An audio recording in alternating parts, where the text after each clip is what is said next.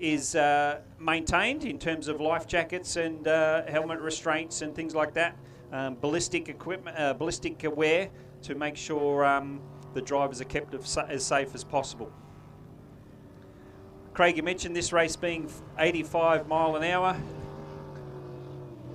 combined. So essentially this type of racing is a bit of a handicap class, if you want to call it that, in the sense that the boats cannot go over 85 mile an hour at any point during the race. So all of the boats do run GPS units in the boats to keep track of their speed, and they can run as close to 85 as possible, but as soon as they register 85.5 or 86 mile an hour, they will be disqualified from that race.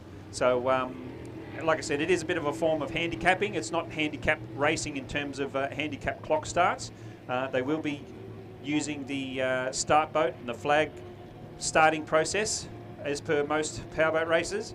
But as we mentioned, this class or this race capped, if you like, to 85 mile an hour maximum. We were just talking about our vintage and veterans. Look at Mark Welding down there driving one of our tractors. He's a big kid in a lolly shop at the moment. And so once again, Chris Pasprakis, a very big thank you for the provision of the 3 tractors this weekend. The St George Motorboat Club is open for trade. We can see, Nathan, a couple of the boys out the front of the Sapphire Room. They're just about to have their first schooner of the day. So the registered club is open. Wonderful club. I was here for lunch the other day with my daughters, and the food is second to none. Absolutely wonderful. Have all the facilities, fine dining, have all the gaming, the pokies, tab facilities, Keno and the like. A wonderful club. A really good veranda on the top floor to watch, to view our racing from today.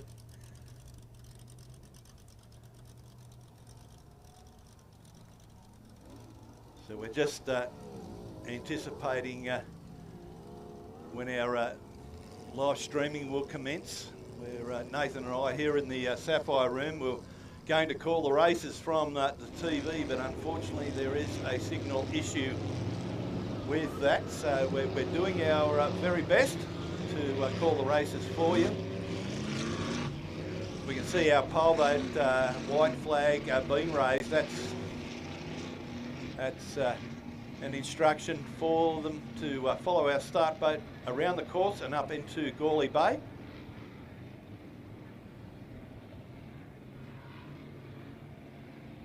That's Pat Purcell, isn't it? Yep. Also, a very good morning to Pat Purcell. Very good morning to you, Pat.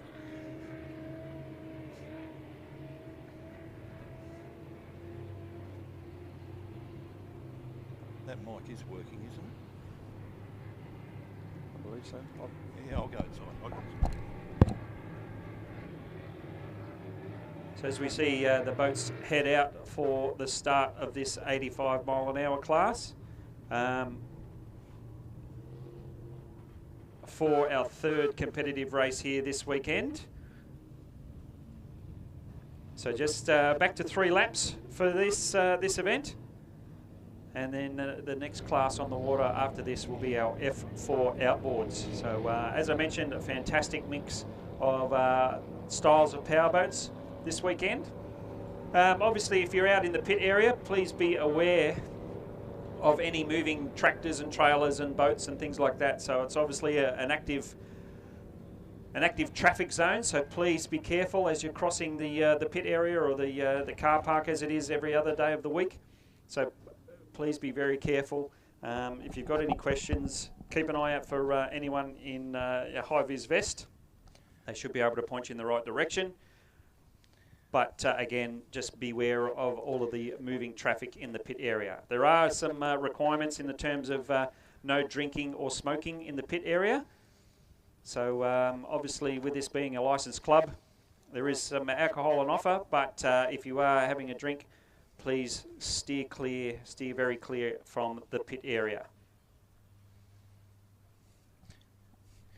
So South Sydney Detailing bringing us this race. Give Luke a call for all your boat detailing requirements. Luke does a great deal of work here at the St George Motorboat Club and in the Sutherland area. Thanks, mate. Yeah, fantastic to see a lot of the local businesses get on board and get involved in this race event. Very prestigious event being the St George Spectacular.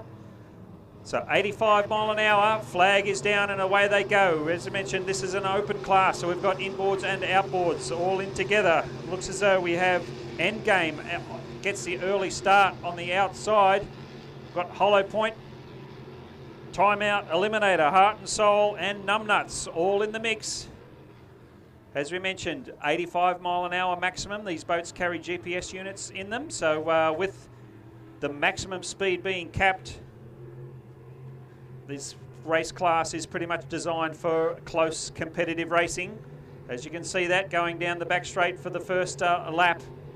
Still very much a great big bunch of 6 boats all together. I tell you what, we got races within a race here, Nath. So coming up to Cronulla Sea-Doo and Can-Am onto the St George Motorboat Club front straight.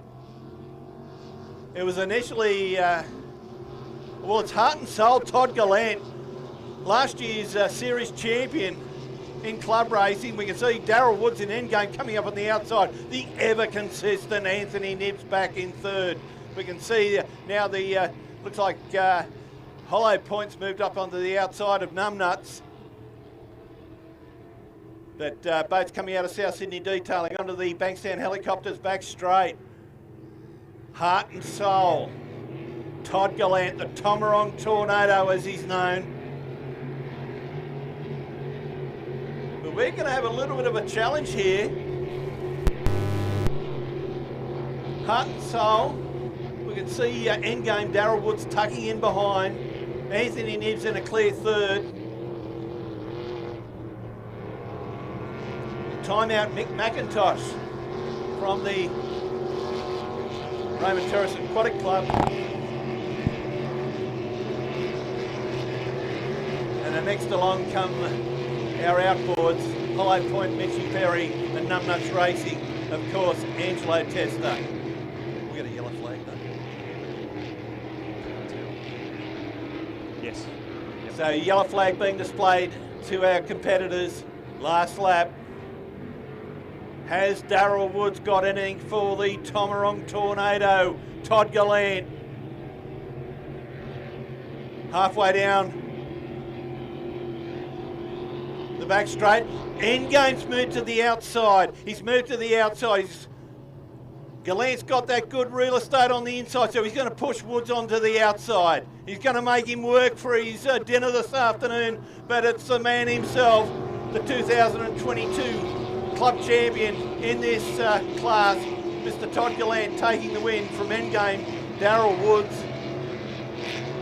Anthony Nibbs coming home in third from Mick McIntosh, fast finishing Mick McIntosh from the Raymond Terrace Aquatic Club. Next along, Mitchie Perry in Hollow Point and Angelo Testa in Numbnuts Racing. This form of racing, Nathan, reminds me, you know, with our circuit racing with Formula Vs and the like, you don't need to have the fastest machinery to have a good race. No, certainly not. You saw, I think it was the start of that yellow flag lap, the last lap, you saw the boat Heart and Soul out in front, and you could tell that he knew that the speed was creeping up, but he obviously he knows what size propeller he's got, what size gears are in the gearbox, and he knew what rev limit to stick to, because you saw the boat in Endgame sort of coming up a little bit quicker, but it looks as though Todd Gallant in Heart and Soul knew exactly what rev limit to stick to and made sure he did not go over the top of that. So, yeah, so as I mentioned, this class sticking to a maximum speed of 85 miles an hour. So powerboat racing, we seem to stick to the old imperial style of things in terms of speeds and things like that.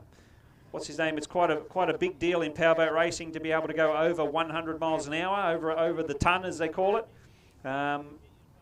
So, yeah, just in powerboat racing, we seem to have stuck with the imperial style of speeds and horsepower instead of kilowatts and things like that. But still very, very fast overall. And as I mentioned, this class, 85 mile an hour, open to inboards and outboards. We saw, looks as though I think it was all of the 4 inboards managed to finish the first 4 places, and then the 2 outboards a little bit further back. So whether it was the water conditions as the laps ticked off, the water conditions maybe chopped up a little bigger, a little heavier than the outboards expected, and maybe that affected their speed a little bit. So very interesting to see the end results in this first 85 mile an hour class.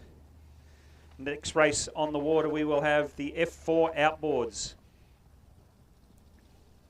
And we have the drivers, Max Cook in the boat maxed out. Brad Beasley in fully sick mate. So just 2 starters. There was supposed to be a 3rd one, but unfortunately unable to get here this morning. So these F4 tunnels, 60 horsepower stock standard Mercury outboards. These boats are probably what you might call the first tunnel boats as our junior drivers step up out of the junior racing. So we've got some 3 classes of junior boats, being J1s, J2s and J3s, and they start at a very small 6 horsepower, I believe, is the J1s, and J3s being the biggest and eldest drivers for the juniors, run a bit bigger, and then most of those drivers step up into this F4 class. So as mentioned, the boats maxed out, driven by Max Cook, and the boats fully sick, driven by Brad Beasley, will be out on the water shortly, and they'll be contesting a 4-lap race, which is known as the Ron Lawton, and proudly sponsored by Smiley Photos. Another sponsor closely associated with the St George Club. Fantastic to see Smiley Photos here this weekend. And no doubt we'll be taking lots of action photos himself, but obviously proudly watching from the sidelines, watching this Ron Lawton F4 tunnel race unfold out on the water.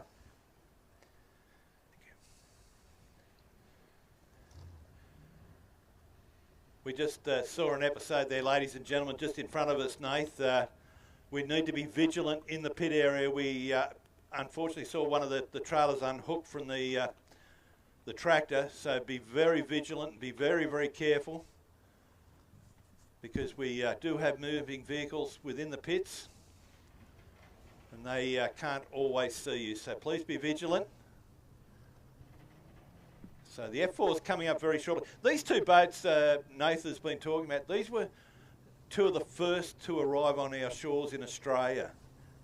And of course tomorrow we're going to see Carl and Bailey driving the Queen Bee machine, the Tracy Pugsley owned F4. This was one of the first, if not the first, to come into the country. We can see the red machine out on the water, Brad Beasley, fully sick mate. Great to see the boat owner here this weekend, Alan Baker. A very big welcome to you, Alan. But I think it's pronounced Kingu, the hulls. Getting a funny look from Nath, so I think it's Kingu. 60 horsepower the engines, so they're all fairly standard. So it's based on driver ability. So we should see some top racing here today with Maxie Cook and Brad Beasley. Carl and Bailey, he'll be here tomorrow. The reason he's not here today, because he has to work. Dad said, if you want to race, you've got to pay for a few things yourself, son. So that's where he is. He'll certainly be here tomorrow. Carlin Bailey, who'll be driving the boat Queen Bee. Have we had a start? No, there's warm-up lap.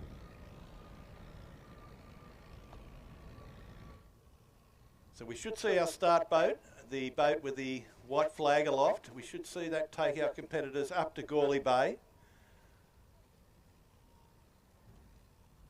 As Nathan did mention a bit earlier, our Formula Future or junior competitors, this is generally, I'll say generally, the next stepping stone for them. And with a number of our boats, well, including junior boats, we see them rehashed all the time. It may move from one family to another.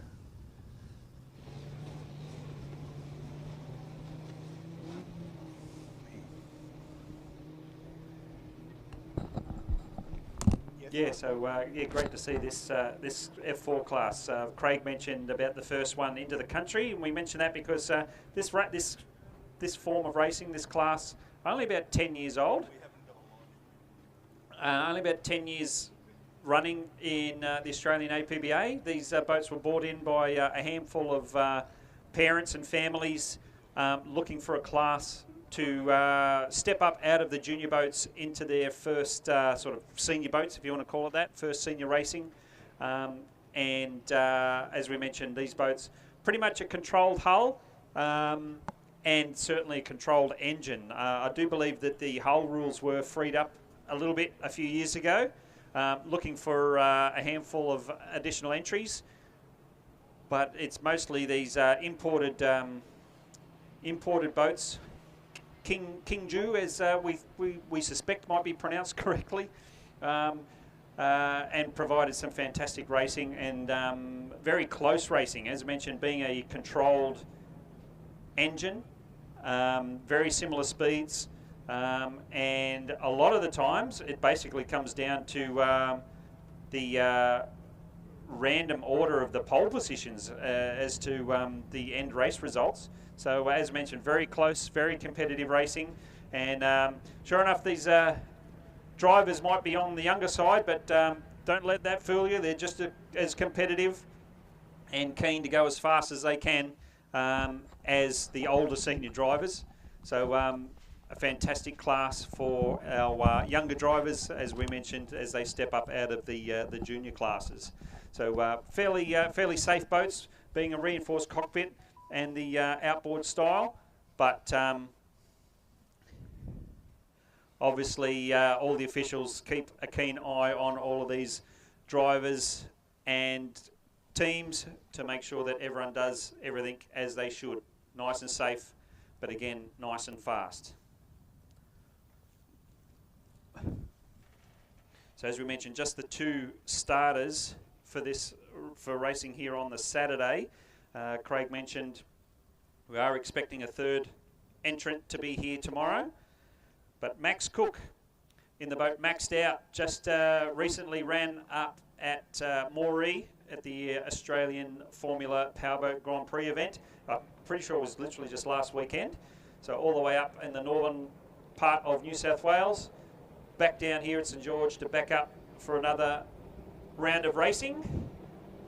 As the white flag is down, we have the white boat Maxed Out on the inside and the red boat Fully Sick Mate on the outside. So Max Cook has the ever so slight advantage as they go down the front straight. As you can see just how evenly matched these boats are as they go into the first turn for the first lap of their first race of this weekend. So Max able to keep the boat up to close to maximum speed to go around these nice big open turns here at St George. Just got a slight break on Brad Beasley, who's definitely in second place at the moment as they head down the back straightaway for our first lap. As mentioned, 4 laps being the Ron Lawton F4 race, but 1 lap completed. Max Cook in Maxed Out in front at the moment. Probably about 10 boat lengths comfortably clear. 1 lap down, 3 to go. You can see by the speeds that these are getting, they're no slouches, these boats. As we mentioned, a controlled engine, 60 horsepower Mercury, but still managing to get these boats up to around 60 plus mile an hour, which in this little tunnel boat, no doubt gives quite the thrill for these drivers. Thank you, mate. But we have young Max Cook in the boat, maxed out in front at the moment.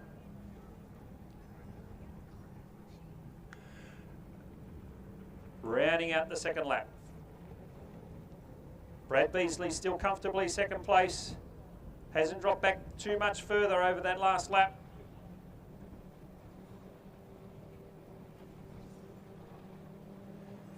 So 2 laps down, 2 to go in this first heat of the Ron Lawton F4 outboards.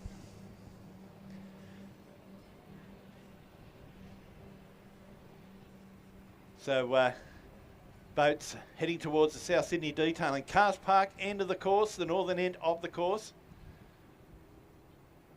Max Cook, this is the ex-Hayden Sherry F4. So Maxie leading out from Brad. Both Nathan and I, we can remember some of these young fellas when they were back in the J1 and J2 days of their Formula Future racing. They've grown into great young men. You can see Max on driving pin to pin through Cronulla on the southern end of the course, onto the St George Motorboat Club front straight. So Max taking the checkers over Brad in the fully sick mate boat.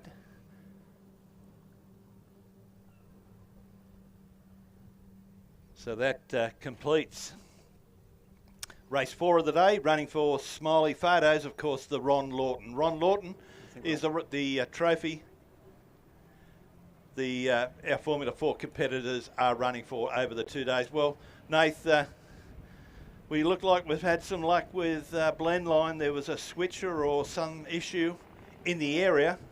So Craig Linson, my name, on behalf of everyone here at the St George Motorboat Club, a very warm welcome.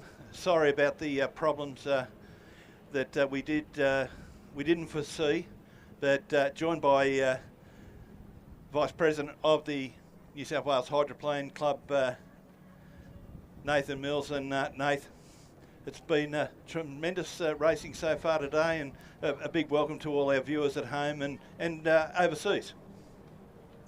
Most definitely, most definitely. We actually see Max Cook come across the line to grab the checkered flag. We had a bit of a miscalculation in laps for that race. As we mentioned a little earlier, traditionally 3-lap races are powerboat races, but a couple of trophy events being run here at the St George Aquatic Powerboat Club being 4 laps, and this F4 tunnel boat race, the Ron Lawton F4 outboard, is one of those. So 4 laps down, Max Cook comfortably out in front in the boat, maxed out, taking the first win of this first heat. Craig mentioned earlier we will have a 3rd competitor in this class tomorrow, but for today we've just got the 2 being maxed out and fully sick mate. So fantastic to see these F4 tunnel boats out on the water. As we mentioned, this class is pretty much the first step up out of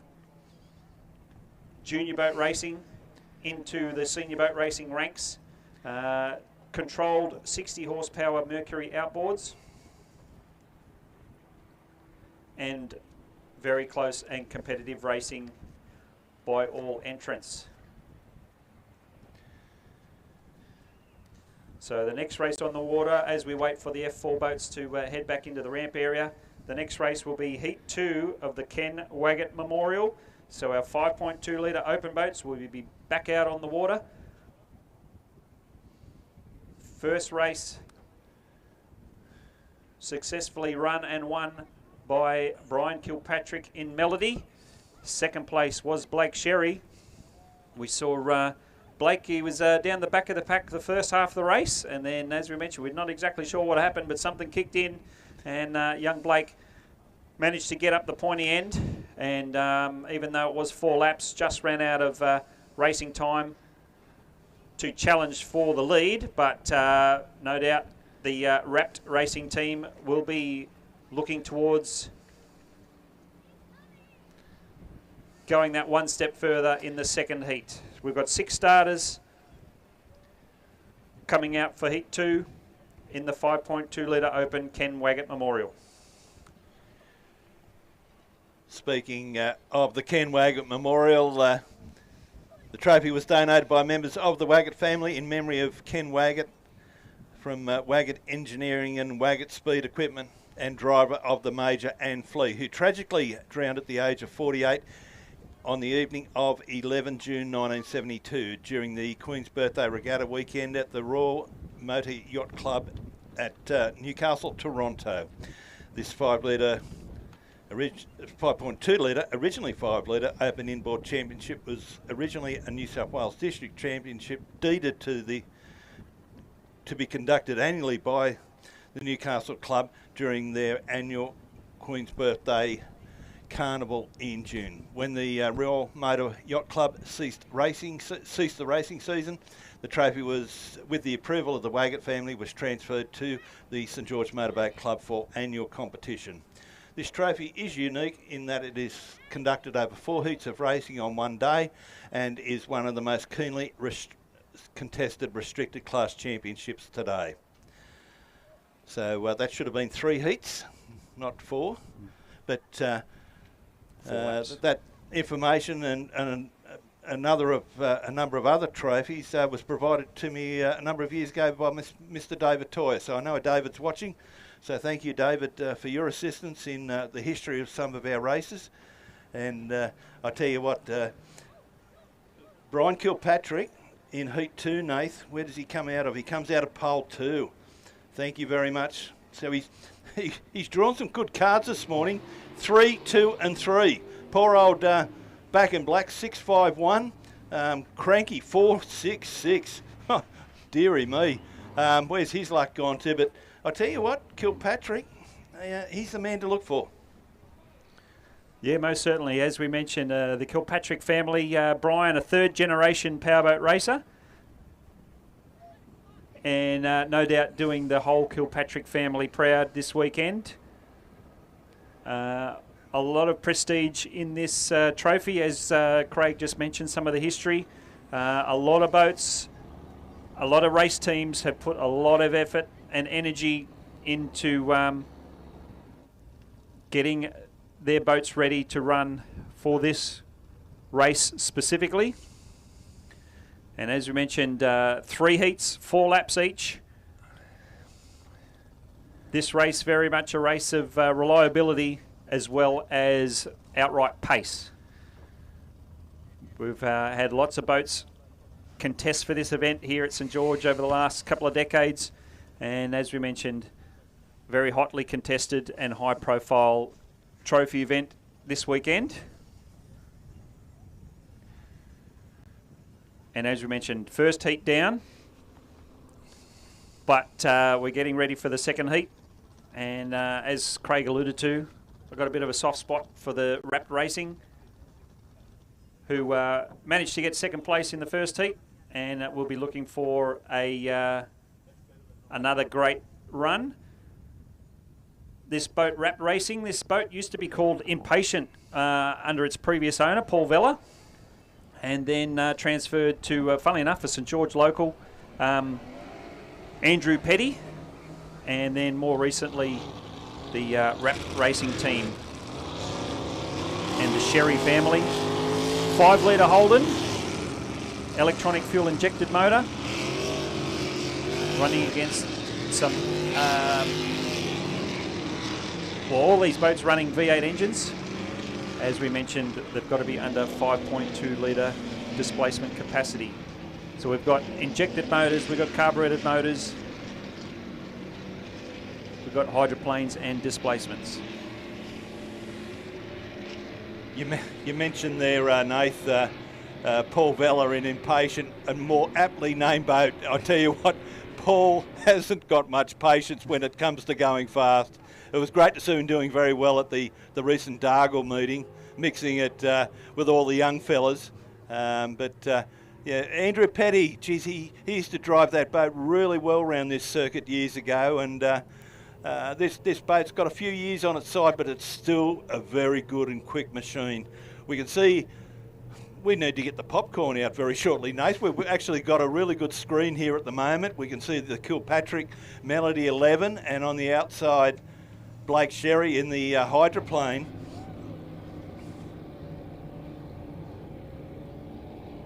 You can see the open boat there of Adam Wood representing the Raymond Terrace Aquatic Club. We see Tom Ugley's bridge from anyone that's interstate or overseas. One of our main arterial roads linking the southern suburbs. Gawley Bay they're entering at the moment.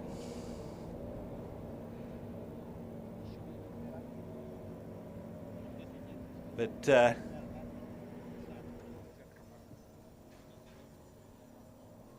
have you driven here, Nath? Yeah, a few years ago, in my little rear-seater hydroplane called Miss September, little 15-foot boat. Unfortunately, the day I was here, the conditions have chopped up a little bit and ended up causing a bit of an electrical issue. But yeah, had plenty of fun nonetheless. Looking forward to come back here in my new boat once it's back on the water shortly. But yeah, love coming down here to St George. It's a fantastic venue. Fantastic race course, and lots of history, lots of prestige here. As the boats round out of the milling area and start to line up, we've got Back in Black in 5, Trouble in 1, Cranky in 6, Quiver in 3, Melody in 2, and Wrapped in 4. As you can see, the boats line up. They aim to get the front of their boat lined up with the back of the start boat, which is the boat with the white flag raised. And the flag is down and away they go. Trouble with the early jump on the inside in pole 1. The hydroplane out the back a little bit at the moment. Cranky trying to have a run on the outside. Quiver going with Trouble through the middle of the pack. Melody, the winner of the first heat, back in probably third place at the moment. Oh, great start by Wood.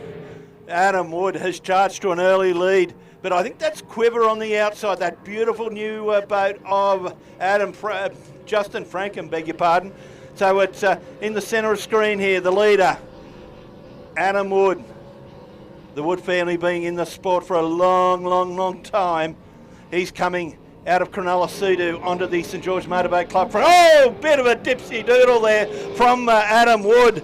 You can see screen, we can see Blake Sherry. Now, the more the conditions rough up a bit, the more it's going to help Blakey here, moving up to the outside here of Justin Frankham.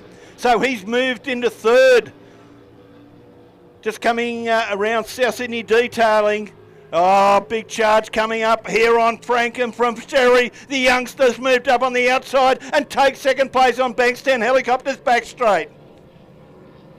A good run here by Blake, as we saw in Heat 1. He had to warm up to it in terms of a couple of laps in, and similar situation here. Blake showing lots of pace going into the top-end turn for the second lap, but Adam Wood's in trouble out in front. Looks as though Blake Sherry might have Quiver's number, and now challenging for first place. So young Blake Sherry showing plenty of pace in this second heat.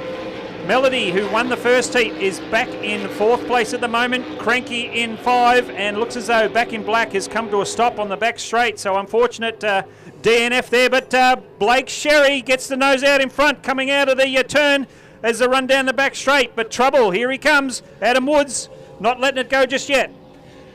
Yeah, Sherry will go very wide, coming out of Bankstown Helicopters. Adam Wood.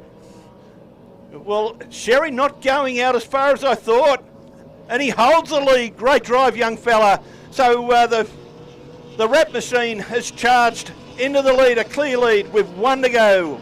Yellow flag being displayed on the St George Motorboat Club front straight. So at the Cars Park end of the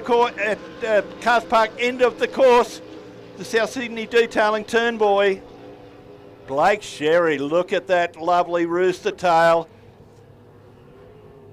We saw Blake a little bit earlier at the driver's briefing. Got a great build on him. He'd make a really good rugby league second rower. But he's absolutely fighting this machine, Nathan Mills. And what could be a win in Heat 2 of the Waggott. That's a sensational run. So as they come down, checkered flag for Heat 2 of the Ken Waggott. Wrapped Racing in 1, Trouble in 2. Quiver in 3rd place, almost falling back into the clutches of Melody, but Quiver managing to retain 3rd place. Brian Kilpatrick in Melody in 4th, and Dave Freeman in Cranky, rounding out the 5 competitors. Still running, as we mentioned, unfortunate for Back in Black and the McIntyre team, unable to finish that race. They stopped on the back straight on either lap 1 or lap 2, so unfortunate end to that race, but the Wrapped Racing team, they're going to be pretty confident going into this 3rd heat. They're probably just ahead in points because they managed to get a 2nd place and a 1st place. Trouble looks as though, from memory, 2 2nd places. No, sorry, a 3rd place in the first one. No, it was 1st. Sorry, apologies. The boat Trouble out in front. So those 2 boats, Wrapped and Trouble, probably tied on points actually at the moment. So it's going to come down to the 3rd heat. We'll get confirmation on the points scenario there. But fantastic run by young Blake Sherry. Craig, you commented on Blake's physical presentation, and you can tell where the nickname Nugget comes from. But yeah, fantastic showing there by the Wrap Racing team. You can see the rest of the crew head back to the pit area, smiles on the faces by brother Hayden Sherry. But let's not forget, 3rd heat of 4 whole laps. Doesn't sound like much when you compare it to car racing or something like that, but you've got to remember these most of these inboard powerboats, there's no transmission, there's no gearbox. It's basically 1 gear, hard mounted, that's it. So it's basically going on the revs of the engine. Obviously, the higher you manage to rev the engine, the faster you get to go. So as you can imagine, the stresses put on these racing engines. It's not like car racing. You can't just put in the clutch and back off.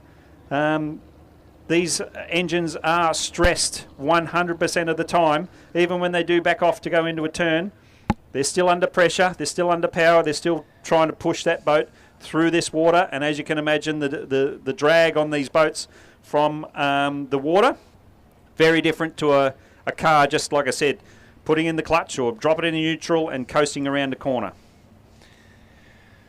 Yeah, certainly right there, Nath. We can see some of our flags starting to, bit of a ripple in some of the flags here, so that expected 23 kilometre per hour northwesterly wind will kick in later this afternoon. And for some of our guys, they pray for a clean sheet on the water. Some of the guys, I was talking to Nathan Todhunter this morning, he said, Craig, the rougher the better. So yeah, all different conditions suit. We can see just in front of the Sapphire Room here, we can see Boodle Bailey, the local favourite. Of course, winning in 1990 a Formula One round in France. Craig Bailey, first ever Australian, and I don't think it's been done since. We saw Grant Trask and Brock Cohen the other week doing very, very well in Macron in France, running 6th and 7th from memory. But Craig Bailey, he was a scene stealer back in the day, 1990, winning the French Grand Prix in F1, first ever Australian to do so. Of course, Craig's had a few retirements and a few comebacks, but great to see him back here. And the honour board that we've got in the control tower with champion and champions and the like, there's a lot of C. Baileys on that honour roll. And he has a lot of support at this club, and he's getting a great deal of excitement with his young fella Carlin at the moment. Of course, courtesy of Tracy Pugsley driving the Queen Bee machine in F4. We'll certainly see him here tomorrow. Just behind Craig there, Nathan, Dougie Smith. He's in that replica Bullet. This was the ex-Jamie Maloney boat. Very, very quick in a straight line. Yeah, it certainly is. It looks a little bit different because it's got a reinforced cockpit in it, being a V-bottom or mono-style boat. So there aren't too many of these style of this combination of boat with a reinforced cockpit in it. So, but fantastic to see. And as you mentioned, Doug Smith, another St George Aquatic Powerboat Club local member, and also travelling around to a number of different events and major race meetings. But fantastic to see Doug here this weekend. So these boats will be in action a little later in the program. Looks as though race 8 in the unlimited outboards.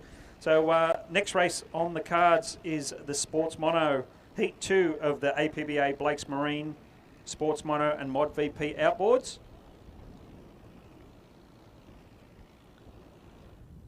So even though the boat campaigned by Doug Smith is a mono, being a V-bottom style outboard, with the reinforced cockpit and obviously the engine combination that he's got on the back of that, makes him eligible to run the Sports Mono and Mod VP race. But as we mentioned, he'll be on the water in just a couple of races' time for the unlimited outboards, and no doubt lining up against Craig Bailey. So Craig Lynn actually just mentioned about Craig Bailey previously driving in the World Formula One Championship. Craig's still involved with the F1s. I believe he's one of the key spanner men on one of the current races who takes part in the World Championship. So very much still involved in the World Formula One Championship. Just not in the driver's seat at the moment, but we're lucky enough to have him here in the driver's seat here this weekend, and manages to put on quite the show, especially at his home track here at St George. Just while we're waiting for our sports monos to enter the course, just one of our great sponsors here at the St George Powerboat Club, Bankstown Helicopters, our backstreet sponsor this weekend, is one of Australia's longest serving helicopter flight training schools and a leader in Australian aviation, who has been operating for the past 30 years from 3 airports located at Bankstown, Orange and Redcliffe.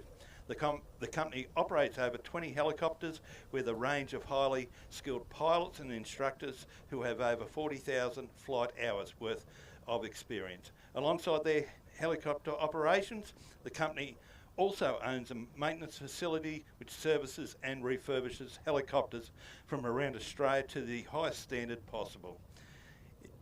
If it has something to do with helicopters, Bankstown Helicopters is your answer. So a very big thank you once again. A great sponsor for a number of years, Bankstown Helicopters.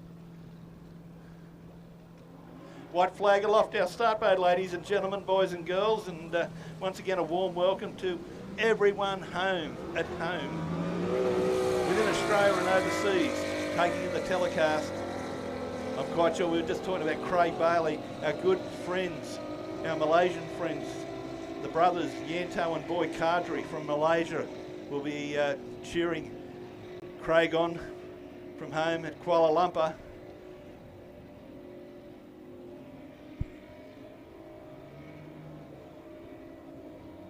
So heat 2 of the Blakes Marine.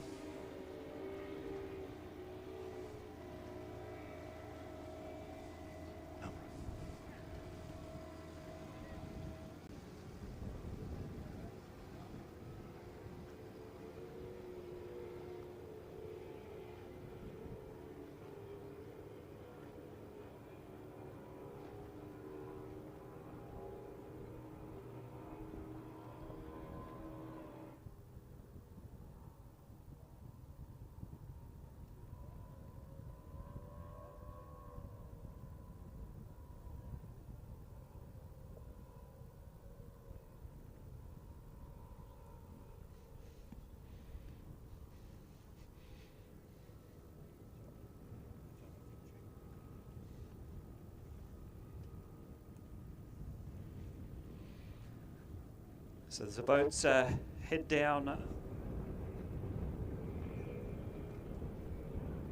the back straight into the milling area, or warm-up area as we sort of traditionally call it in powerboat racing.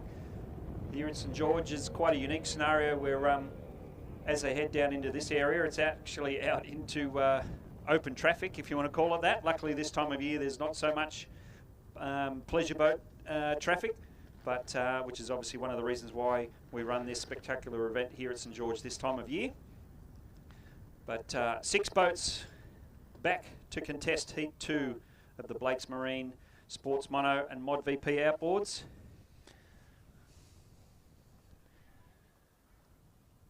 The good thing is Richard Cleaver has managed to get the boat Stealth back out there. We saw the boat Stealth and Mojo Racing battling for the front for the majority of the laps. Another 4-lap race this one.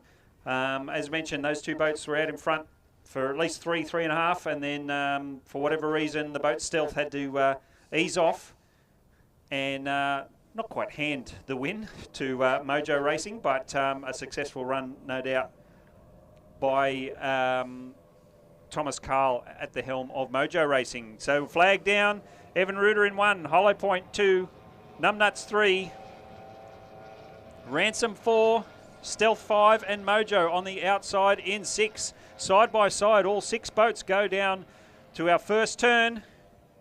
Pretty evenly matched, as you can see. It can get a bit tight and busy in this first turn. Evan Reuter, driven by Nathan Todd Hunter, gets the early lead. And it looks as though it's Ransom and Mojo trying to go with him, having to go around the outside. You can probably see there the Mojo Racing boat, slightly bigger, being 21 foot. And Ransom looks as though sort of 18, 19 foot compared to Evan Reuter on the inside.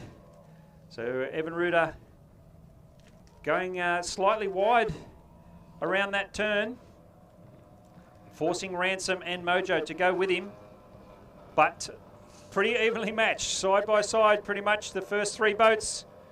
These outboard monos, they like to get the nose up high, less boat in the water, less drag, more speed. Yeah, Nathan, I don't know if you picked it up. The boat there in the middle was in a lot of disturbed air. That's Matt Dubois in the Ransom boat. It's still Nathan Todhunter from the Huskisson region leading. Here we go. Tommy Carl in Mojo Racing says, how are you, young fella? I'm coming to catch you. He's moved up on the outside. Of course, the Blakes Marine 2022 champion, currently holding second. Coming out of Bankstown Helicopters, coming into Cronulla-Sudu Southern Turn. Good corner by both our first and second places. On the inside, Todd Hunter leads from Carl.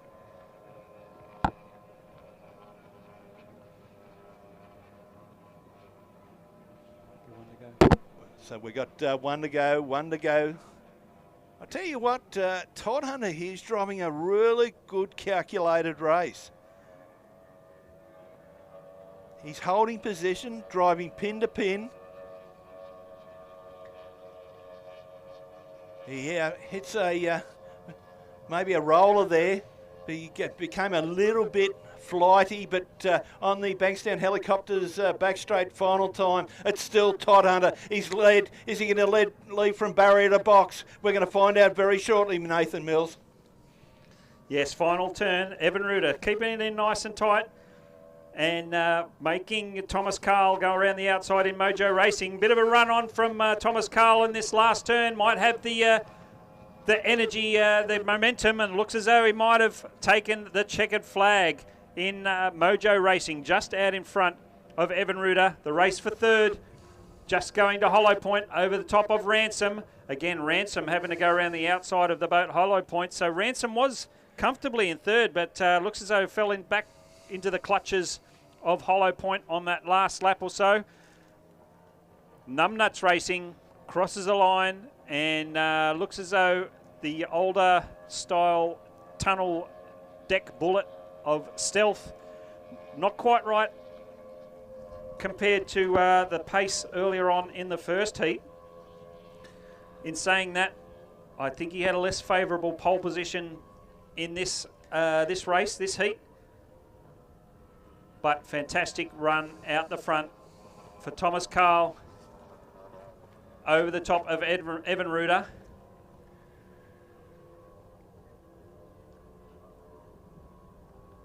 Grabbing the checkered flag. Hollow Point, third place. Ransom, fourth. And it will be Numbnuts rounding out the fifth place with the boat Stealth in sixth. So very evenly matched earlier on.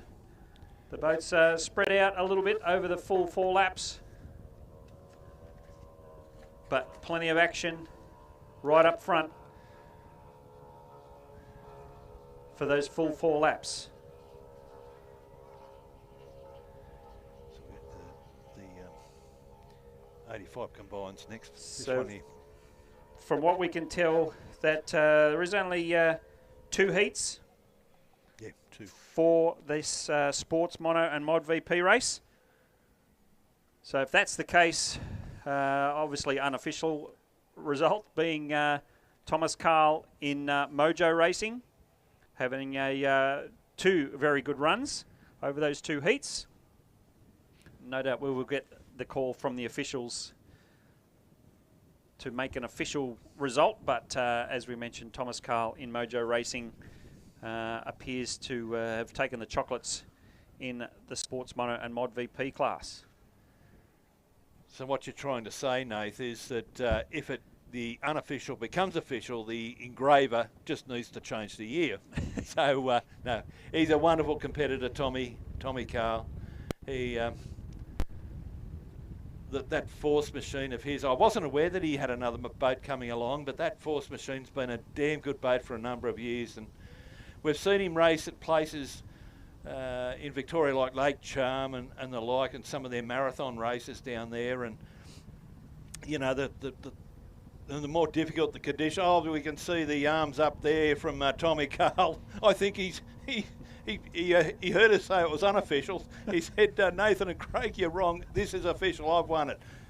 He's stoked, and we might try and get Tom up for a bit of a chat a little bit later.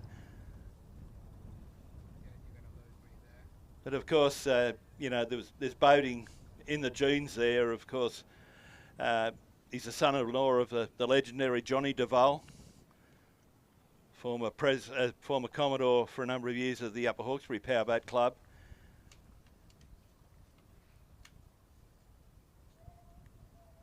It looks to be Angelo Testa. Yeah, that's Angelo.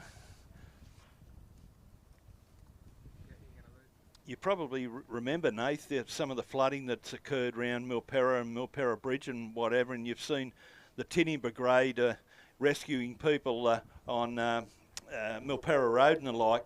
He's one of those guys, Angelo Testa, goes rescuing people, and a really good bloke. You can see our vintage and veteran start boat there. Once again, we didn't have 6, we had 16 people coming to help us here, and the president of the club, of course, Mr. Greg Hunt, and the Vice President Ian McCorkle, and Secretary Bobby Miller, 3 of the giants of this club. And you know, all the people, all the ladies, they've been a fabulous help to us here at St George. We've had difficulty with volunteers and the like, but they've been able to provide bodies for us so we can compete. Not only the big meetings like today, but our club days here as well. So, of course, they've got their big Hall of Fame night, Nath, on the 12th of August, and the inductees last year were very good, and hopefully that's all carried through again this year. Yes, a fantastic night hosted by the Vintage and Veteran Powerboat Club. So fantastic to see those clubs acknowledging some of the legends of the sport, not just the drivers, but officials and people hosting, people hosting races. So fantastic for the sport overall, for some of these people to get their due recognition. So fantastic night, but also, as Craig mentioned, fantastic assistance for the St George Aquatic Powerboat Club here this weekend, providing, as Craig mentioned, a number of bodies and people to assist the logistics of this event be held. So thank you very much to the Vintage and Veteran Powerboat Club and all of the volunteers here for the St George Spectacular for 2023. So you might have saw the boat Numbnuts just sort of hanging around outside the control tower. That's because this boat is about to back up into the 85 mile an hour combined class, which will be the next race on the water.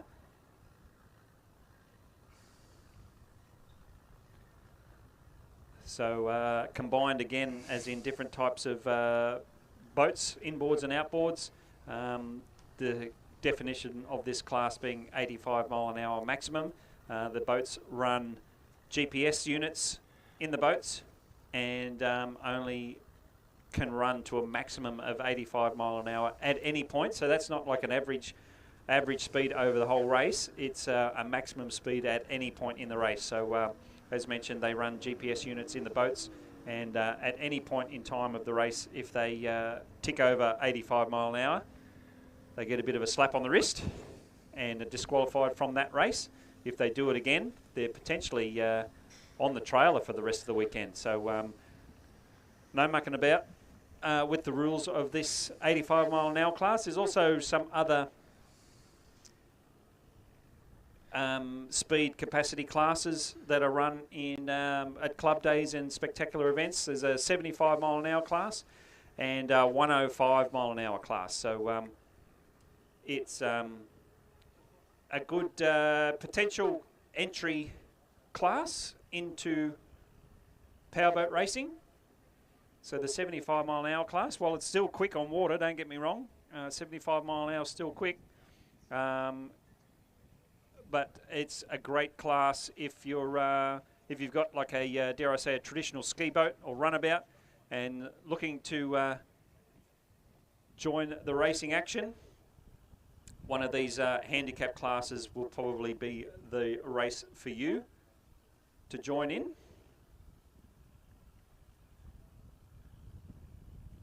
And as we mentioned, the next race on the water is 85 mile an hour combined.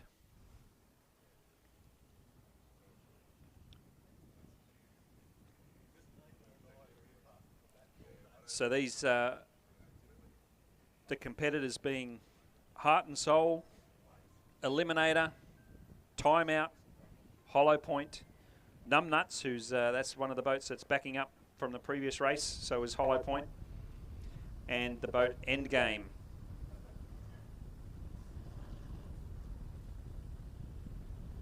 So 7 starters we're looking for in this next race.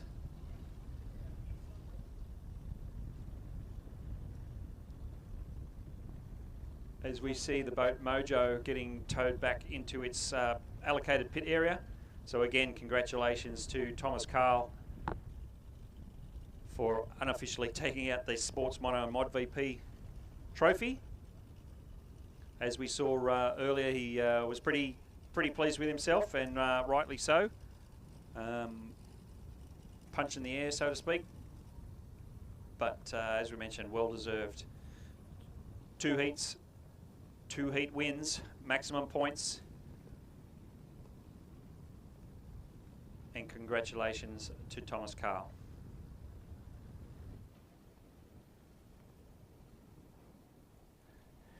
Yeah, we might try and get Tommy Carl up into the Sapphire room and might have a bit of a chat with him very, very shortly.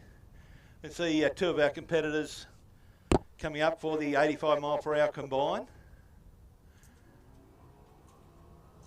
Eliminator there, the blue boat of Anthony Nibbs. And the other one, Endgame, Daryl Woods. Daryl, a new guy to powerboat racing. We saw him here at the last club day. Boat went very, very well indeed.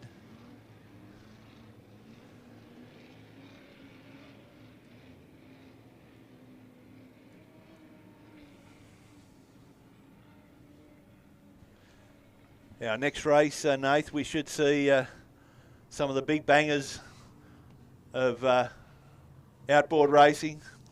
See the first appearance today of Craig Bailey. The guy that won the Moree round of the Australian Formula Powerboat Grand Prix Series last week, of course, Joel Smith, the yellow number 66. They're running the Optimax engine this weekend. My understanding of the Optis, they punch out 2.5 litre performance, but it's a 2 litre engine and they run on green specifications. So Joel will take a lot of confidence out of that. But he'll have to take it up to the grand man of Formula One, Mr. Craig Bailey. You want to take it? And I'll take down the poles. Yeah, a few other unlimited outboards also going to join that action on the water, being Trim King, Paul Sane, recently running at the Winter Spectacular down at Dargle, and then also I believe he ran at the AFP GP event at Moree. So a few of the drivers here this weekend backing up after recent events. We also mentioned Dougie Smith in the reinforced cockpit monoboat. But next race on the water is our 85 mile an hour open combined, sponsored by South Sydney Detailing. 3-lap race. The boat's heading back in from the river into the bay. As you mentioned, these race boats will try and line up side by side. They aim to get the front end, the pointy end of their boat, in line with the transom of the start boat. If you can imagine a line perpendicular across the back of the transom, they try and line up to it. And the flag is down. Hollow Point gets an early jump on the outside. Both of the outboards get a good start on the outside. Hollow Point and Numbnuts. These two boats finished in the lower parts of the results of the first heat, but get the early jump in this second heat. But the 4 inboard boats go into the top end turn. Looks as though it might be Eliminator. Throws the hand up. An unfortunate pulls out. Hopefully gets out of the way of that turn boy. But it's Time Out and Heart and Soul out in front, side by side, up the back straightaway. Pretty hard to pick which one is in front right at this point in time. Looks as though it might be Time Out on the outside, just in front. Heart and Soul with the Time Out. Unfortunate pulling out of the action there. So some sort of mechanical issue. But that essentially hands the lead to Heart and Soul. Looks as though Time Out might have managed to get that problem sorted out. Here he goes, back into the action, back over the top of Numbnuts with a bit of a job ahead of him. We have another finisher, Endgame, also stopped on the back straightaway, so not the greatest of finishes here this weekend. We've also got Eliminator out. Oh, it's a red flag. So there we go. We did see Heart and Soul pull up there as well, so looks as though we were going to have some issues, but it's because of the red flag. Most likely because the boat Endgame might have stopped on the racing line, so obviously deemed unsafe for the rest of the race to continue. So as the course boats attend to that stricken boat called Endgame on the back straightaway, the officials will just assess how many laps were conducted, how many to go, whether that race gets rerun, or whether they call that a completed race. We'll see how we go.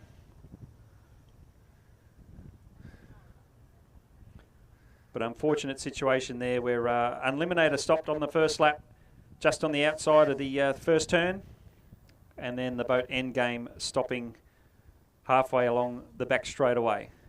We did see the boat Time Out have an issue going into the second turn while battling for first place with heart and soul, but then eventually getting back into the action. Not long before the red flag was called, so we'll let you know when we know what the situation is with the rerun of that race. But the first action being having those two boats towed back to the ramp area. Yeah, the boat was right on the racing line, as Nathan mentioned, and yeah, that's often when we see a red flag, it's not all doom and gloom. It's, you know, safety is the number one issue in powerboat racing or any form of motorsport, so we err on the side of caution and stop the race. If we could have Thomas Carl to the Sapphire Room, central commentary, please. Tom Carl to central commentary, thanks. We were talking about that boat there, Nathan, time out, appeared to have an issue and then got refired. Made the boat jumped out of gear.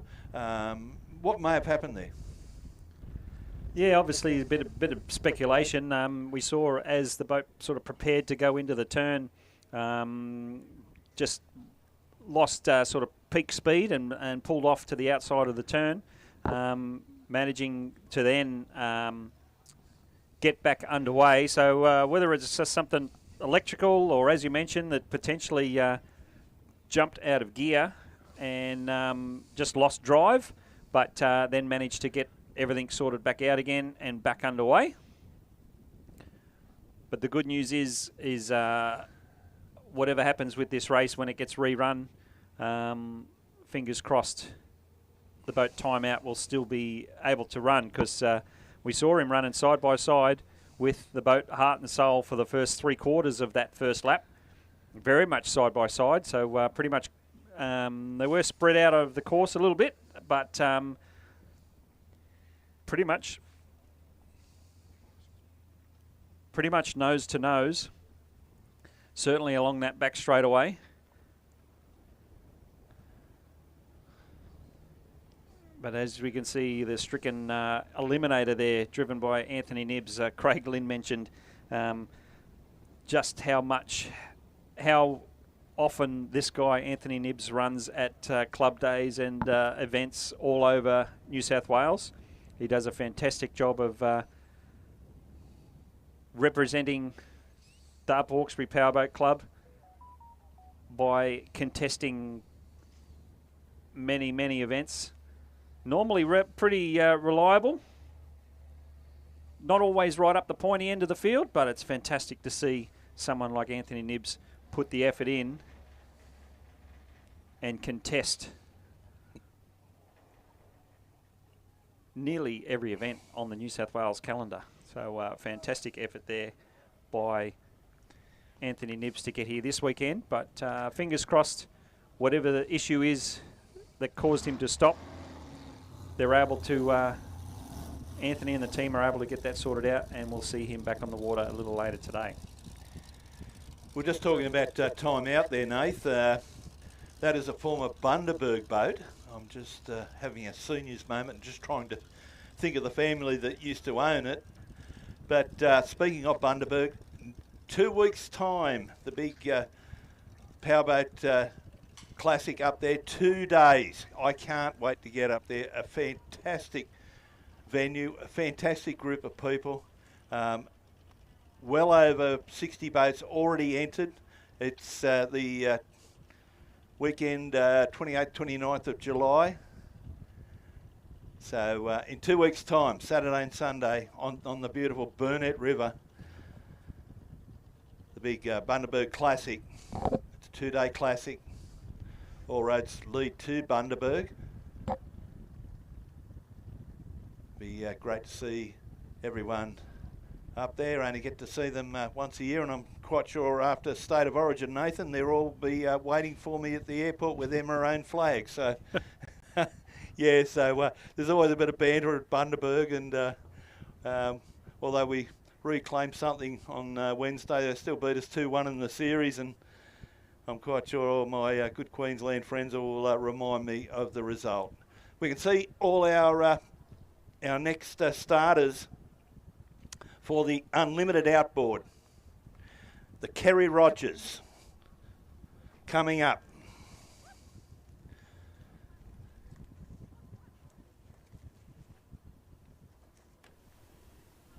Just a little bit about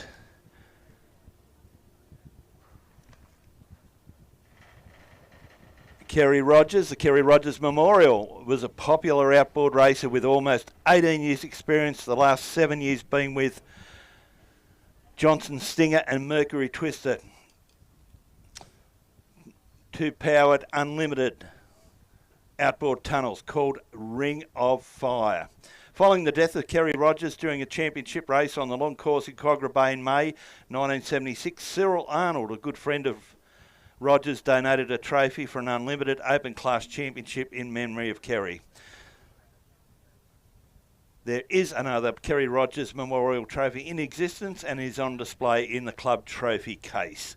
This is an APBA trophy and is for the Australian 1750 Supersport Outboard Championship. So there we are, a little bit about Kerry Rogers, and a very big thank you once again to David Toyer, providing me a number of years ago with the history of some of our great races here at the St George Powerboat Club. Just seeing him walk through the crowd, one of the really good racers back in the day, Mr. Wayne Gouchy. A very good afternoon, or good morning to you, Wayne. One of the really good 6-litre racers, both here and interstate.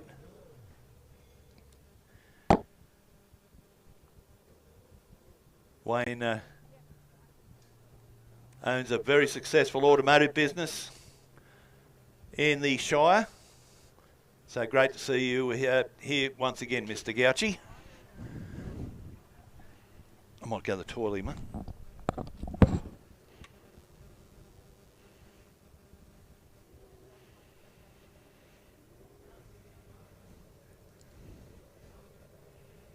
So as Craig mentioned, next race on the water will be our unlimited outboards. Craig mentioned the Bundaberg event, Bundaberg Queensland event coming up. Probably the next big event here in New South Wales will be the 2023 Windsor Spectacular, which is on the weekend of the 15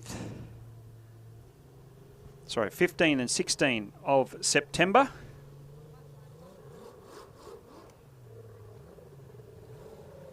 That's at the Windsor Marine Stadium in Windsor on the Hawkesbury River. A fantastic event that attracts racers from all over the state and all over the country. A lot of boats come up from Victoria, a couple of them come down from Queensland, and a number of classes catered for, and some of the fastest boats in the country will be appearing at the Windsor Spectacular, hosted by the Upper Hawkesbury Powerboat Club, who do a sensational job of running their major spectacular race meeting each year, which, as mentioned, will be coming up 16th and 17th of September.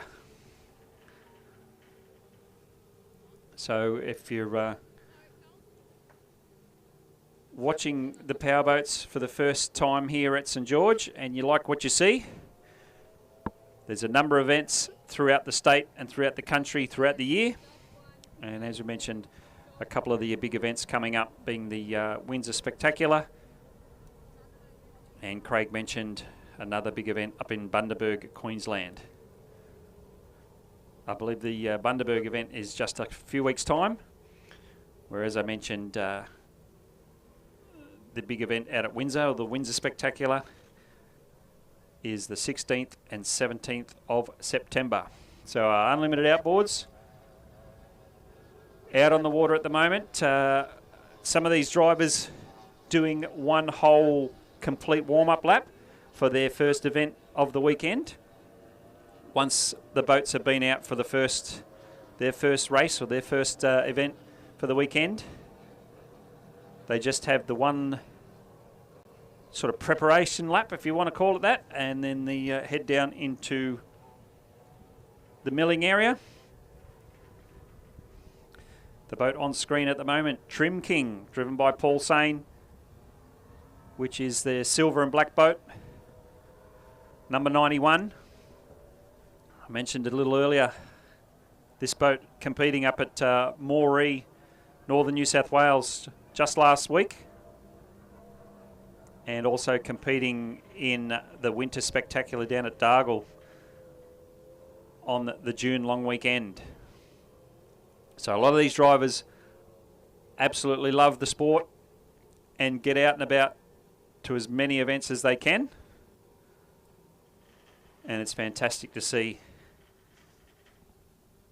those involved.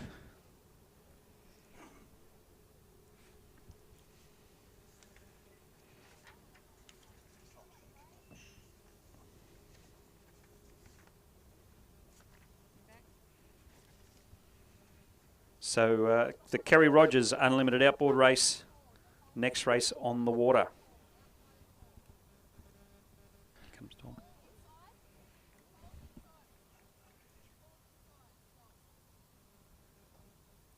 We can see Tommy Carley. Tom's going to come up and have a bit of a chat with us after the Kerry Rogers Unlimited Outboard. This is one of two races today.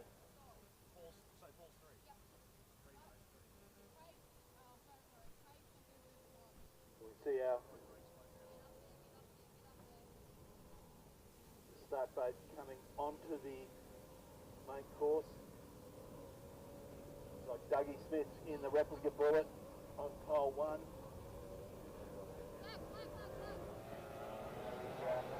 It opens up and there goes the Beetle, Craig Bailey. He leads out from on the outside, Joel Smith. Back to the inside, Paul Sain in the Trim King machine. That Craig Bailey coming out of South Sydney detailing onto the Bankstown helicopter back straight. It's the man himself. Nathan Mills mentioned earlier, he's the chief spannerman for Marit Stromme in the Formula 1 Grand Prix circuit, and what a wonderful racer he still is. He still chases some of the biggest races in Australia, and he certainly wants to put his name on the Kerry Rogers and especially the champion of champions, the last race being tomorrow, Nathan. Yeah, certainly showing a clean set of heels. First lap down, 3 to go in the Kerry Rogers Unlimited Outboard. So a nice big gap over the top of Paul Sain in Trim King and Joel Smith in Smith Family Racing. And then Dougie Smith in the slightly unusual looking boat for this class anyway, being the reinforced cockpit inside a mono style boat. But it's Craig Bailey clearly with the pace here this weekend. Quite a dominant showing, 2 laps down. He's got half a straightaway on Trim King and Smith Family Racing. But in saying that, the engines on those two boats are probably a little bit down on specification compared to the very experienced, very professional outboard mechanic himself, being Craig Bailey. Runs his own business down here in the St George area, and you can see why. He knows exactly what he's doing. Craig mentioned one of the head spannermen for one of the World Formula 1 Outboard Championship contenders. So 3 whole laps down, yellow flag is out, 1 lap to go. The question is, can Joel Smith get up and try and match it with Paul Sain in Trim King? At this stage, Bailey's bolted, so at this stage it's only going to be an issue from Craig that's going to let either Joel Smith or Paul Sain try and get the checkered flag. But Joel Smith changing lanes, going to the outside off that last turn. But it's Craig Bailey, very successful run. He's thrown down the gauntlet. He's let the rest of the competitors know he's here. He's not mucking about. He's a serious contender for this Kerry Rogers Unlimited Outboard. Second place goes to Paul Sain in Trim King. Third place, Joel Smith in Smith Family Racing. And the fourth boat, Dougie Smith, in Hurry Up, rounds out the fourth competitor for the Kerry Rogers Unlimited Outboard.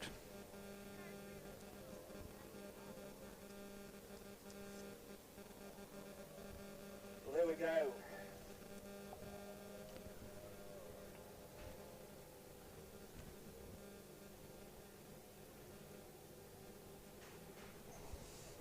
So there we go, Nathan Mills, the king and the master blaster himself, Craig Bailey, taking out Heat 1 of the Kerry Rogers for Unlimited Outboard. Heat 3, final heat of the Waggott coming up next. But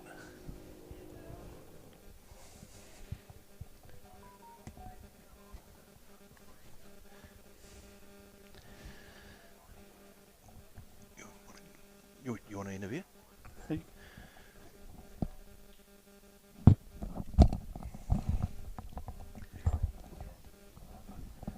So as Craig mentioned, we managed to get young Thomas Carl up into the commentary area. Congratulations, Tom. Very successful. 2 heats in the Sports Mono and Mod VP class. Well done, mate. Yeah, cheers. I had to work a little bit harder for that second one than I would have really liked. But the water conditions surprisingly roughs up pretty quick, and it's suiting my bigger boat, staying on the outside. Managing to keep the power on around the corners. Pretty damn stoked with it, to be honest. I didn't think I was that much of a chance this weekend. So to walk away with 2 heat wins, yeah, absolutely stoked. Yeah, fantastic. We saw in the first heat the boat Stealth, the little black tunnel deck up from Albury Way. He was keeping you honest there, that's for sure. I think he even might have had the early lead, and you had to come around the outside and make sure you get up on top. But that last lap, you managed to comfortably get out in front. But and then the second race, you're basically out the front the whole time. Yeah, Stealth's a little rocket, that boat. I could see about mid-straight, the rough water was just unsettling him a little bit. So if I could just hang in there, the race gets rougher and rougher each lap. So if I could just hang in there and poke my nose next to him and let him know I'm here, could have put a bit of pressure on. So kind of the same in the second heat. I actually had to work a little bit harder. It was a bit sloppier out there, a bit of wind picking up. Just hang in there and just it's 4 laps. Doesn't sound like a lot, but in those things, it's a lot of work. You get sore arms. So just hung in there to the last lap, put a bit of pressure on, and just poke your nose in front and let them know I'm here to play. And yeah, just got the second one as well. Yeah, good stuff. We could see in that second heat we managed to have the live feed on, and from the camera angle, the 2 force boats were actually going up the back straight, and you could see the advantage of those extra 3 feet, 2 or 3 feet on that hull. You're on the outside, and I think it was Ransom was on the inside. Like I said, the two force boats, you could same sort of shape, same sort of profile, but just that extra couple of feet allowed you to keep the pressure on, like you said, once the conditions chopped up a bit. So it's been a little while since you've been on the race course with this boat. What's next for Tom Carl? Well, I was actually thinking of retiring that boat. I'd won a few titles already. That one, Blake's Marine, that's the 4th one I've won in 5 years. That's 3 in a row. So I thought that's enough. Stop, stressing the boat. I'll just go run around in some 550cc boats.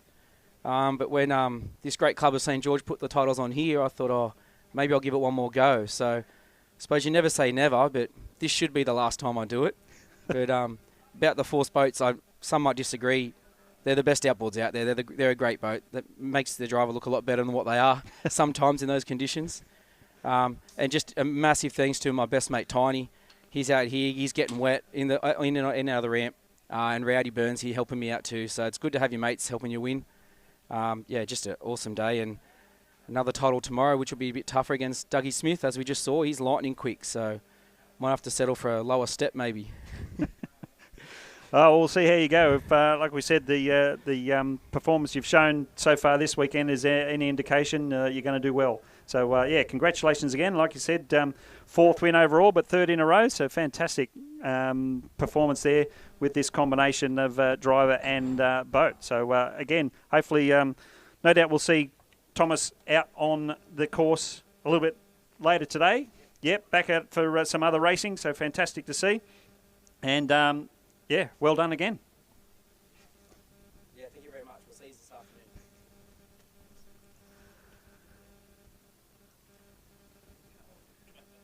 So the next race on the water on the program is the third heat of the Waggart Memorial. So the third heat of this major prestigious trophy for the 5.2 litre open class. So open meaning it's open to any type of inboard style hull.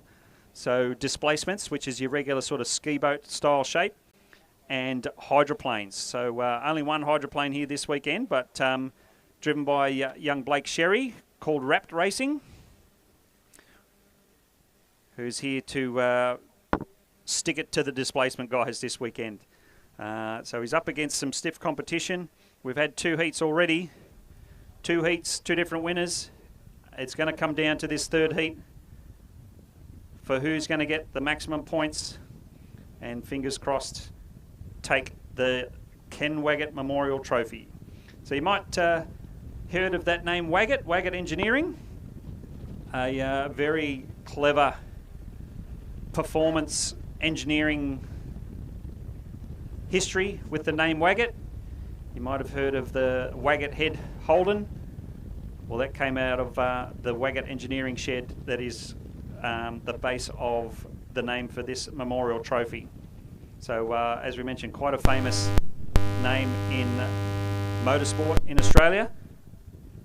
But as mentioned, this trophy being contested for the last couple of decades, or a number of decades actually, probably since the 70s. And there are a lot of teams, primarily from New South Wales, but a lot of teams from all over Australia that hold the profile of this race as the highest when it comes to 5.2 litre open class racing. It's fantastic to see 6 competitors here this weekend. And at this stage, I think we've still got all 6 starters for the third heat. So as mentioned, the hydroplane called Wrapped Racing, driven by Blake Sherry. Cranky, which is the red displacement, driven by Dave Freeman. Trouble, driven by Adam Wood. This boat hasn't been on the water that much in the recent past, but this race, this event, this trophy has got Adam back in the driver's seat for this weekend. The boat Back in Black, driven by either Royce or Rob McIntyre. That's a father and son team. We're not quite sure who's in the driver's seat for this heat. Hopefully we get to see the boat back. It was an unfortunate DNF in the Heat 2. So didn't manage to register any points, but fingers crossed we'll be back for the third heat to contest the final heat of the Waggott 5.2 Open. Next competitor, we've got the boat Quiver. So as we mentioned about Quiver before, it's a relatively new boat back on the circuit. The boat Quiver recently reconfigured into the boat Quiver. It was previously campaigned by another team, but Justin Frankham bought the boat, reconfigured it to the 5 litre Quiver, and has done a sensational job at that as well. One of the most amazingly presented displacement boats anyway in the country. And then just the last one to mention was Melody, campaigned by the Kilpatrick family. So again, we touched on the racing history or racing heritage of the Kilpatrick family. Driver Brian here this weekend is the 3rd generation powerboat racer, and very prestigious and very winning race team, being Melody. They've done a fantastic job over the years, as we mentioned, with 3 generations of drivers. And even the driver for this weekend, Brian, He's got a couple of uncles who are also been involved in powerboat racing, and it's fantastic to see that whole extended family still involved, still very much enjoying powerboat racing, and as we mentioned, showing a lot of pace here today. Not to say that we're surprised, but a couple of minor issues in the last couple of events, forcing unfortunate DNFs in a couple of races, but certainly after that first heat, and in front, and a strong showing in the second one, it's all coming down to this third heat.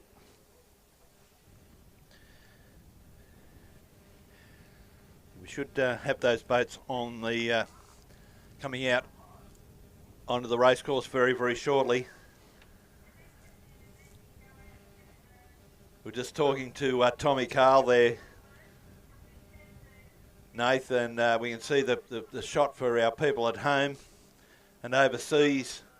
That's the boat in the centre of the course with the tarp over the top.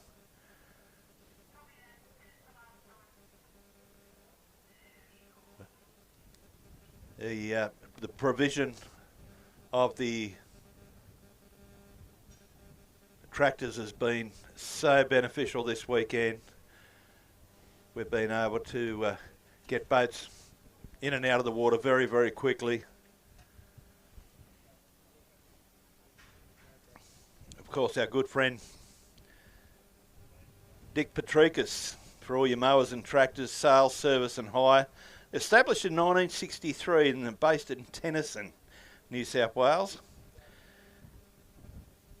So Chris Petrarchus supplied the tractors for the weekend. So Chris, very big thank you to you, mate, for what you've done. And it's that link you've got with the Vintage and Veterans Club that has allowed us to do that. And we can't thank you any more. It just makes the job of our volunteers and our drivers and crews so much easier. Not sure of the problem on the ramp at the moment. It was insightful, the chat you had there, Nath, with Tom. He's only still a young fella, but seems to have been around a hell of a long time. And I tell you what, he's not only the Blake's Marine, but the Bert Hines and whatever. His name's a regular visitor to that trophy. Yeah, most definitely. As you mentioned, has some pedigree in terms of family members. His father-in-law was involved in the Upper Hawkesbury Powerboat Club. His father himself was involved in the company called Argo that does gearboxes and things like that, Argo Engineering. So, it comes from quite a pedigree of engineering and racing and performance. So, it's a bit of a given that he's going to do well. So, as we mentioned, 2 heats, 2 wins, did very well. And, fantastic chat there from Tom. He mentioned about retiring that boat. So, that'll be interesting to see whether that boat, whether it gets sold to someone else and stays on the circuit, or whether Tom's just going to keep it and potentially convert it back to a social boat or something like that. I know he's got a young family, so no doubt he'll make use of it somehow. But as he mentioned, he is still involved in racing, just in the 25 horsepower or 550cc outboard class, which no doubt he will be making a start at the Upper Hawkesbury Powerboat Club's Windsor Spectacular in September. That is his home club. He only lives a couple of minutes drive away from the racecourse there on the Hawkesbury River. And no doubt we'll be looking for a strong showing there anyway. So it looks as though we've got the Ken Waggart Memorial boats heading out onto the course. Just a reminder, folks, for those here at St George, you are able to walk through the pit area and have a look at some of these boats up close, but please be very careful and very vigilant, very aware of the movement going on in the pit area. There's tractors and trailers and boats moving around. So just a reminder for everyone here at the St George Motorboat Club to please be very careful while you're in the pit area. We can see that boat wrapped, the 5.2 litre hydroplane, on camera at the moment. That's the all white boat with a couple of blue stripes on it. This boat previously, you might know it as, used to be red and white and was called Wrapped and Impatient, or and originally just called Impatient. But this team, the Sherry family, quite the commitment to powerboat racing. They run this little, when they say this little hydroplane, they've got what they call a KT boat, which is kind of like an outboard tunnel boat, but with an inboard engine and a stern drive leg on the back of it. And they've also got a brand new hydroplane that they're working on in the shed at home at the moment. So I think the two brothers, drivers, Blake and Hayden, very much involved in hydroplane racing. That's come from their dad, Brian Sherry, who unfortunately passed away a couple of years ago due to illness. But fantastic to see the family continue on. Obviously, the boys quite literally born into it in terms of powerboat racing, and they're continuing on that tradition and doing the family name proud, which is fantastic to see. So as we mentioned, the wrapped hydroplane, the only hydroplane here this weekend, but a very sensational type of race boat. You'll see this boat when it's underway. It has a great big plume of water at the back called the rooster tail. And that's because these boats run a semi-surfacing propeller. So the propeller is half in the water, half out. And as you can imagine, as the propeller blades leave the water, it throws quite a bit of water up into the air. It's a very spectacular thing to watch. A hydroplane under full power, full speed. And you also see another plume of water as these boats hook into the left, into the race course turns. There's a big turn fin on the left-hand side of the boat to help the boat turn left. And it throws a second rooster tail as this turn fin bites into the water and helps the boat turn around this race course. So again, very spectacular craft are these hydroplanes when underway. But that's nothing to take away from these other sensational-looking displacement boats. You can see the boat on the screen at the moment called Melody. Again, your sort of traditional displacement or clinker-style ski boat shape, but with, in this case, a centre control cockpit with the full reinforced protection and windscreen over the top. So for those new to powerboat racing, these reinforced cockpits, they've been in for a couple of decades, but really only making up the big numbers probably in the last 10, 15 years or so. And it's pretty much a given these days. If you get yourself into a race boat, chances are it's going to be into one of these boats with a reinforced cockpit. These boats, these drivers are strapped in with 6-point harness, safety harness, seat belts, your full sort of motorsport style racing harness. And because we've got the added challenge of racing on water, all of these drivers are required to wear some sort of air system. So worst case scenario, we have an incident and a boat ends upside down, for argument's sake, the driver has the best opportunity to get themselves out under their own control, their own steam, and safely get back to the pit area.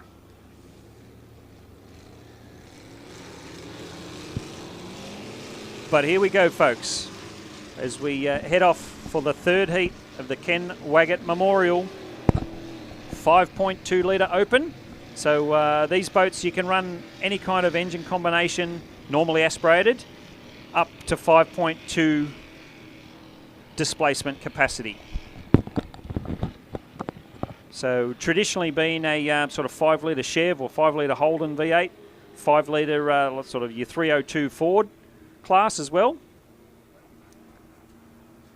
A few smaller capacity LS Chev engines coming into play in the last few years, but still getting faster and faster over the years as engine builders and engineers manage to squeeze more and more horsepower out of the same displacement. So you can be fuel injected. The boat, the hydroplane there, the white one, running electronic fuel injection through individual throttle bodies. The boat back in black, just running your dare I say, your old school single carby. The boat Melody running a twin carby tunnel ram setup. So as you can see, lots of combinations in hull style, but also engine motivation.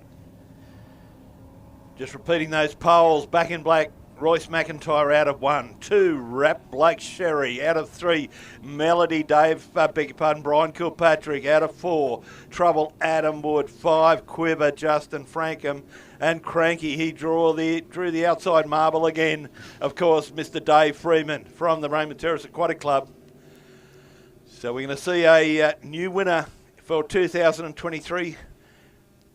Due to COVID and other reasons, the trophy hasn't been run since 2019. And we've got a social boat that's been a bit of a recalcitrant there in Gawley Bay. But yeah, Mr. Warwick Lang, he is the current holder of the Ken Waggart Memorial 2019. So coming up for the start, ladies and gentlemen, back in black, Royce McIntyre. And back in black. But Blake Sherry, the hydroplane, he's the boat to look for.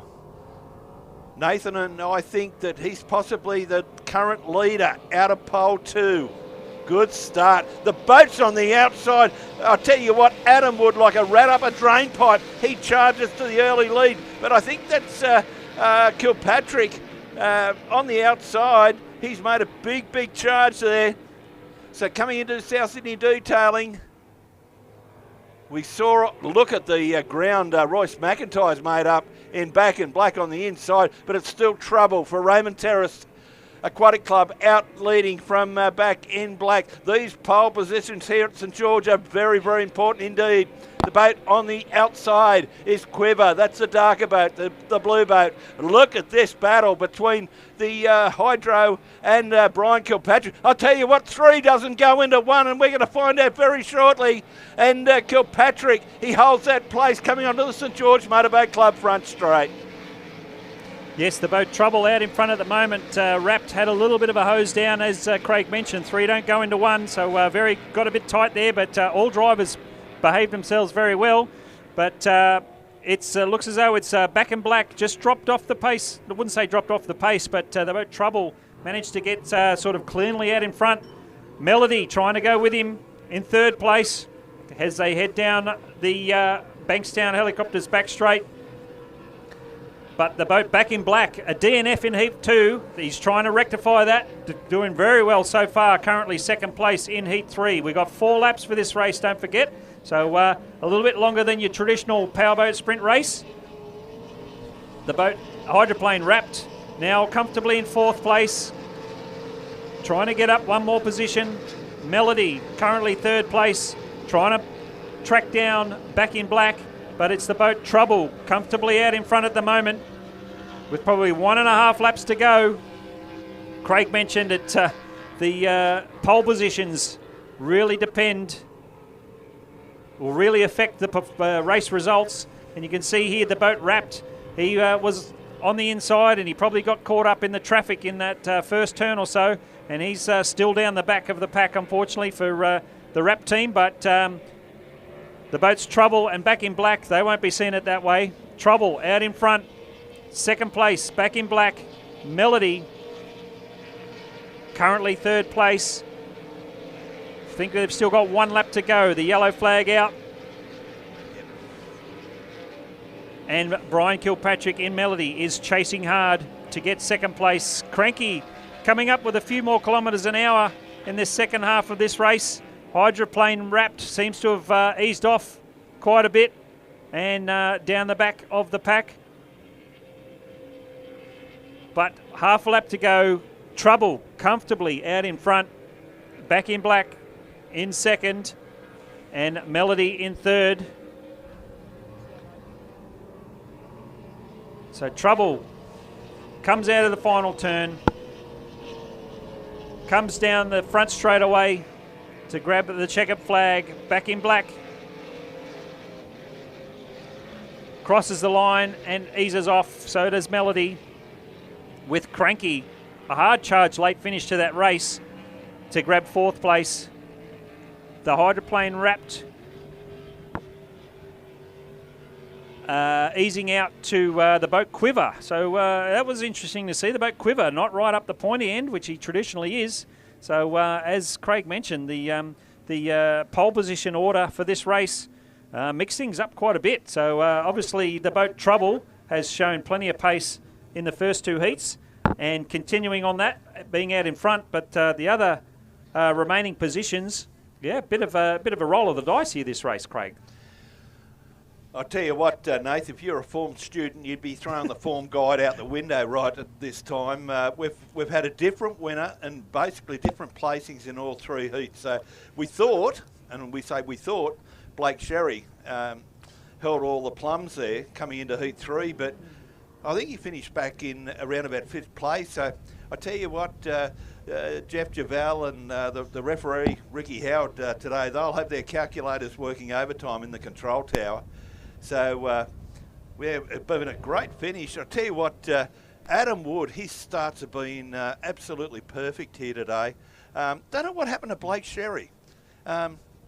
What I was expecting, he'd drop out early on and then come home like gangbusters. But what's happened, as the water did start to boil up a little bit, he didn't come on like I thought he would. Yeah, it was interesting. He probably didn't get the greatest of starts. It was, you mentioned Adam Wood in Trouble managed to get a stellar start and got the nose out in front early. So whether it was just a slight miscalculation in timings on when Blake thought the white flag was going to drop, but as we mentioned, the displacements on the outside managed to jag that start timing and did amazingly well to get the nose out in front early and continue on that performance into the rest of the race. But as you mentioned, yeah, their form guide out the window. Very unfamiliar to see the boat Quiver down the back of the pack. I tell you, our good friends from Blendline, the live stream, look at those people on the veranda enjoying their powerboat racing, enjoying the fine dining and all the beverages. A wonderful club, the St George Motorboat Club, our chief sponsor this weekend. Very big thank you to the board of directors and to the CEO, Mr. Christopher Mulan, for assisting us into putting this 2-day together. One of the oldest powerboat clubs or motorboat clubs in Australia. So a very big thank you to the board and to the CEO, Mr. Christopher Mulan.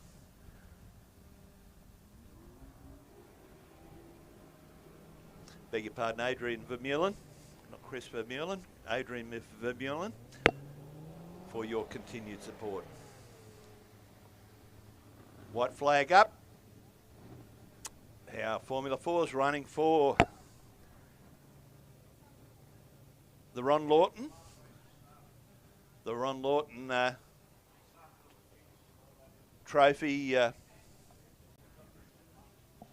for the Formula 4s for their 6 races this weekend.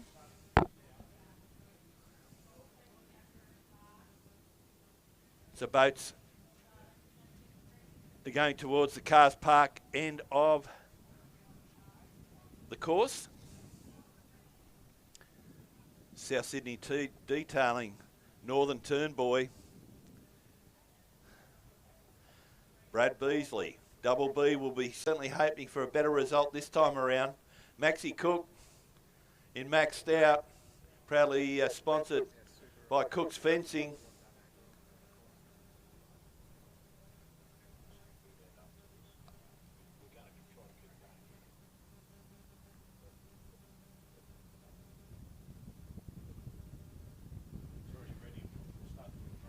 Yep.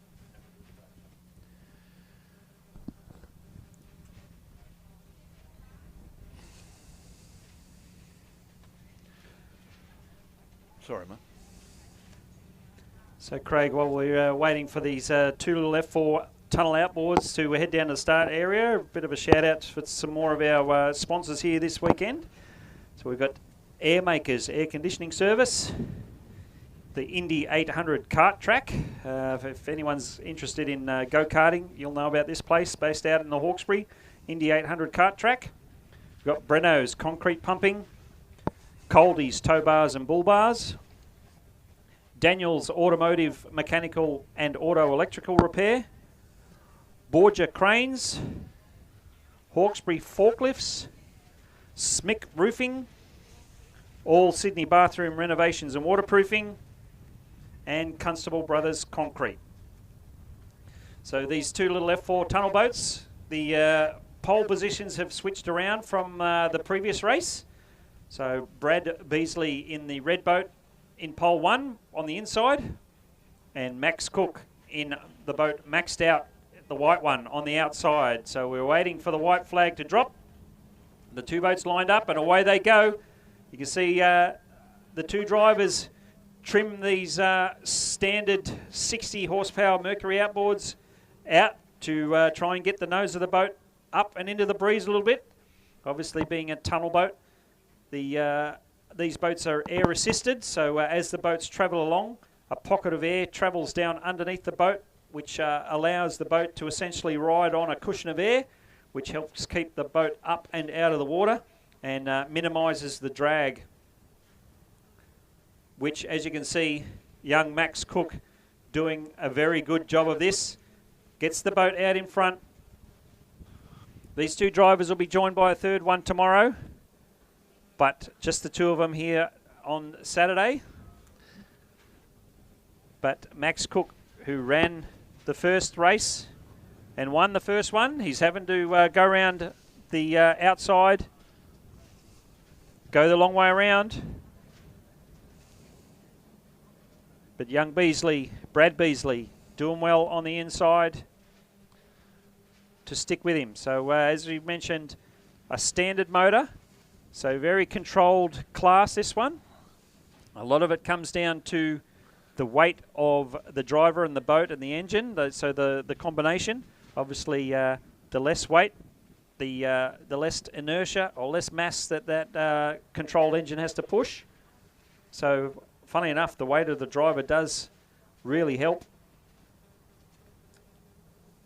I'm not going to get too personal and comment on the weight of the two drivers, so I don't know them, young Brad Beasley personally, but young Max Cook running a few more kilometres an hour down the back straightaway. You can see the nose of that boat drop down into the water, and it looks as though young Max Cook has a problem.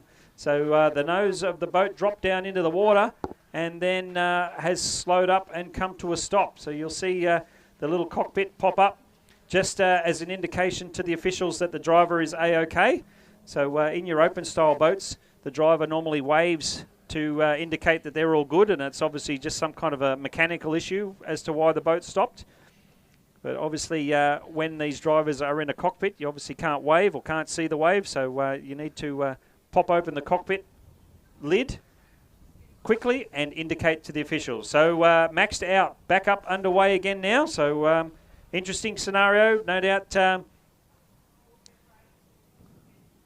The crew chief, Martin Cook, which is Max's dad, they'll check out some of those electrical connections and wirings and things like that, just potentially some kind of a loose connection there as the boat trimmed in and dropped back down into the water, caused some kind of an issue or a miss.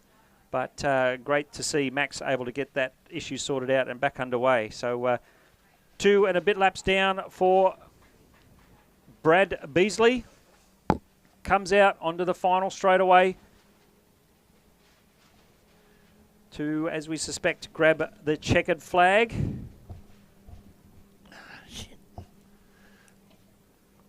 Well, potentially 1 lap to go. Brad's still running a pretty strong race pace. Yeah, one. Max coming down and out of the turn to get onto the St George Motorboat Club front straight and grab the yellow last lap flag. So 1 to go. That gap probably a little bit too big for Max to be able to reel in Brad. So as you can see, Brad on the back straightaway now. But both drivers doing a sensational job in these F4 tunnel boats. As we mentioned, this class, one of the most logical next steps as the drivers step up out of the junior classes. So Brad has a little bit of a, wouldn't say a hiccup, but a little bit of a drop in pace in that last turn for whatever reason. Now he's back up underway and grabs the checkered flag. So just waiting on young Max Cook, who's back up underway and doesn't appear to have that same issue anymore. So he's back up under full race pace and completes his 4 laps. That's why there was a little bit of confusion there on my behalf in terms of obviously the Ron Lawton F4 tunnel boat trophy is actually 4 lap races. As mentioned earlier, traditionally powerboat races are normally only 3 laps, but some of these major trophies run an extra lap to complete 4.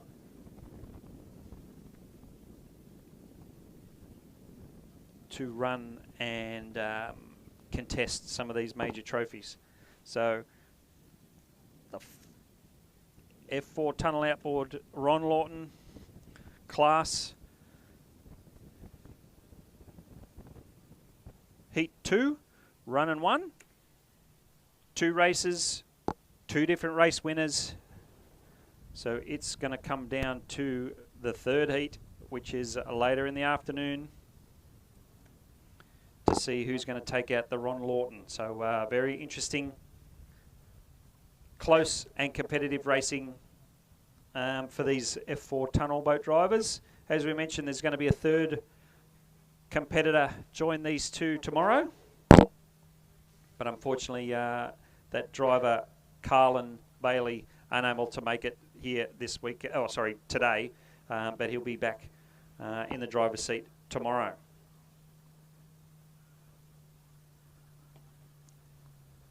Next race on the cards, we will have Unlimited, Unrestricted. So our first of the really big bangers being the Unlimited Displacement, Unrestricted. So this could have been a hydroplane race as well, but unfortunately no other major hydroplanes. We'll wait and see if Blake Sherry in the 5-litre hydroplane might be stepping up into the Unlimited Unrestricted class. We'll wait to see who appears out on the race course, but it'll be the first race, first chance we get to see the 2 big bangers in terms of the inboard displacements, and 2 very different setups. We've got one boat called Explicit, which is running a turbocharged straight 6 Ford Barracuda motor, or Barra as they're affectionately known as.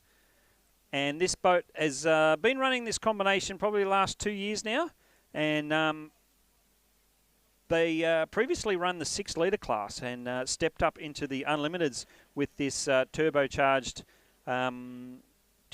Ford combination, and it's going to be very interesting to see how it goes out on the water.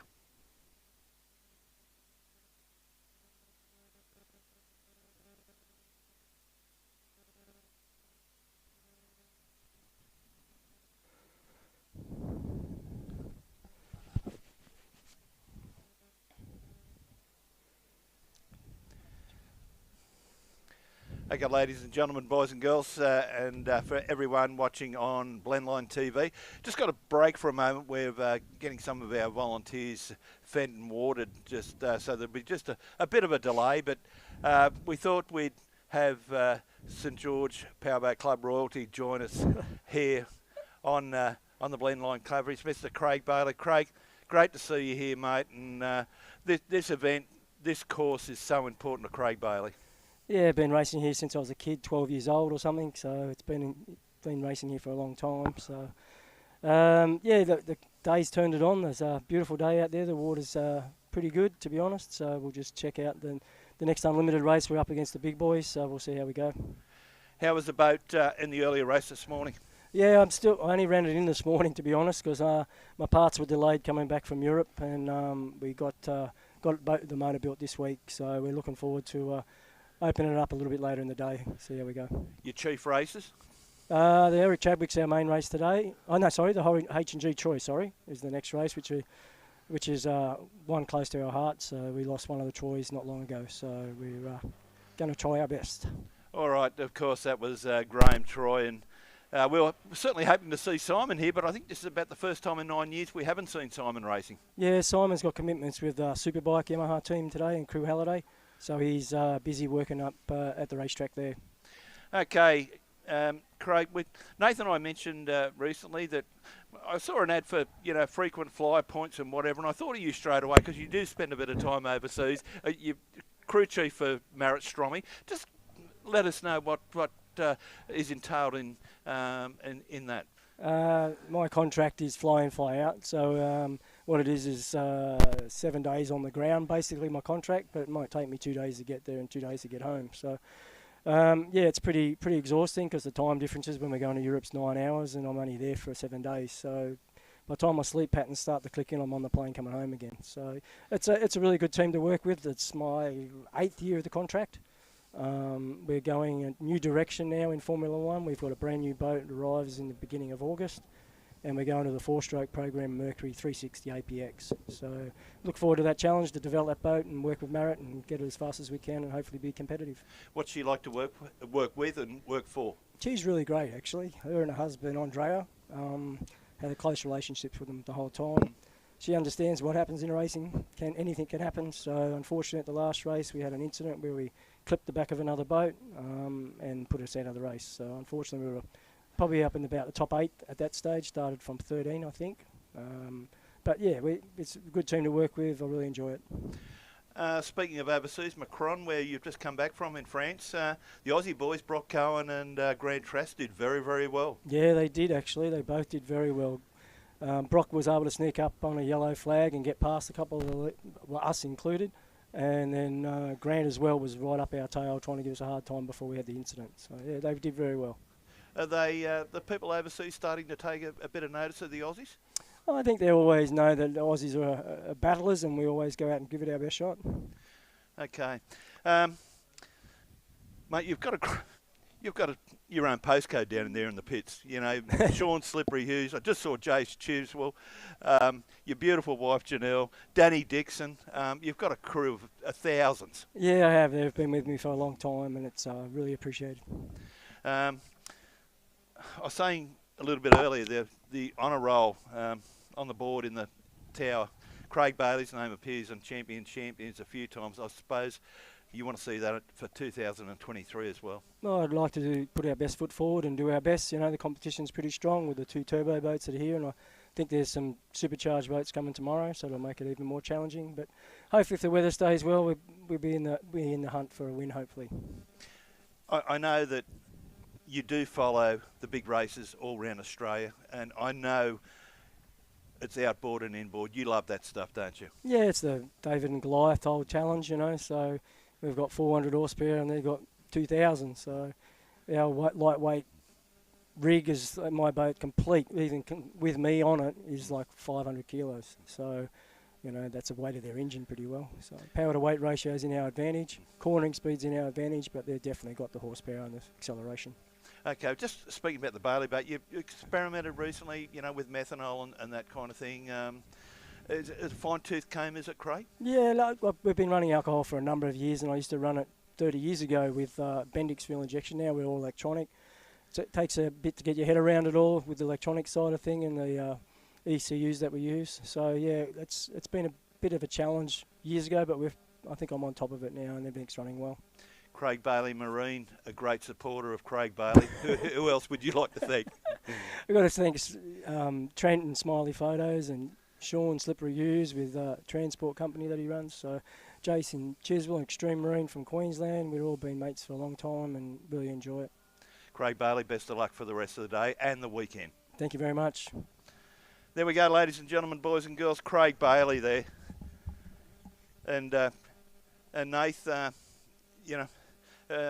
one of the real nice guys in the sport, and if there's a trophy that Craig Bailey hasn't won, it's not worth winning. Craig.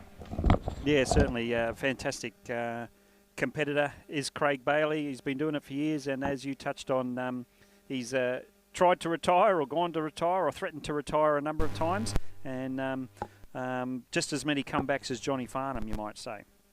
So fantastic to see he's still in the driver's seat, still very capable, and as already shown this weekend, and no doubt continue to show throughout this afternoon's racing and tomorrow's as well.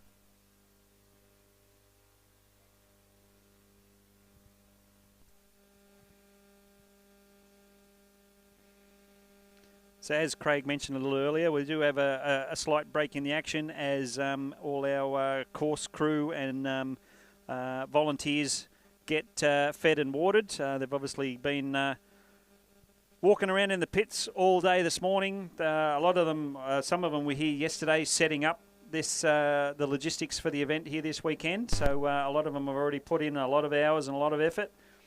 So fantastic to see those volunteers from the St George Aquatic Powerboat Club, as well as the Vintage and Veteran Powerboat Club of New South Wales, who, as we've mentioned before, had provided a lot of assistance this weekend. And they've got a lot of sponsors to say thanks to, which include Douglas Welding, Quino's Quit Snaps, Greats to Go Australia, Wilberforce Cellars, Rhino Traffic Control, South Windsor Butchery, Acacia Refrigerated Transport, Greg Stubbs Automotive, and Aussie Stop Leak. They're just some of the great sponsors of the Vintage and Veteran Powerboat Club, who no doubt a lot of people involved in those businesses are literally in course boats and walking around the pit area helping out here this weekend. So fantastic show of support and assistance from the Vintage and Veteran Powerboat Club to assist the St George Aquatic Powerboat Club. You might have noticed a subtle difference between those two names. The St George Aquatic Powerboat Club, that's the club that runs racing here at St George, and the St George Motorboat Club is the actual building here at St George, here at Sans Souci, and another fantastic supporter of the racing club. Obviously the racing starting here as part of the Motorboat Club, and done a sensational job over the last 100 years basically for the St George Motorboat Club, and their involvement in powerboat racing, and it's fantastic to see that association and support continue on over the years. We did mention the next race on the water is the Unlimited Unrestricted. Craig Bailey mentioned that he's running in it as well. So I mentioned displacements and hydroplanes, but unrestricted also means outboards. So Unlimited Unrestricted, we've also got outboard versus inboard, displacement versus hydroplane, almost anything and everything, as the class description, the class title indicates. Unlimited engine capacity, and unrestricted hull type or boat type. I touched on the boat explicit, turbocharged straight six forward motor, fairly new to the powerboat racing scene. This boat showing a lot of promise. This team have been working very, very hard to get this combination to work well for them. They've run any number of club days before they started racing some of the major days. They're still trying to get their head around it and get on top of it. New combination, new setup. They have had some luck and shown a lot of pace, but then a couple of times they've unfortunately had a little bit of unreliability. But no doubt they'll be working very hard to be up the pointy end here this weekend, and as will the Constable Brothers team of the boat called Odin. You'll see that in a minute. A new boat on the circuit. They've only been at 3 or 4 race meetings or major race meetings, and the driver Ryan Constable getting up to speed literally very quickly. This boat, a slightly different take on the unlimited displacement class in the sense that they're running a twin turbo setup. So traditional unlimited displacement or blown displacement has your regular sort of Roots style supercharger bolted on top of the big block Chev V8, whereas the boat called Odin, campaigned by the Constable brothers, is running a twin turbo setup, so slightly different take on unlimited displacement. And from the race meetings they've competed at so far, they've shown plenty of pace, they've shown a lot of potential, and it's going to be on display for everyone here this weekend.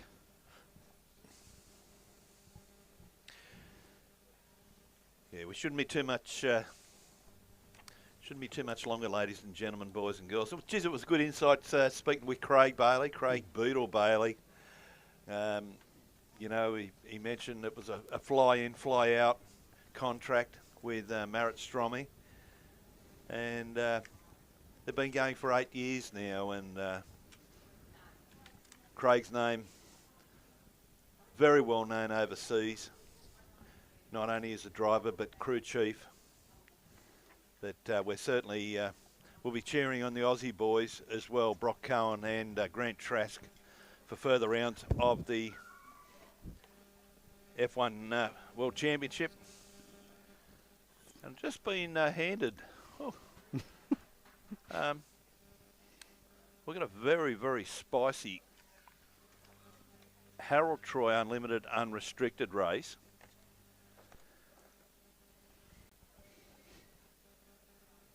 And this is a bit of a licorice all sorts type of moment here, Nath. We've got hydros, we've got tunnels, we've got displacements, we've got monos, we've got everything. Rap Racing, Blake Sherry, Dave Freeman in Cranky, the 5.2 litre boy, Dougie Smith in Hurry Up,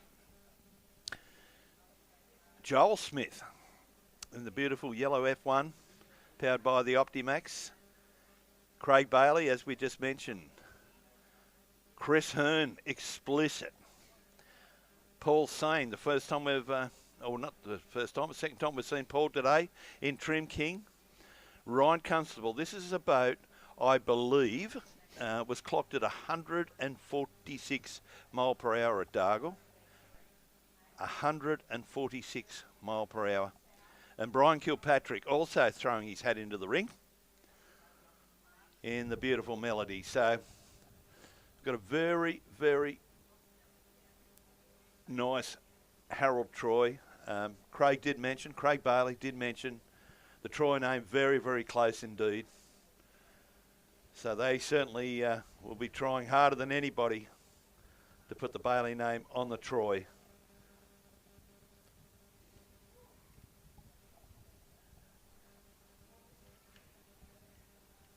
So just our apologies, ladies and gents, boys and girls, particularly at home. Logistically, some of the things here at the Motorboat Club with ramps and the like does have its difficulties at different times. But I'm sure we're going to see this Harold Troy. I am really looking forward to this. The outright speed of boats like Odin, Ryan Constable, and the other turbo machine of Explicit, Chris Hearn. But let's not, excuse me, let's not forget the corner speed of our tunnel boats. And these races too are all about reliability. So some of the lesser class boats, like your Raps, like your Melodies, like your Hurry Ups, they could be the big beneficiaries.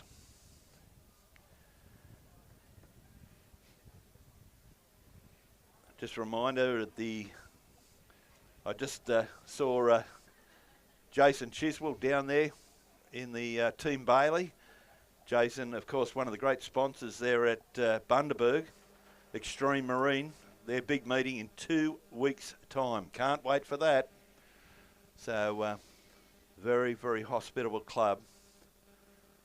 Not sure if I'm going to enjoy the welcoming and reminder of Queensland winning State of Origin. But anyway, we've got to cop that on the chin. But really look forward to going to Bundaberg in 2 weeks' time. There, 2 big dayer up on the beautiful Burnett River.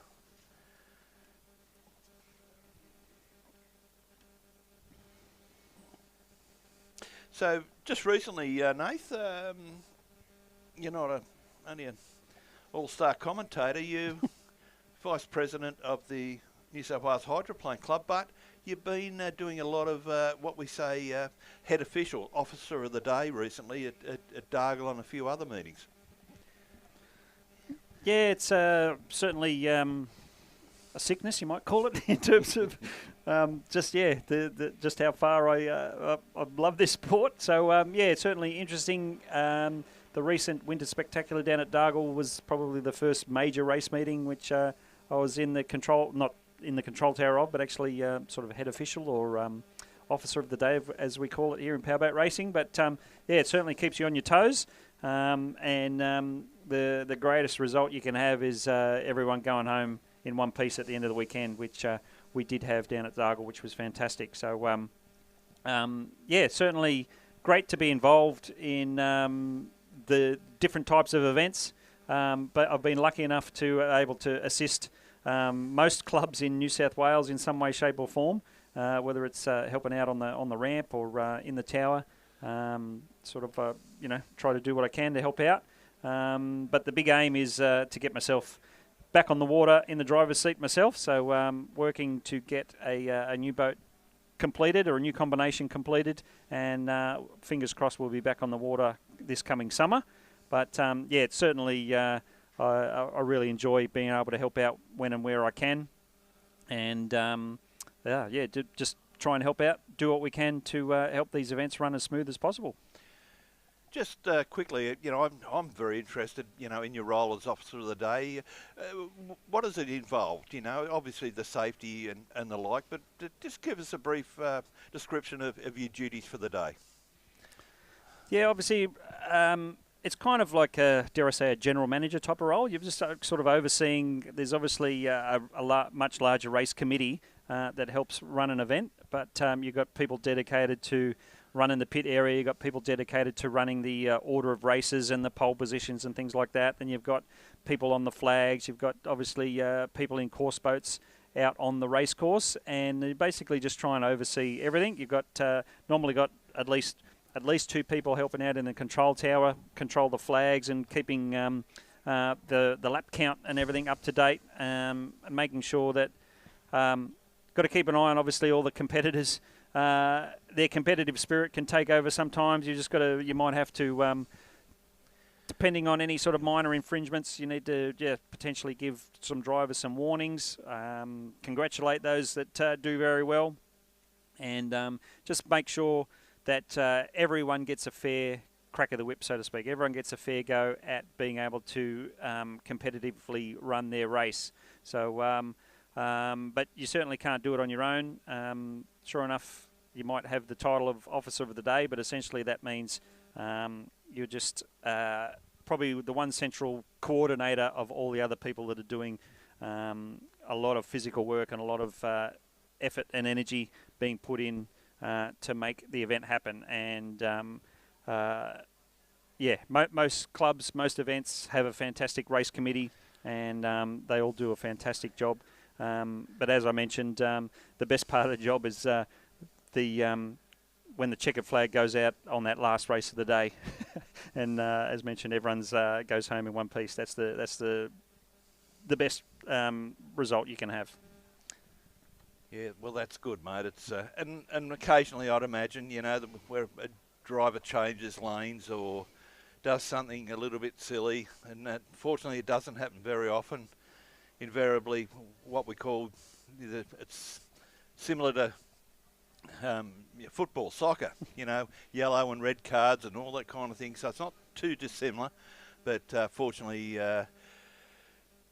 we don't have to go through that very, very often at all. Look, we can see across there to the Tom Ugly's Bridge, one of the main thoroughfares that joins Blakehurst and Sylvania. in Sydney, the picturesque Shire, as a lot of people call it. But we're going to get back to you very, very shortly, and we're hearing some activity is coming from the ramp area.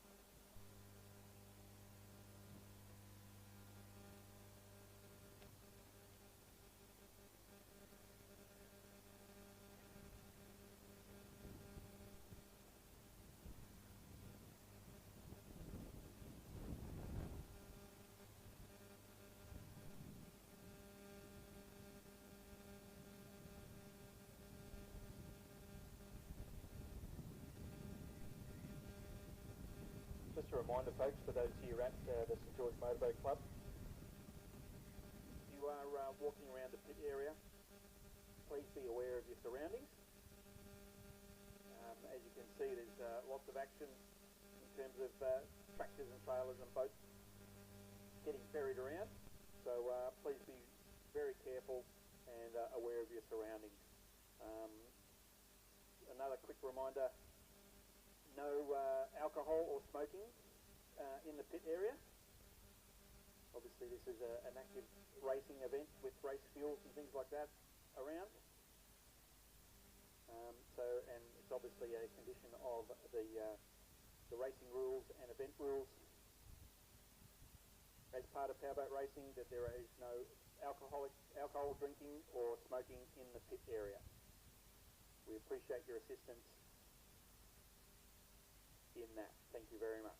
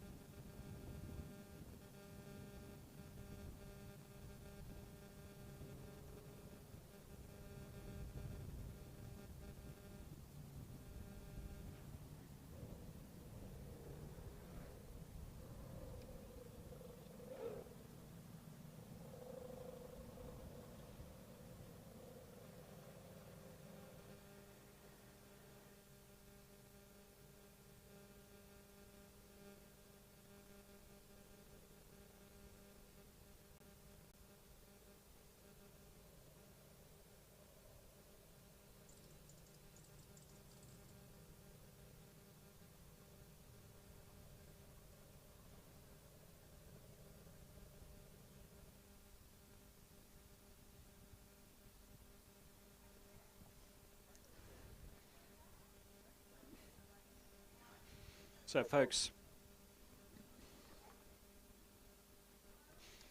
we have our course boats getting back into position, our race boats heading out onto the race course.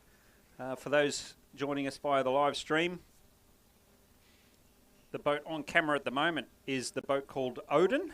So you can see the big 510 race number plastered down the side of that Child's Play Marine Unlimited Displacement. As we mentioned, this boat campaigned by the Constable brothers and being driven by Ryan Constable. This team has made quite the commitment into powerboat racing. As we mentioned, Ryan Constable driving this boat.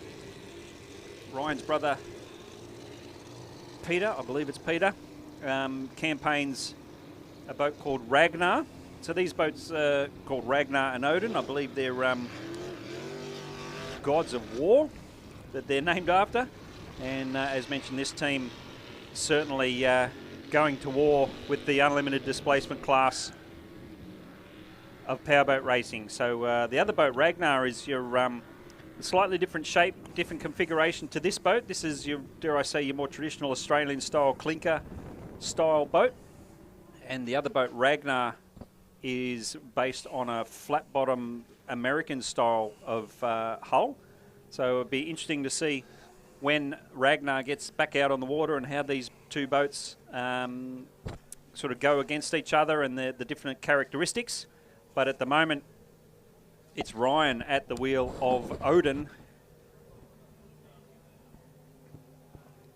And as we mentioned, this boat's only been at a handful of race meetings so far. A lot of testing on the Hawkesbury River in the lead up to these events. And already these boats are showing a lot of potential, a lot of promise. We'll see these two boats, Odin and Explicit, probably go around and do one whole warm-up lap. Oh, no, we don't. They did have their own practice runs first up this morning before competitive racing. But Craig ran through the names of the entries in this class, but we've got 9 starters. We've got 5-litre hydroplane, wrap racing, 5-litre displacement, cranky, unlimited mono, hurry up, outboard tunnel, Smith family racing, outboard tunnel, Craig Bailey, 6-cylinder Ford turbocharged explicit, Trim King, outboard tunnel, Odin, twin turbocharged big block Chev, and Melody, twin carby tunnel ram configuration this weekend, 5-litre class. So a few of these 5-litre boats stepped up into unlimited unrestricted. We do believe the boat Bulldog supercharged boat will be here tomorrow, but at the moment in terms of the unlimited boats, we've got Explicit and Odin flying the flag for the big bangers. Very, very tasty indeed, Nathan Mills. Look at the two boats on the screen for our people at home, both here in Australia and overseas. So Odin on the inside, Explicit out of 2, Bailey out of 3, Trim King 4, and look at this big charge from Odin, first time down the St George Motorboat Club front straight. But it might be the Barra, and might be the Barra on the outside leading. And it is.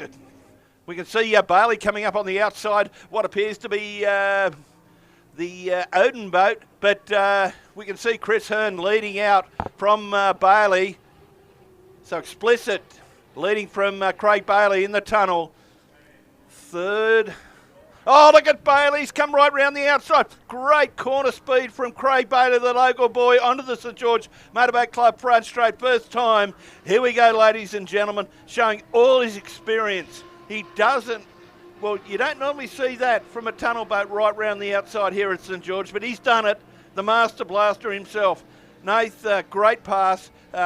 We saw Chris Hearn had a bit of a dipsy doodle between turn boys there, but Bailey said thank you very much. Yeah, showing a clean pair of heels down the back straight. We heard Craig mention before, only about 400 horsepower pumping out of that little outboard, but as he mentioned, only about 500 kilos in terms of race weight, race configuration. But so Craig Bailey got the wood on him so far. Only one whole lap down.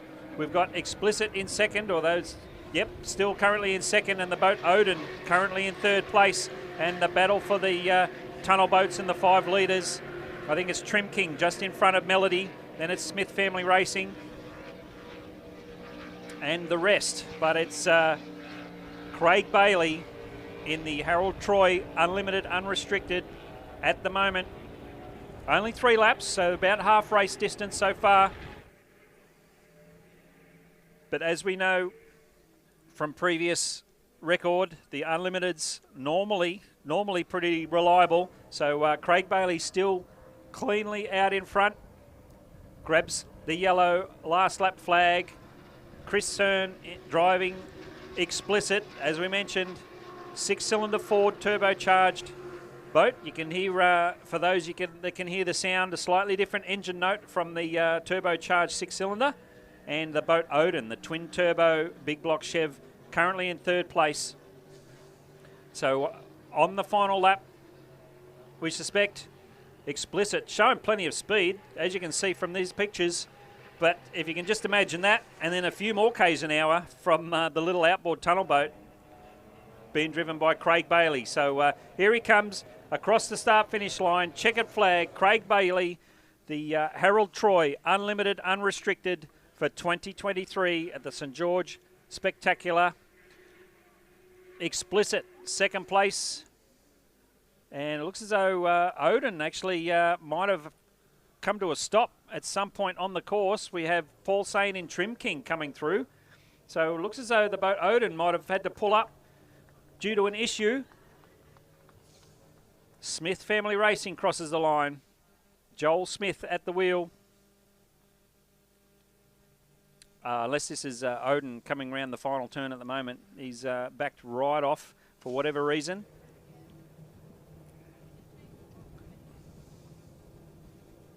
And Melody also just motoring around the final turn. So whether there's an issue on the course and there's course flags, we can't quite see it from our vantage point.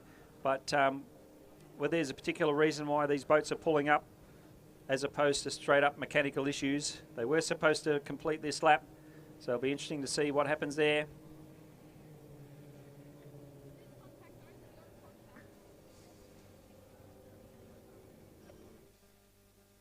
And some great pictures from the drone camera as these boats head back to the ramp.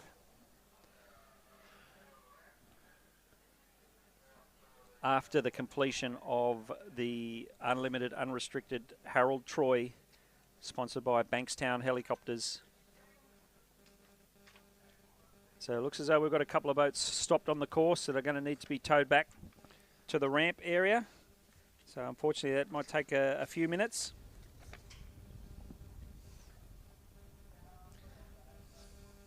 And the next race on the cards after this is the 5.2 litre Carby inboard displacement, which is an APBA championship event called the Winnigan Cup. Most of these boats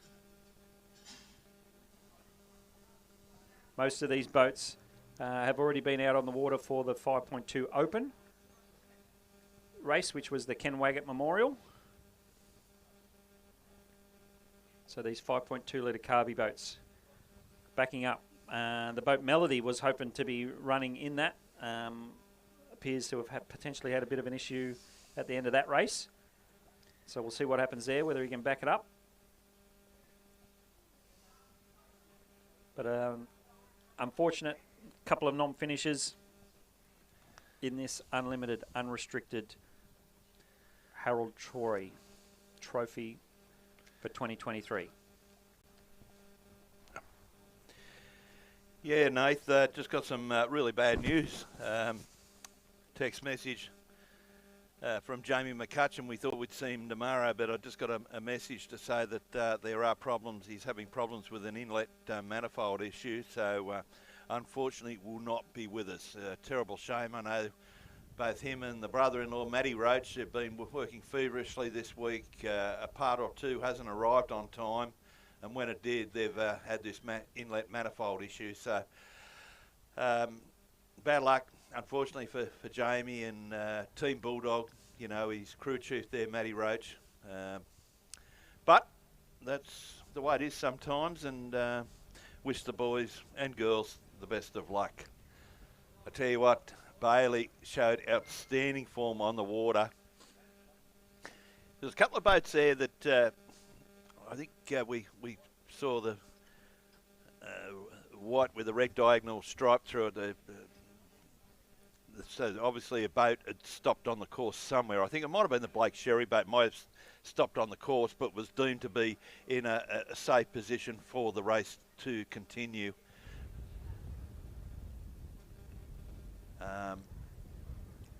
Geez, Craig Bailey. He did mention when we spoke to him how important winning the Harold Troy was. The Troy family, the Bailey family, they've been very, very close for many years, and it's courtesy of the friendship commenced right here at the St George Motorboat Club, and it'll mean something when he lifts that trophy tomorrow night at the presentation.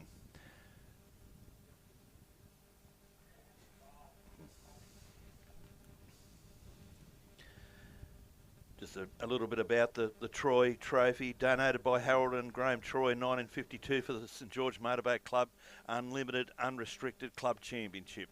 Harold Troy was a life member of St George and the first driver in Australia to officially record 100 mile per hour, achieving that milestone on Cogra Bay in 1956 with the V12 Rolls Merlin powered Fleetwing. Howard held APBA 100 mile per hour badge number 1. Wow. Graham is the eldest of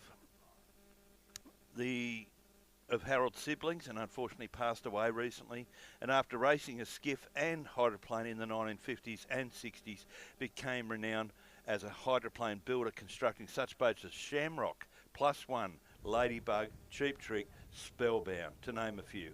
Graham was particularly active member of the Shamrock crew until Con sold the boat early in the 2000s. So this,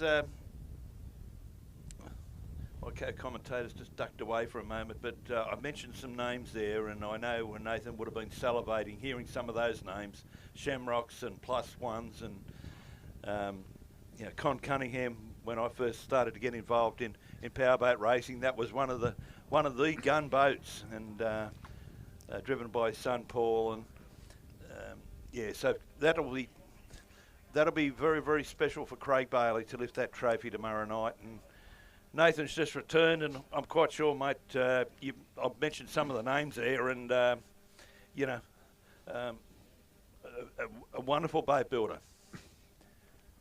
Most definitely. Admittedly, I might have met Graham Troy a number of years ago, once or twice, but unfortunately not much more than that. But obviously, just the reputation that Graham had in terms of being a boat builder, and as you mentioned there, especially on the hydroplane front, some fantastic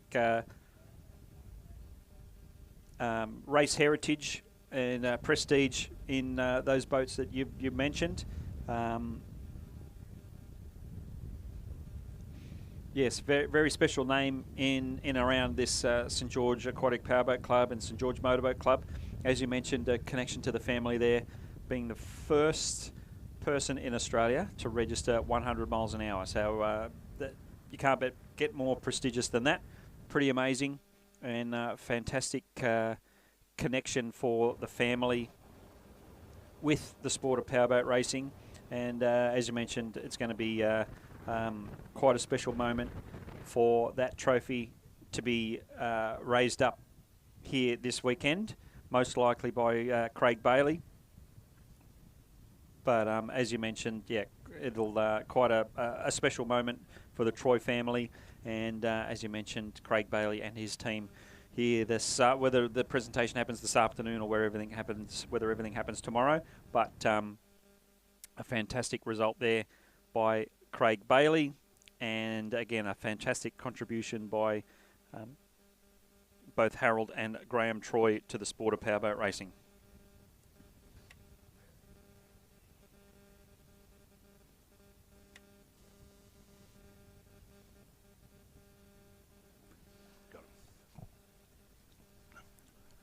But as we mentioned, the next race on the cards is the 5.2 Carby inboard displacement. Craig, sorry, you're going to say something? I was, mate.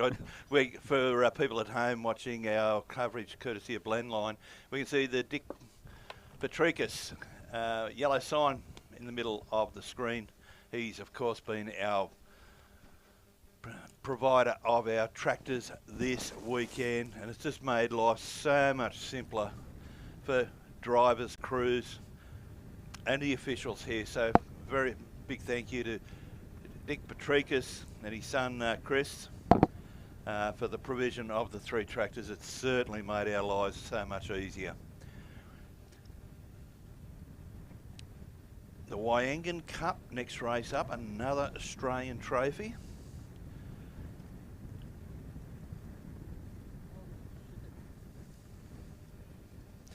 As we mentioned a little bit earlier, we've got 4 Australian trophies this weekend, which requires an Australian referee, and of course today that is Mr. Ricky Howard.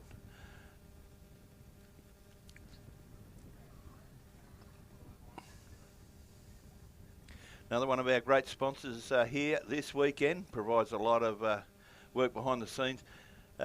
Nick Ames, Neptune Marine, are regular sponsors of our racing here.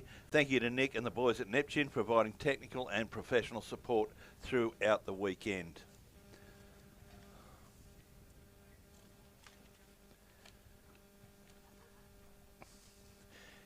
We can see there, Nath, that the wind that we were talking about that was going to occur from the northwest at around about 23 k's an hour certainly seems like it's well on its way now. Yes, that wind has picked up a little bit and probably swung around a little bit as well, judging by the directions of the way that the flags are blowing in the pit area here. So it was funny, in the car on the way down here this morning, I actually kept an ear out for the surf report, and funnily enough, the surf report, they didn't have much to cheer about, being nice and still, but I was quietly cheering, especially down here at St George. It can blow up and chop up pretty rough, but certainly you yourself mentioned helping out here yesterday in setting up for the event here this weekend. The water conditions out on the bay there were absolutely sensational yesterday. They have been very good so far today, so we'll just wait and see how this wind picking up a little bit and swinging around in direction, how that's going to affect the racing. But at the moment, the conditions out on the course are still pretty good. Yeah, it's looking pretty promising for the rest of the racing action. You can see there the condition of the water on screen at the moment. A little bit of a ripple on the top, so some of the outboard tunnel boats and the hydroplanes probably favour that in terms of race conditions. But obviously after a lap or two of competitive racing, it chops up a little bit harder.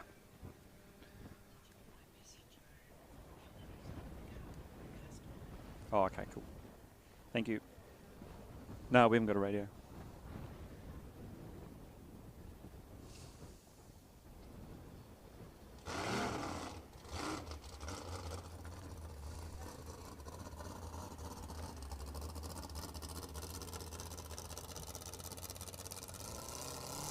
So our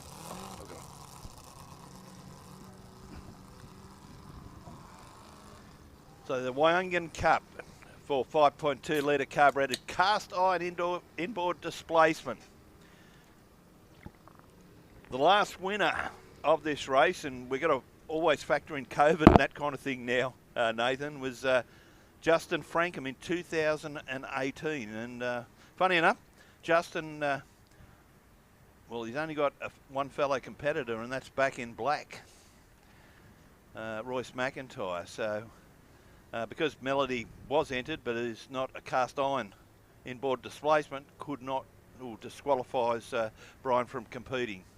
But with the sun and the glare, Nathan, I'm not sure how your eyes are, but the only thing that really helps me at the moment is we've got a capsule and we've got an open deck boat, and a little bit later on this afternoon you'll appreciate what the drivers have to do in gaining clear vision on the track because the glare, particularly late, heading into the Cars Park end of the course, yeah, can be a little bit, you know what I mean.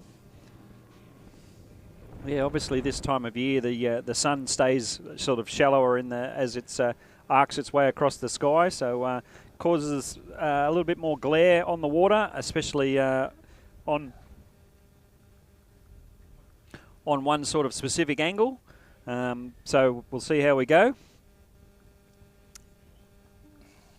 You mentioned, you asked a question a little before about some of the responsibilities of an officer of the day, and one of those things is keeping an eye on water conditions and weather conditions and things like that. So obviously as racing goes further on into an afternoon and the sun gets shallower, that gets to be a bit more of a challenge. You've got to keep an eye on things a lot more closely, and but certainly with this breeze picking up, you've got to keep an eye on that as well. But right at the moment, there's no risk of it causing any dramas with the racing. And when we say racing, we've got the boat Quiver on the inside in pole 1, Back in Black on the outside, 5.2 carburetted cast iron inboard displacement. Quiver with the nose just down in front at the moment at the drop of the flag, Back in Black.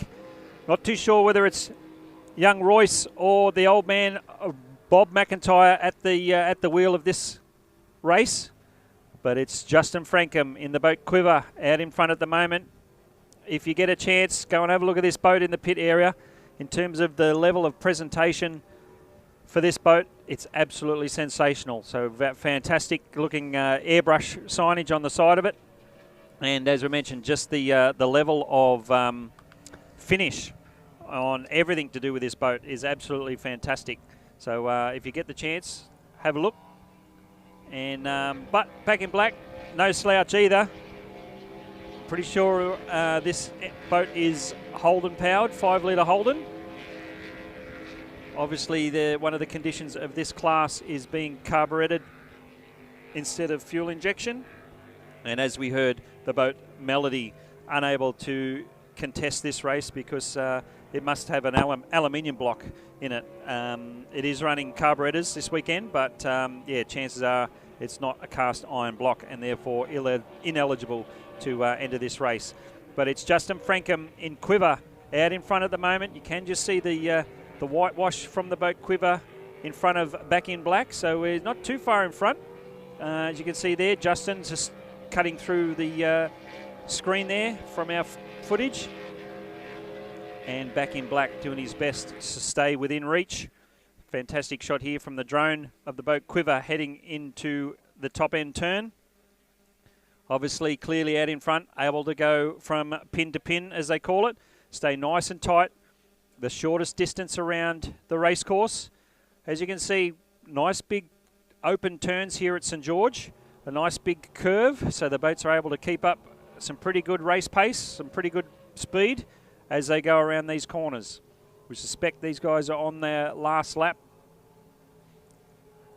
So three laps down. And Justin Frankham crosses the start-finish line to greet the checkered flag. Comfortable win there in the 5.2 carburetted cast iron displacement. Wynigan Cup. I hope I've pronounced that right. Apologies if I haven't. Maybe Craig will be able to confirm that in a minute. But Back in Black finishes across the line, second place in the 5.2 carby inboard displacement. Heat 1, so there will be a second heat of these boats a little later this afternoon, no doubt based on the APBA point system. So Justin Frankham in Quiver with the upper hand at the moment, and will no doubt aim to back it up later this afternoon.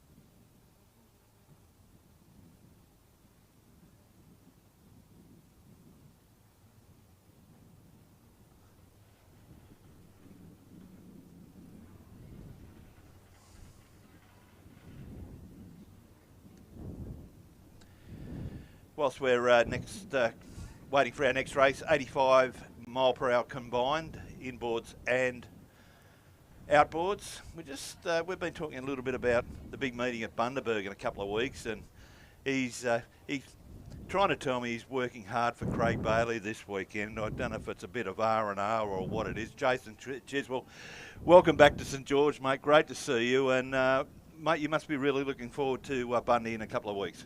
Yeah, good to see you, Craig. Yeah, Bundy's looking really good in a couple of weeks at the moment. We've got about 60-odd entries up there across a big field of boats. But this weekend is for me is a work trip, actually. Yesterday I came down for work and thought I'd combine it with a boat racing trip. Don't tell my wife that. That was very well orchestrated. But we're looking forward to Bundy. We've got a few things with Craig Troslov's boat that I'm working on up there, my 25 and also my son's junior. So yeah, it's going to be a pretty full-on and hectic weekend for the 2-day event up there. And of course, you know, all the boats in the stable, they're an absolute dream to call because they're all predominantly yellow. In our class, or in our team they are, yeah. We've got 3 yellow boats, all same sign riding and all that sort of stuff, so yeah, they all look the same. Next year we'll probably have another boat coming through with another 25 boat for either Josh or myself. We're not sure which boat we're going to have. So yeah, it'll be fun. Okay, so 60 entries so far. Needless to say, you'll get a few that come in at the tail, but always great numbers up there. And you know, the presentation on the grounds later on the Sunday night, they've got the big marquees and whatever. It's always a fun trip to Bundy. Yeah, it is always a fun trip. From what I've been told, I've got a few people on the ground up there at the moment. The water's looking really good. The dam levels are up. The river levels are up. The weather's supposed to be good. They're expecting a bit of rain during the week this week, and then the following week it's supposed to be clear, no wind. So with the numbers that we've got, you know, 60 entries so far. Last year I think we had 85, 89 or something like that. The year prior to that we had sort of 70 odd. So yeah, we're hoping for a good event. Okay, so all classes, because, you know, Extreme Marine, your company, sponsor the kids' races, and, you know, the 25s and outboards are very strong in Queensland. Yeah, well, this event, we know we've got, at this stage, I think there's 13 juniors, which Extreme Marine's been sponsoring for the last 5 years, I think we've worked out. We've got 10 25 so far, 7 unlimited outboards, so Outboard A is what they call them up there, which are all tunnel boats. Yeah, quite a few monos. I'm not sure what we've got in the way of unlimited outboards at this stage, but I believe Fury's coming up, the Chesters are coming up. So yeah, it should put on a few numbers and have a bit of fun. We, I think from memory, the big race, I can't remember what it's called, but Craig Lewis won the big race there last year. Hopefully we get him back again this year. Yeah, the Waggart Memorial, the King of the River, what they call it. Unfortunately, Craig Lewis is out. He broke an engine last week at Laidley. From what he said, he broke a crank in half. So, yeah, depending on who's going to be there, it could be anybody's race, really. I know we've sort of been working on Craig Trustlove's a fair bit. We've got a few things happening with that we're starting to make inroads, a lot more inroads than what we have in the last few years. So, hopefully we'll be there at the end of the weekend, and hopefully we can take it out. The McLaughlin family, they throw a lot of money at this race. I believe so. There's 5,000 prize money on that one particular race alone, and yeah, all other classes are very well catered for as well. You competed at Laidley last weekend. How did the team go?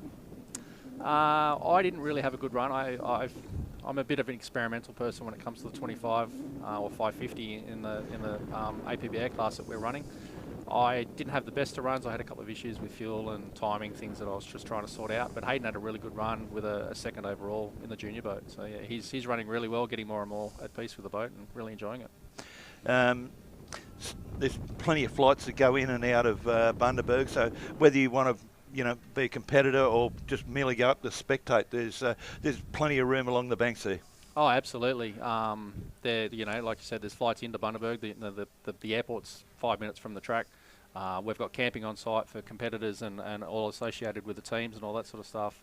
Unfortunately, there's a football match up there, I believe. The Cowboys are playing, so accommodation's becoming a little bit scarce. But yeah, if you want to camp or caravan it or whatever you can do, there's plenty of room on site. I think the dates last year were pretty good. I think Canterbury went up and played the Cowboys a week after, so it wasn't so much of a problem. Just tell me, my old mate Sean Slippery, he's a really good mate of mine. Is he behaving himself today? Yeah, I believe so. You know what Slippery's like. He's always in there giving someone a hand or Yeah, but no, he's got a lot of passion for the sport and he enjoys what he does. And great to see a couple of members of the fairer sex, Danny Dixon, of course, Craig's beautiful wife, Janelle, helping this weekend. Yeah, absolutely. You can't go past all the girls. I know there's a few of the girls from a few of the teams that get in there and, get their hands dirty, get in, get wet, put boats in and out of the water, and, I take my hat off to all of them. And, teams can't run without crew, and, we've all got to give credit to everybody that helps for every team. Nathan and I were just saying, we interviewed Craig a little bit earlier on how special taking out the Harold Troy would be. Yeah, look, with the Troy family going through a loss recently, I think that'll be very special for him to do that. As all the races for Craig, he's very passionate about St George Powerboat Club. He has been. He's been he's a lifetime member. He's won a lot of races here, and I wish him all success for the weekend. He's known as the Johnny Farnham of powerboat racing. Is there another retirement coming up? Look, I believe so. I'm not sure what the plans are at this stage. He's still campaigning a quick boat. He's still competitive, and he's still enjoying his racing. So I think as long as he's enjoying it, he might hang around for a bit longer. But when and if the final day is going to be, I'm sure we'll all know about it. That's for sure. All right, mate. Jason Chiswell, on behalf of the Bunny Powerboat Club, thanks for your representation today. I can't wait to get up there. And when those Maroons get into me, you're a former New South Wales boy. You've been up there 15 years. Come and defend me, please. Yeah, well, look, we're looking forward to having you up there, Craig. And, yeah, look, like I said, you can take the boy out of the state, but you can't take the state out of the boy. So we might have lost the series, but, hey, we've still got passion there. Okay, Jason Chiswell there, ladies and gentlemen. Thanks to Jason, and a big hi to everyone at Bundaberg. We can't wait to get there. Thanks, Mike. Turn that off.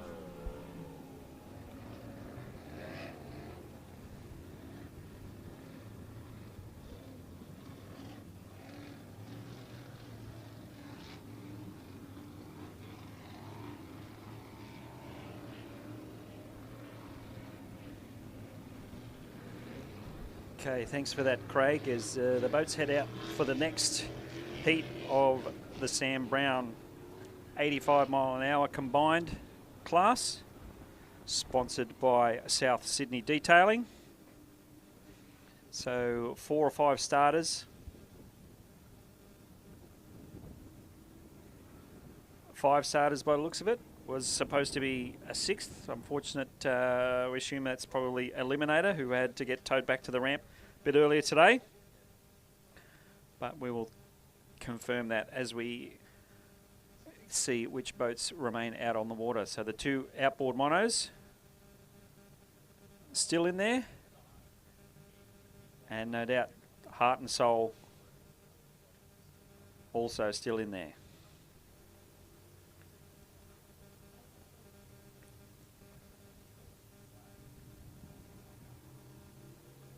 So we've got the boats Hollow Point, Heart and Soul, Numbnuts Racing on screen at the moment.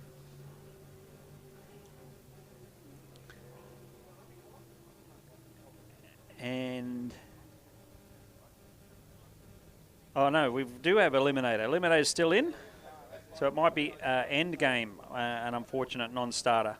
So we've got Heart and Soul, Eliminator, Timeout, Hollow Point, and Numbnuts. Looks as though it is end game, the unfortunate non-starter. So as touched on as we touched on a bit earlier, sorry, the this class 85 mile an hour maximum, and it's open to any sort of hull type and engine type, as long as you stick to keep it under 85 miles an hour, and that's at any point in the race or on the lap. It's not as if it's an average time or anything like that. So if you go down the front straightaway and register 86 mile an hour on your GPS unit, you are out and disqualified for the results of that race. And if you do it with a big enough break of that speed limit, you're potentially out for the rest of the day. Or if you do it a couple of times, even if you just break out a couple of times during the day, you're also out of that race and potentially out for the rest of the day. But we have the boats lining up, coming down for the next start. Sounds as though the flag is dropped and away they go. Eliminator's got the nose out in front. Numbnuts on the outside, having a good run into the afternoon sun. And I think it's Time Out in pole 1, right up on the inside, who's going to grab the early lead with the advantage of staying in nice and tight around those turn buoys. And as he heads down the Bankstown helicopters back straight away, he's got the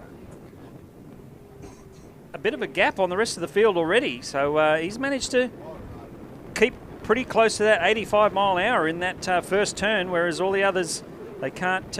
You can't just put your foot down and break out of that 85 limit to try and catch them back. You've got to do your best to keep the speed up in the turns and stay as close to that 85 mile an hour as you can. Some of these boats doing their absolute best to get close to that speed, and some of them will be very gingerly on the accelerator pedal as they head down the front straightaway to keep themselves under 85 mile an hour. So as we mentioned, I think it's Time Out. Has already broken out to a pretty decent lead, and I believe it's Numbnuts or Hollow Point it is, I think, comfortably in second place. Yeah, the local boy, Mitchy Perry, there in Hollow Point. I tell you what, Time Out, the former Scott trainer boat from Bundaberg, Michael McIntosh from the Raymond Terrace Aquatic Club, absolutely having a ball. I spoke to him a little bit early this morning, and yeah, he's having the time of his life. Absolutely loves the Raymond Terrace Aquatic Club. Is that Eliminator? Yes, it is. Poor old Anthony Nibbs normally competes at just about every powerboat event on the circuit, and normally very reliable. Look at this battle. Well, Time Out on the outside and Hollow Point, the outboard. But the outboard has the good real estate on the inside, coming up to the South City detailing. Cars Park end of the course. Time Out really able to keep his foot in the bucket there onto the Bankstown helicopters back straight. Time Out's taken a fractional lead, but here comes Mitchy Perry. Mitch Perry. Oh, he had a bit of a dipsy doodle there. He put the hammer down, and the boat didn't agree or didn't like what he was doing. So Time Out McIntosh has got a bit of a buffer now over Perry. Boat's coming up to Cronulla Sea-Doo. Gone wide. Gone very wide indeed. I tell you what, Nathan Mills absolutely lost the compass there. Yeah, well, Time Out was clearly out in front in that first lap. He might have done that in the previous lap as well, which allowed Hollow Point to sneak up on the inside, and seems as though he's gone and done it again. Just whether he just didn't see the turn buoys properly or what it was, but or whether he's just playing with them, whether he's just gone round wide, and so he can enable him to keep up to 85 mile an hour all the way around the turn, but across the checkered flag it was Time Out. I think it was Hollow Point just inside of Heart and Soul, who was running around sort of mid-course, mid-pack in terms of lane choice. We saw in that when the camera was in tight on that previous lap, Time Out went around the outside, but he also stayed nice and tight, and I think it was Hollow Point. As he drifted out, he tried to get the power on, but he just kept drifting out wide, and he had to back out of it a little bit and then change lanes to go to the outside of Time Out. So I must admit, like I said, I was surprised that previous lap to see Hollow Point sneak up the inside. So again, whether Time Out managed to drift out a bit too wide on that turn, the river end turn, but managed to get back and take the checkered flag for this next heat of the Sam Brown 85 mile an hour combined. So we can see the picture on the screen. Unfortunate there for Anthony Nibbs in the boat Eliminator. Come to another stop. He registered a DNF in the previous heat as well. So whatever problem Anthony's got, they didn't manage to get it fixed completely. And so unfortunate there to register another DNF. Well, looks as though we got the boat Endgame having a word to one of the course boats. So Endgame, as we suspected, sort of pulled out on that first lap of the race. So whether he potentially protesting the behaviour of some of the other boats in that first turn or what, we're not too sure. But, good to see the boat back under its own power anyway, heading back to the ramp. So even though it registered it did not finish, fingers crossed everything is all good to see Endgame back out on the water in the next heat a little later in the afternoon. It's actually the final race of the day, I believe. So these guys will be back a little later. We've still got 7 or 8 races to go here this afternoon. And as we mentioned, some of the big bangers still to come. The couple of the unlimited displacements have only been out on the water once so far, so they've still got another race or 2 to come. As do the mono boats. They're actually getting ready. They'll be the next race on the water. The open mono. So the earlier mono races we didn't see the boat Hurry Up contest. That was the sports mono and mod VP class, and we suspect that's because of the engine combination that Dougie Smith has got on the back of that Hurry Up boat excluded him from that particular race. But the boat is a mono style hull, so chances are this next race, number 14 on the program, will have Dougie Smith in the boat Hurry Up, which is very unique looking mono boat with the reinforced cockpit in the centre. Yeah, this boat, of course, Nathan, it's a replica Bullet.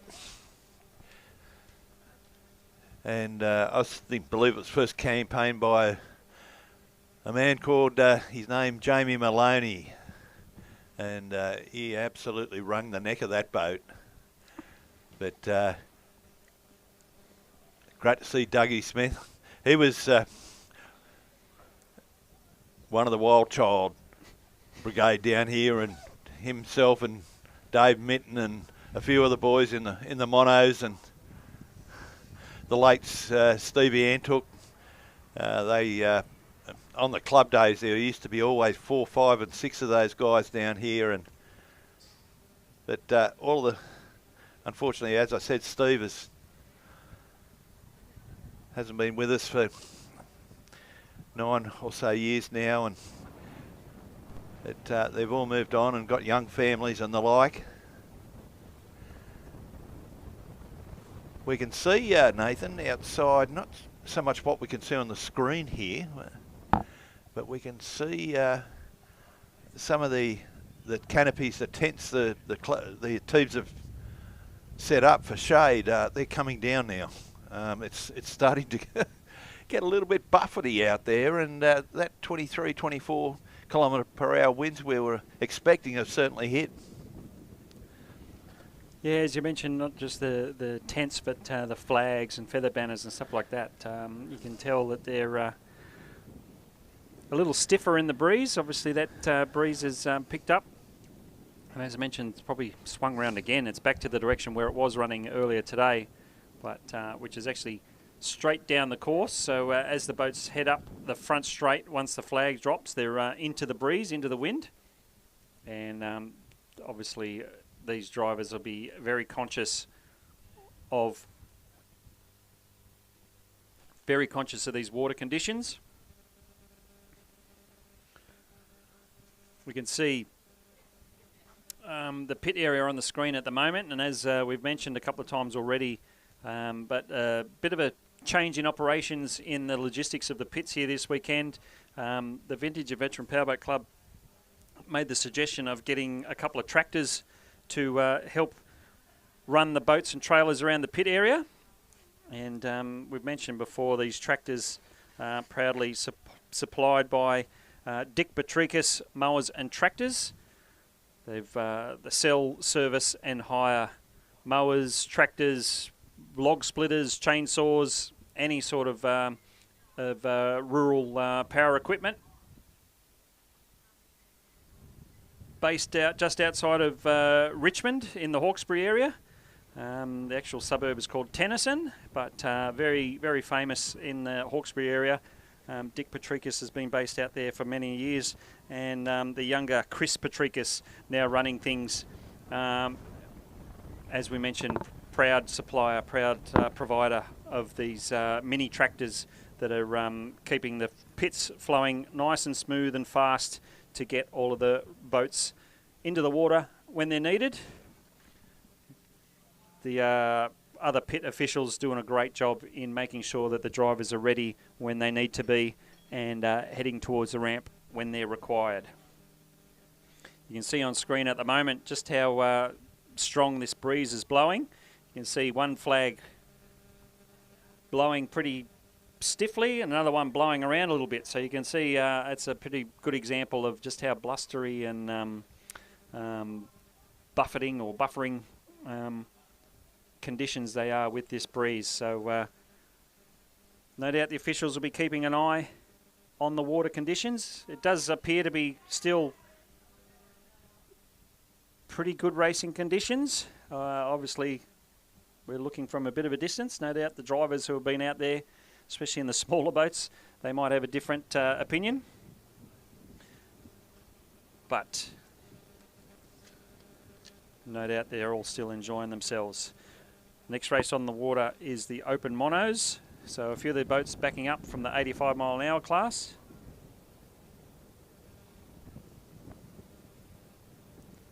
And these open mono boats getting themselves ready for the next race on the water.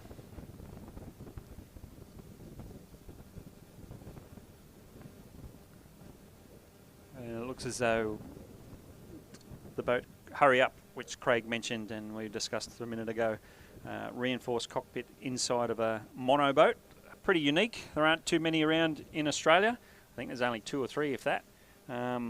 Most of the outboard boats with reinforced cockpits are your tunnel boat style. But yeah, young Doug Smith doing his very best to campaign this boat in its current configuration. So the open mono class. Race number 14 on the program, sponsored by Cronulla Sea-Doo. We can see the white flag up on the start boat, signalling to the drivers that the start process is about to begin. They head off onto the course. They head all the way around up into the milling area, which is off the bottom end turn.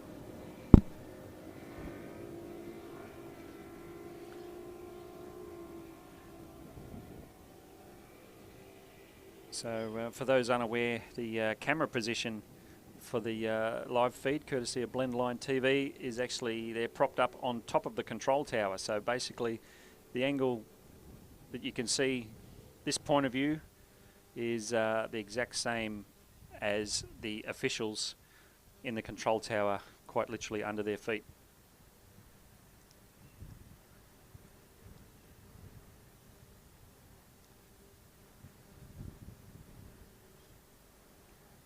So we have the boats Stealth, Mojo Racing, Ransom, Hurry Up, Hollow Point and Numbnuts. You heard Thomas Carl, who actually took out that major trophy earlier in the day, being the Sports Mono and Mod VP. APBA Blake's Marine Trophy. He mentioned, he described that the little black bullet, which is a centre control tunnel deck style, he described it as a rocket. So that boat, as you can see, probably the shortest hull in the class, but obviously built very light and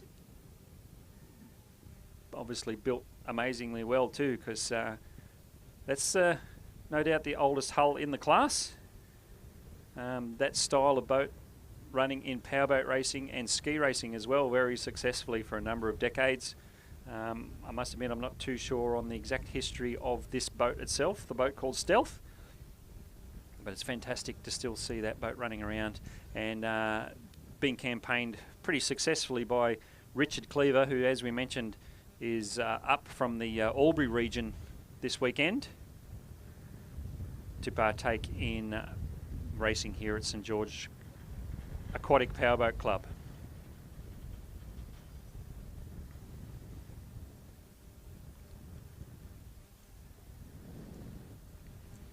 So we have the open monos coming back into view, lining up for a start.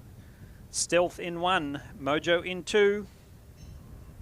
Hopefully this will be another ding-dong battle between these two. They ran together in the first heat of the Sports Mono and Mod VP class.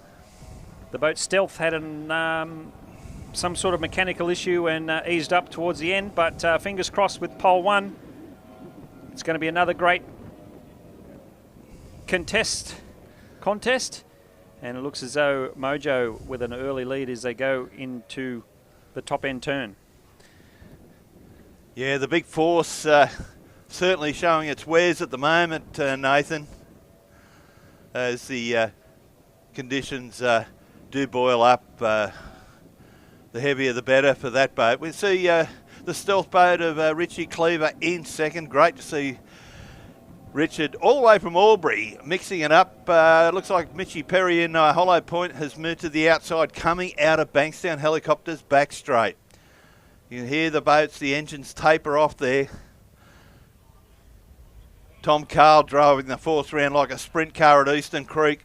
And Mitch Perry, the local boy, done a lot of racing here. His father, Richard, on the Powerboat Race Committee for a number of years. But our two lead boats on the picture here. For people at home, we get to sit the boat there, the Stealth boat of Richard Cleaver. Geez, it likes the corners, just coming out of South Sydney detailing. Onto the Bankstown Helicopter back straight once again. But you watch and see Mitch Perry. The 300 Optimax really opens up, but Stealth holds its ground. So Richard, he's got the good real estate coming out of Bankstown Helicopters into Cronulla Sea-Doo.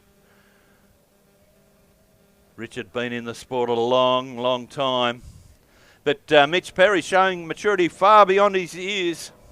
We see the Ransom boat of Matt Dubois in the background. But Nathan Miller, not too long to go. This race-long battle between Stealth and Hollow Point has been an absolute cracker. Yeah, certainly. We mentioned the pace that Thomas Carl has shown in the boat Mojo, and obviously that full 21 feet of that force hull is certainly to his advantage, especially on the front straight as they go into the breeze. These other two littler boats probably having a slightly better run down the back straight when they're running with the breeze. But, yeah, as you mentioned, these two having a great battle. So we got Stealth, the black tunnel boat, centre control bullet on the inside, and the other sort of traditional ski boat style bullet on the outside being Hollow Point. Having a bit of a wild ride going into the turn in this last lap, but caught up on the outside, having to go around the longer way around. Richard Cleaver in Stealth keeps it nice and tight, keeps the speed up. Hollow Point's drifted back into the clutches of Evan Ruder as they finish the start-finish line, potentially for the last time under the checkered flag. So that's the case. So another successful run there for Thomas Carl in Mojo in the open monos now. And we were supposed to see the boat hurry up, so not too sure what's happened there. Or chances are he might have been saving the boat for the next race, which is Unlimited Outboard Heat 2. So that's probably the scenario. As far as I'm aware, Hurry Up was eligible to run in this open monos, but he's obviously saving the boat, saving the fuel, saving the engine to run in this Unlimited Outboard Heat 2 Kerry Rogers race. So congratulations again to Thomas Carl in the boat Mojo. As we mentioned, that full 21-foot long force outboard hull just having its way with these race conditions. Obviously a big advantage with a slightly bigger hull, slightly more surface area for the boat to stay settled. And showing a clean pair of heels to the rest of the field. Yeah, we did make mention of that, Nate, the bigger, heavier boats. We saw it at the Australian Championships for the Formula Futures here a couple of weeks ago.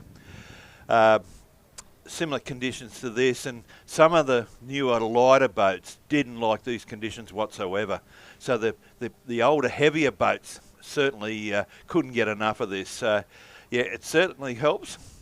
You know, the lighter boats like the Numbnuts Racing of Angelo Testa and they've really got their work cut out with the conditions like they are.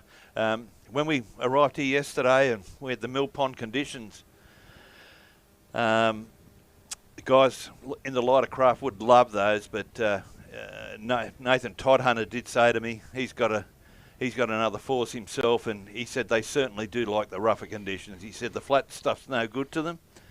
The heavier the better.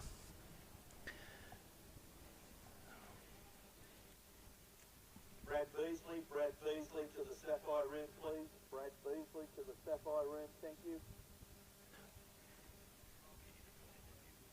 Yep.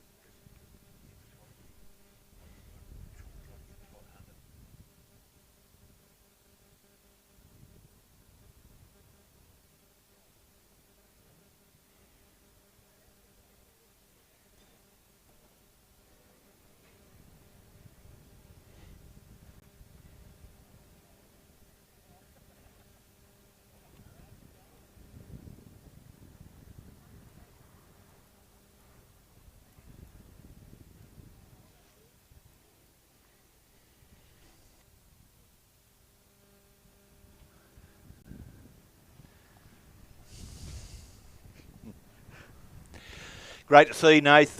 We've got a big crowd here within the St George Motorboat Club, all around the building. A lot of people enjoying the fine dining, the refreshments, the amenities provided. A big crowd outside, a big crowd inside the club. There's a number of people up on the balcony there getting the best view of the powerboat racing here today.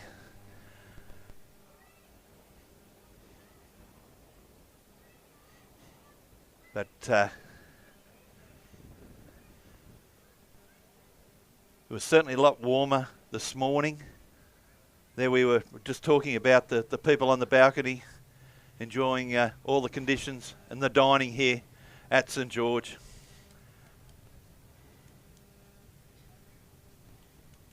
One of the oldest clubs in New South Wales.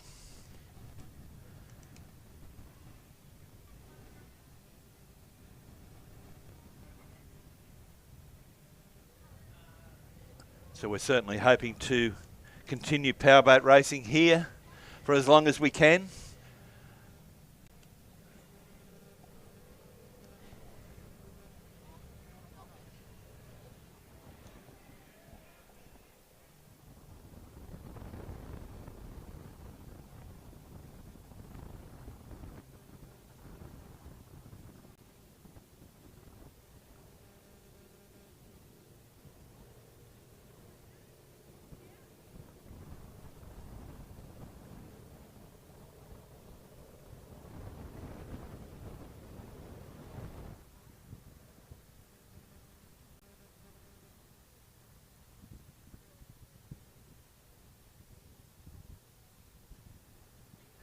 Yeah. So as the Unlimited Outboards head out onto the course for their next race, we've got young Brad Beasley, one of the F4 tunnel boats, joining us for a couple of quick questions. So welcome, Brad. Hello, how you going? Good, mate, good. How's we can see sitting from the comfortable view from inside the clubhouse. Obviously, we don't get the wind conditions that you guys are getting out on the water. So how are these water conditions here today? Very rough like St George normally is, but it's fun out there. It's very, very fun. Good stuff, good stuff. We just saw with the F4s, there's only two of you here today. We're supposed to hopefully have a third boat here with you tomorrow. But how's that battle going with Maxi Cook? Yeah, good. Battle mainly started this weekend between the two of us because we were at Moree last weekend. I got my butt kicked. So this weekend, the battle between Maxi was started, and we're already having a good fight out there, so it's fun.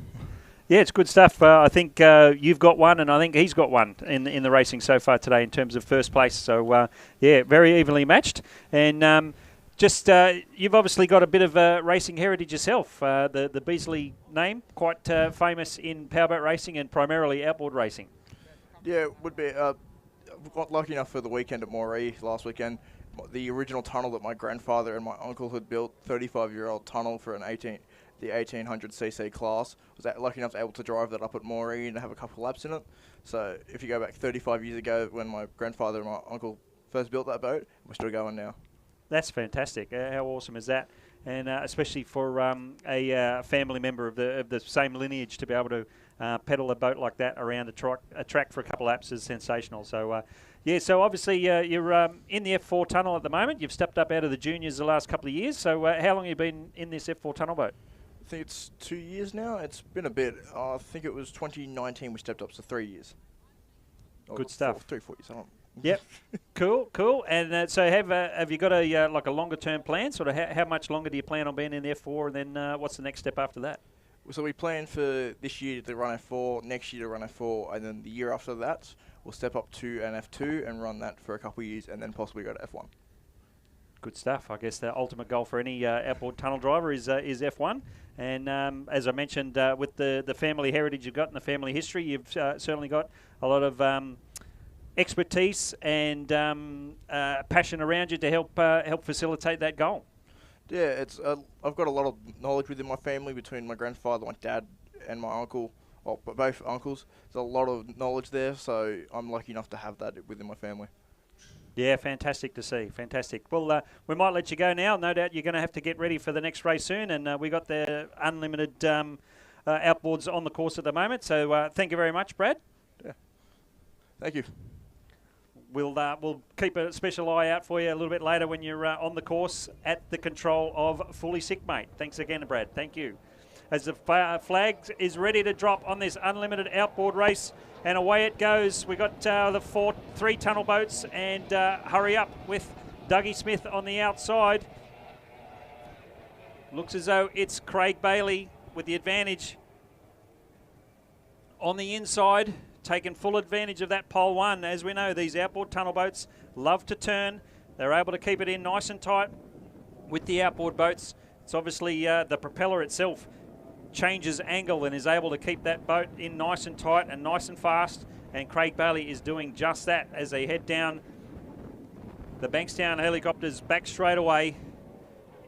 Trims it in to get around the turn to have a bit more boat in the water and able to keep that boat under control in the turns better.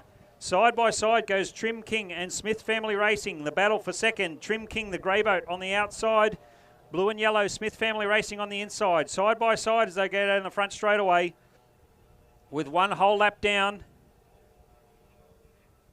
Joel Smith, nice and tight on the inside. These nice big open St George turns.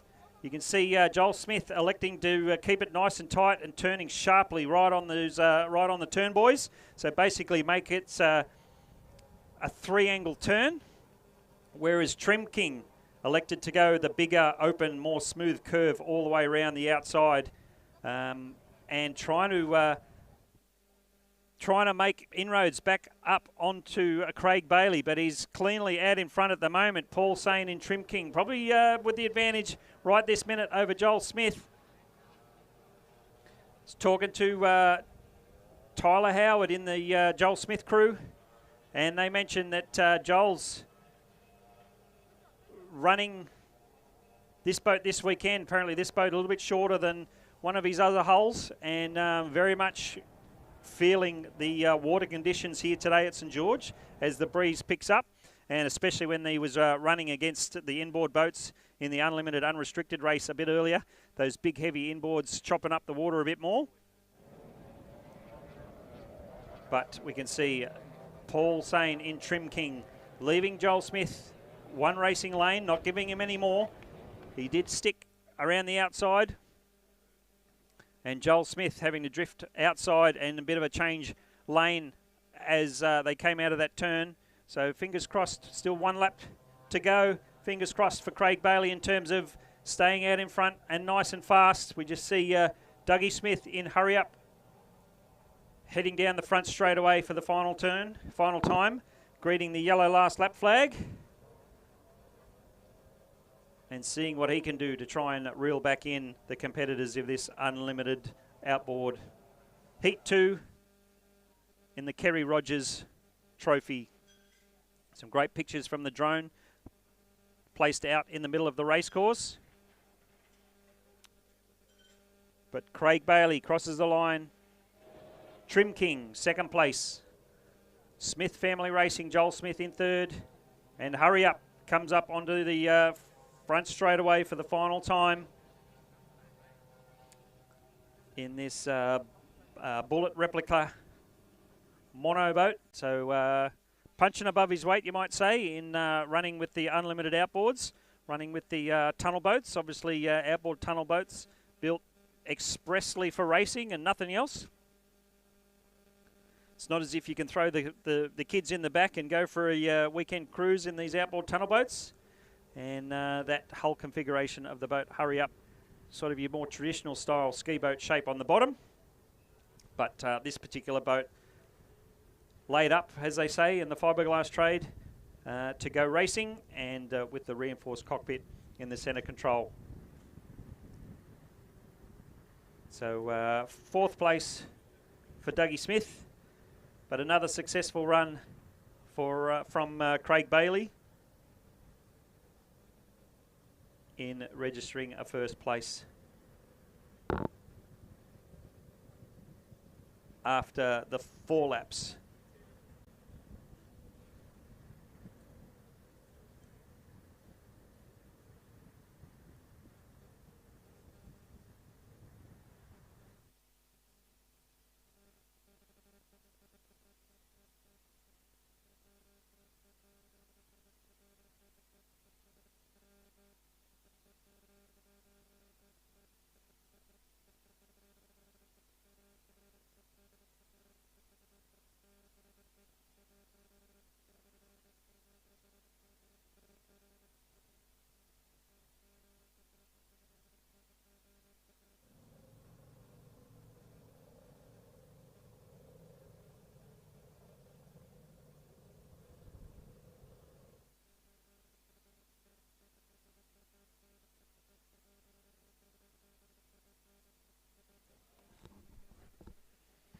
So another successful unlimited outboard race there.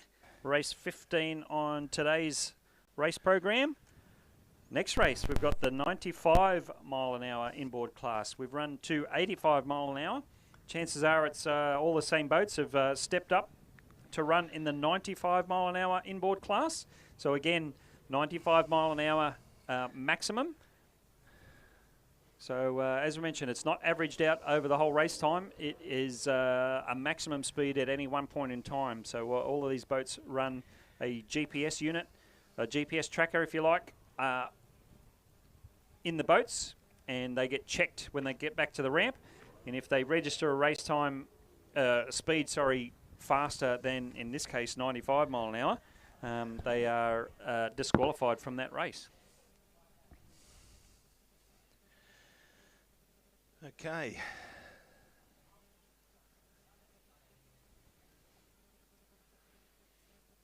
Yeah, great little interview there, Nath, with young Brad Beasley. He's one of our outstanding young men that we all remember back in the day of when he first started in Formula Future. We can see we can see the play area down here just to our right.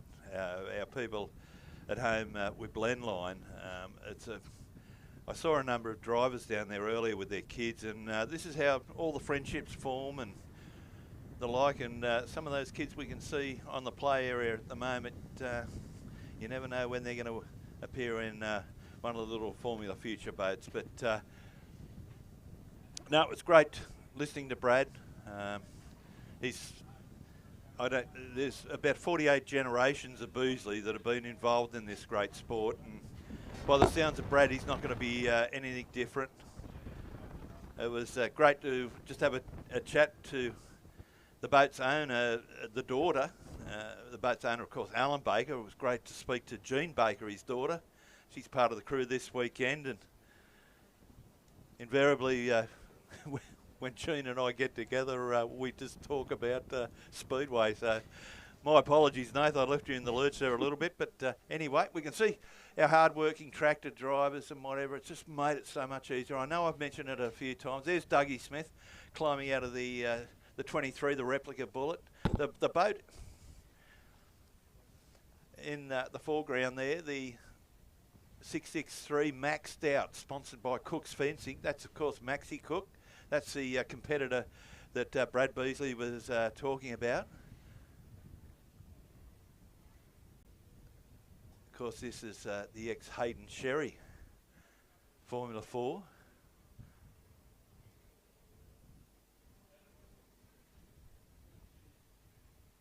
Yes.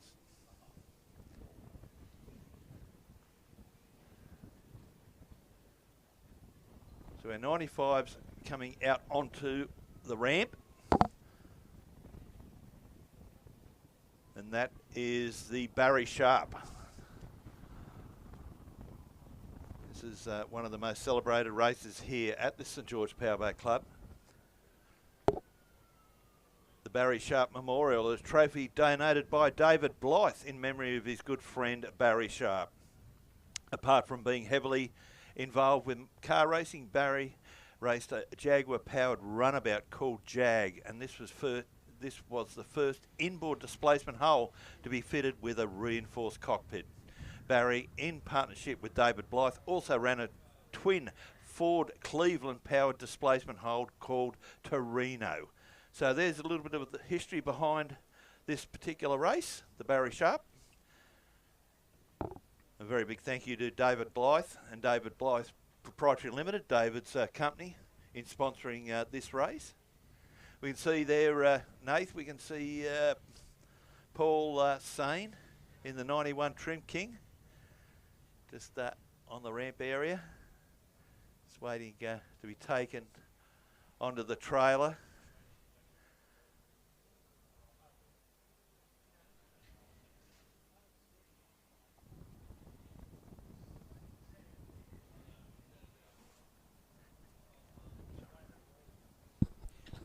Yes, you mentioned Paul Sane, the driver of Trim King, on screen just a minute ago. So Paul had a pretty exciting and lively time down at the Dargle Spectacular a few weeks ago. Had a barrel roll in that boat.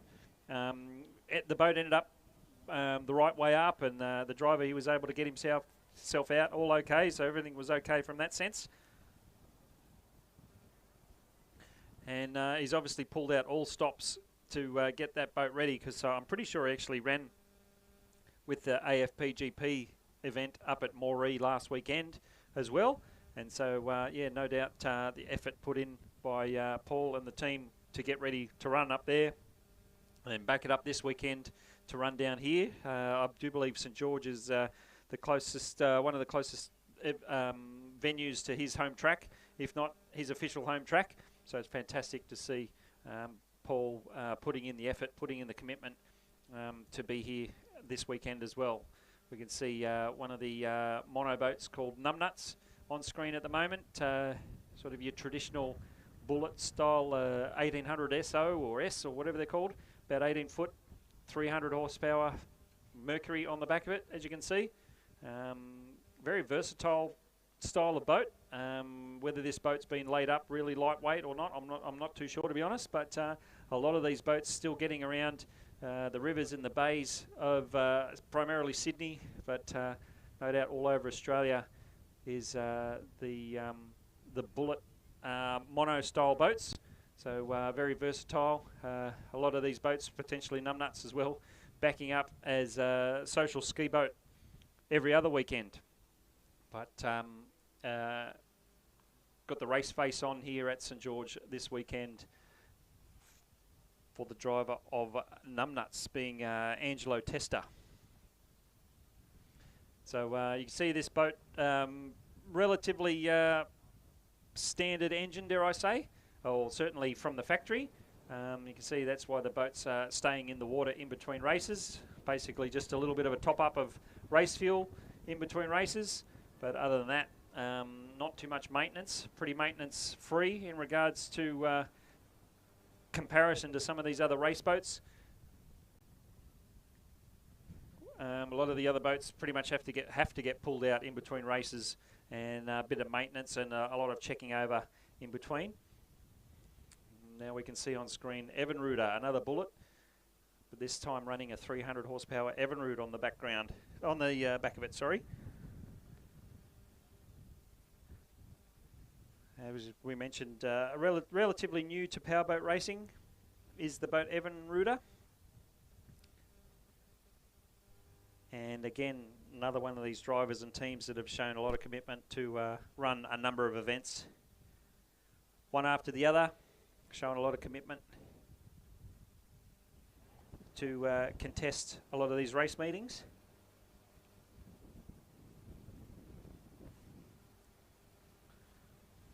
And again, it's fantastic to see some of these monoboats, this class sort of building again actually over the last probably 12 months or so. Went quiet there for a couple of years. Not too many people running in the mono class, which is your sort of your V-bottom style, regular, like I said, ski boat shape outboard style boats. But as I just mentioned, gaining in numbers in about the last 6 or 12 months, and hopefully that momentum continues. We get a couple more, and we get some full fields of mono outboards again on the racetracks of Australia. So just while we're waiting on the next race, being the 95 mile an hour inboards, another quick acknowledgement of some of the major sponsors here this weekend. So the St George Motorboat Club, which is the Marina and the restaurant and the social club here. Fantastic support from the St George Motorboat Club, ongoing, and is the home ground, so to speak, for the St George Aquatic Powerboat Club, which is the racing entity of St George.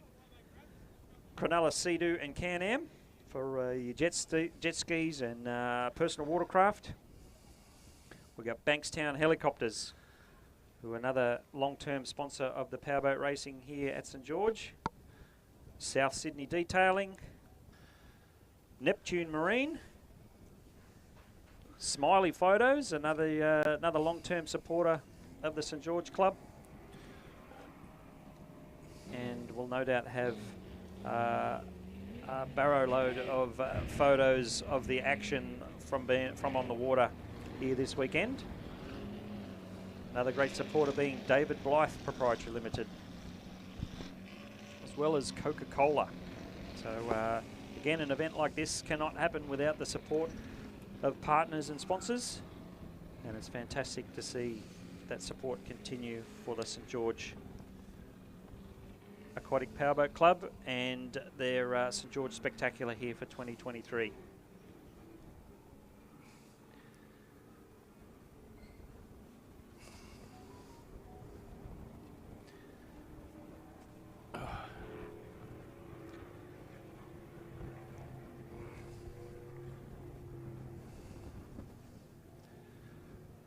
You having trouble seeing that screen?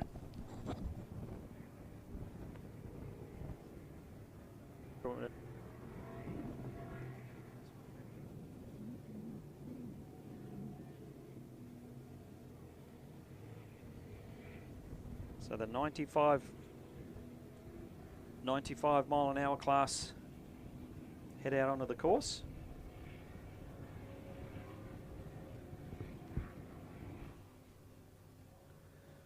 Looks as though we might just have inboards running this race. The when it was the 85 mile an hour, we had a couple of the mono boats, but whether it's just because of the other races before and after, whether they're staying on the sidelines for this one. Looks as though we've just got the 3 inboards, Heart and Soul, Time Out. Yeah, it is. Yeah, it is purely inboard. That's part of, well, you mentioned a little bit earlier, Nath, the Dita gift. So the Barry Sharp for 2023, brought to us by David Blythe Proprietary Limited. David, president here of the Registered Club, one of our great sponsors here this weekend. Some beautiful real estate in the background, Nathan. I'm just wondering how many units in that complex does N Mills own? None. None. I can confidently say. How about waking up to that every morning at of a night time here? You can come for some of the fine dining and whatever, and when the you head outside and you see the Tom Ugley's Bridge and Captain Cook Bridge all lit up, and it's a wonderful sight indeed. We can see on the inside, that looks to be Heart and Soul, TG, the Tomarong Tornado, Todd Gallant. He's on the inside. Looks like, is it Eliminator in? Timeout. Timeout in the middle. And on the outside, Endgame.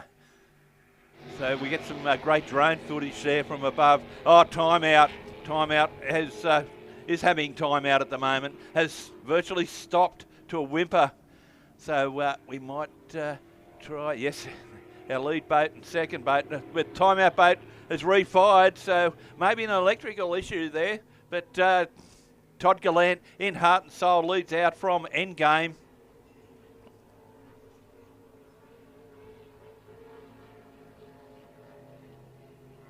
That's trouble. That's trouble, isn't it? So I beg your pardon, that's trouble leading Adam Wood. It's Todd Gallant on the outside. My apologies, ladies and gentlemen, boys and girls. So, is that Heart and Soul? Yeah. So Heart and Soul's pulled up on the outside of trouble. Just a bit of glare on the water there, making it quite difficult to pick up the boats here. But coming into South Sydney detailing, trouble on the inside. On the outside is Heart and Soul entering the Bankstown helicopters back straight. Adam Wood. He had a really good run in the Waggott a little bit earlier. Is he going to put the cream on the top here in the Barry Sharp for 2013? Yes, so the 5.2 litre inboard boat, trouble stepping up to run these 95 mile an hour inboard race. And you saw a perfect example as these two boats ran side by side into the end of the front straightaway. You could see both boats knew that they were at that rev limit, where they were pretty close to the 95 mile an hour limit. No doubt both guys probably wanted to sink the accelerator pedal a little bit further to make sure they get the nose in front, but unable to do that because, as I mentioned, they cannot go over 95 mile an hour at any point in time in this race. So that's why the advantage is to trouble on the inside. Even if both boats stick to 95 mile an hour exactly, poor old Heart and Soul has to go slightly further around the outside and therefore loses a little bit of advantage that way. But Adam Wood in trouble, showing some pace.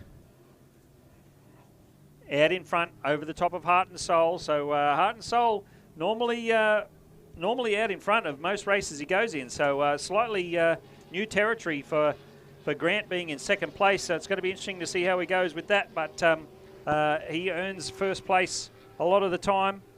But unfortunately, second place at the moment to Adam Wood in trouble. And the third boat, Timeout, did have an issue on that first lap or second lap. But not too sure if he's managed to keep it up and running. He did get running again, but not quite sure whether he actually finished this race or whether he registered a DNF. There he goes, just across the screen to cross the line and register a race finish in third place for the Barry Sharp 95 mile an hour inboards here at the 2023 St George Spectacular.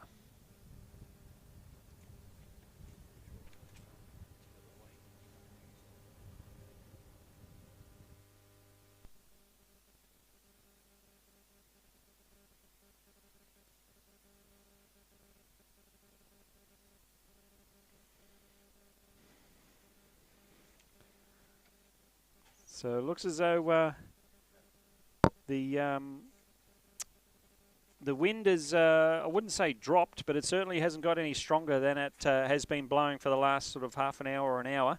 So it is obviously a little stronger than what it was this morning, but pretty much all boats have been out on the race course under these slightly heavier wind conditions. We've still got half a dozen or so races to go for racing here today. And then we get to come back tomorrow and do it all again. Couple of new boats coming tomorrow as well. Unfortunately unable to make it today on a Saturday. But a lot of the boats, well, pretty much all the boats here today will be backing up tomorrow as well. Fingers crossed everyone stays in one piece, mechanically speaking, and gets to join the action tomorrow, because we've got a full race card again tomorrow. All of the boats will be back out on the water for at least 3 or 4 races each. So the big bangers are still yet to come. Second last race of the day today, unlimited inboards. We've got the 5.2 litre Carby Waggott Cup coming up for Heat 2, which will include the boat Trouble, who was driven by Adam Wood, who was just out there and had a successful run in this 95 mile an hour inboard race. He'll be back to the pits for a quick splash and dash, and then back out to contest the 5.2 Carby inboard displacement race. Then it'll be the F4s for their 3rd time today. The Open Monos will have another run. Then the Big Bangers unlimited inboard. And the final race of the day will be the 3rd heat of the 85 mile an hour combined Sam Brown trophy race.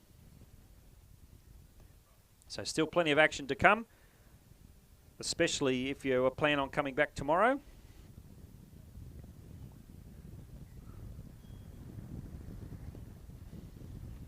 We've made mention of the Vintage and Veteran Powerboat Club, who are assisting the St George Aquatic Powerboat Club to help with the logistics of this race meeting this weekend.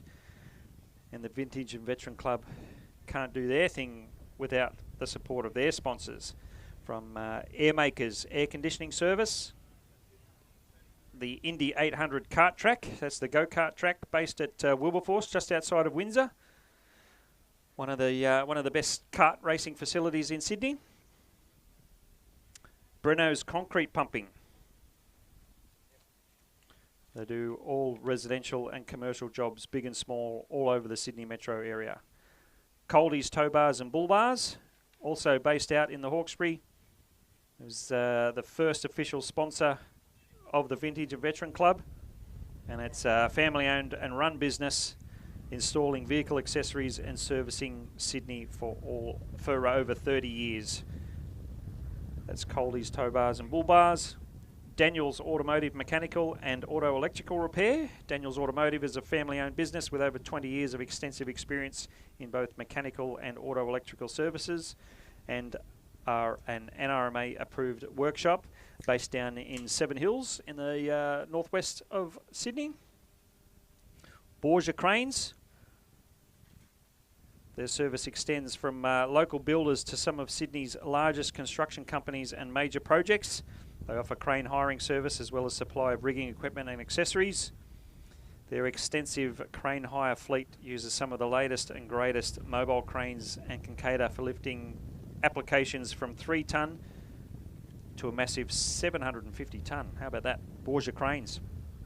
Hawkesbury Forklifts, from transport, servicing, breakdowns and fabrication and refurbishment of forklifts and material handling. Hawkesbury Forklifts.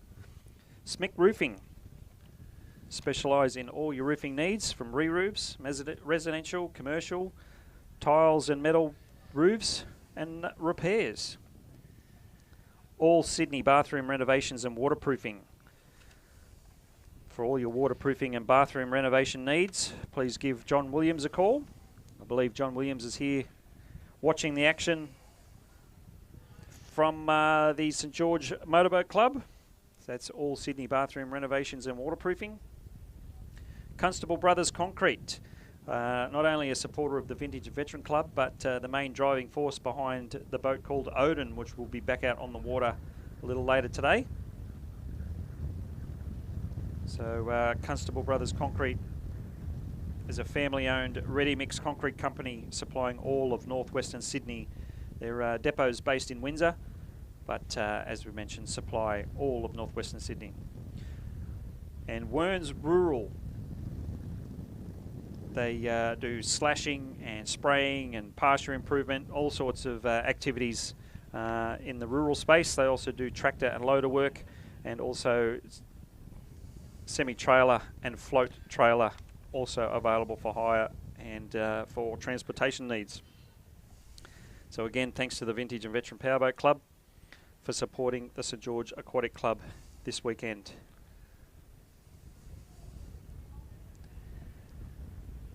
So the next race on the water will be the 5.2 Carby inboard displacement.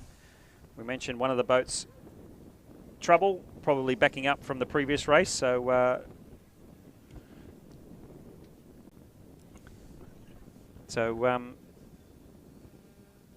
that's actually not the case, because this next race is cast iron inboard displacement. That boat trouble not eligible to run. So we have the boats back in black, driven by Royce McIntyre. So that's the young bloke of the father and son team. And the boat Quiver, Justin Frankham. So Justin Frankham in Quiver had the upper hand in the first heat. We're not too sure of the pole positions for this start of the next heat, but no doubt young Royce is going to give it his best to match it with Quiver.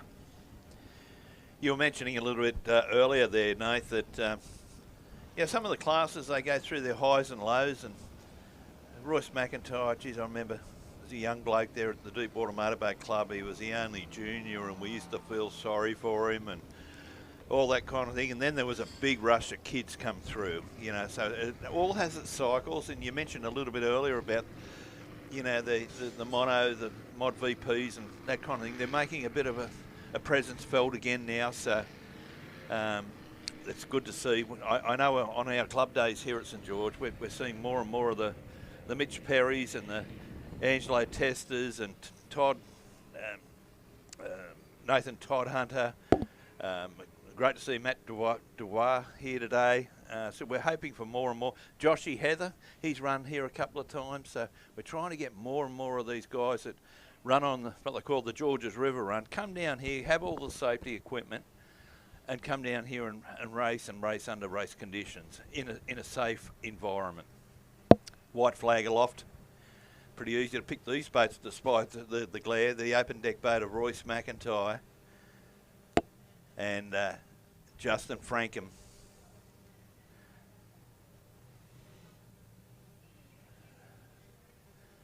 Justin coming from the Warragamba area.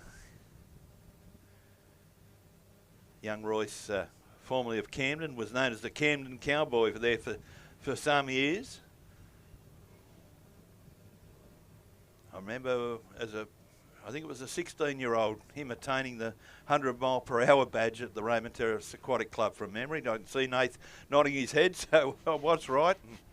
And, you think, I think of guys like Brooke Tatner with the Speedway. He was able to do all the big speeds at 16 years of age, yet he could only go 80 kilometres on an L plate on the road. So it's the same kind of thing with our boats. But Roy's got a young family himself now, and great to see. Of course, the Frankham family, a lovely family. Justin, his lovely wife Leanne, and the two boys. They've all come through the Formula Futures. That's time to shine here this weekend.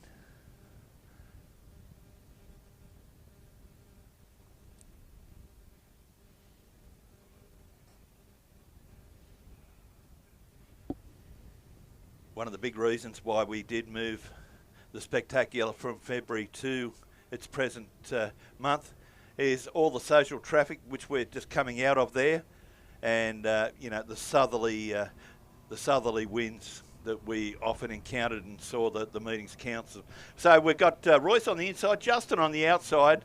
We'll see a flag dropped, and it does drop. Good start by both boats. Horsepower heaven on the outside there to Justin Frankham. He leads, but Royce McIntyre coming up to South Sydney detailing. He has got the inside line. So they've got to be at least three boats in front before they change lanes. Look at McIntyre coming on the inside. Frankham's not going to have it all his own way here, Nath. No, you heard the throttle control from Justin Frankham down that front straightaway. Wasn't able to keep the foot flat the whole time. He had to back off. You saw the nose of the boat get a little high in a couple of spots, and you heard him back off the throttle. As you can see now, he has left young Royce a little bit of racing room, but Justin Frankham in Quiver A nice, comfortable position. Handful of boat lengths in front at the moment. 1 lap down. As you can see, the nose of that boat goes up a little bit high. You can see, or most likely you can hear it actually. You hear Justin get off the throttle, gets the nose back down again. As we mentioned, as they head along this front straightaway, the St George Motorboat Club front straight, they're heading into the breeze. Traditionally, when I say that, I'm double checking the flags outside the clubhouse here, and the wind keeps swinging around a little bit, so it's a bit blustery, and these drivers are going to have to be careful, as the wind's not consistent from one direction in one speed. So no doubt they've got to keep their eyes peeled on the race course the whole time. It's not like car racing where it's the same course conditions for the whole race. Basically, of course, we're racing on water. The race conditions change every lap, so drivers have to be very vigilant throughout the whole race, and Justin Frankham's doing just that. He's, as you can see, he's changed lanes. He's right up on the inside. Royce is on the inside as well, but back far enough to be outside the wash. And if anything, that might help Royce, because Quiver actually flattens the water out a little bit and allows that second boat to drive a bit harder. But Justin Frankham probably got a few more horsepower on the back in black boat, and showing that cleanly at the moment.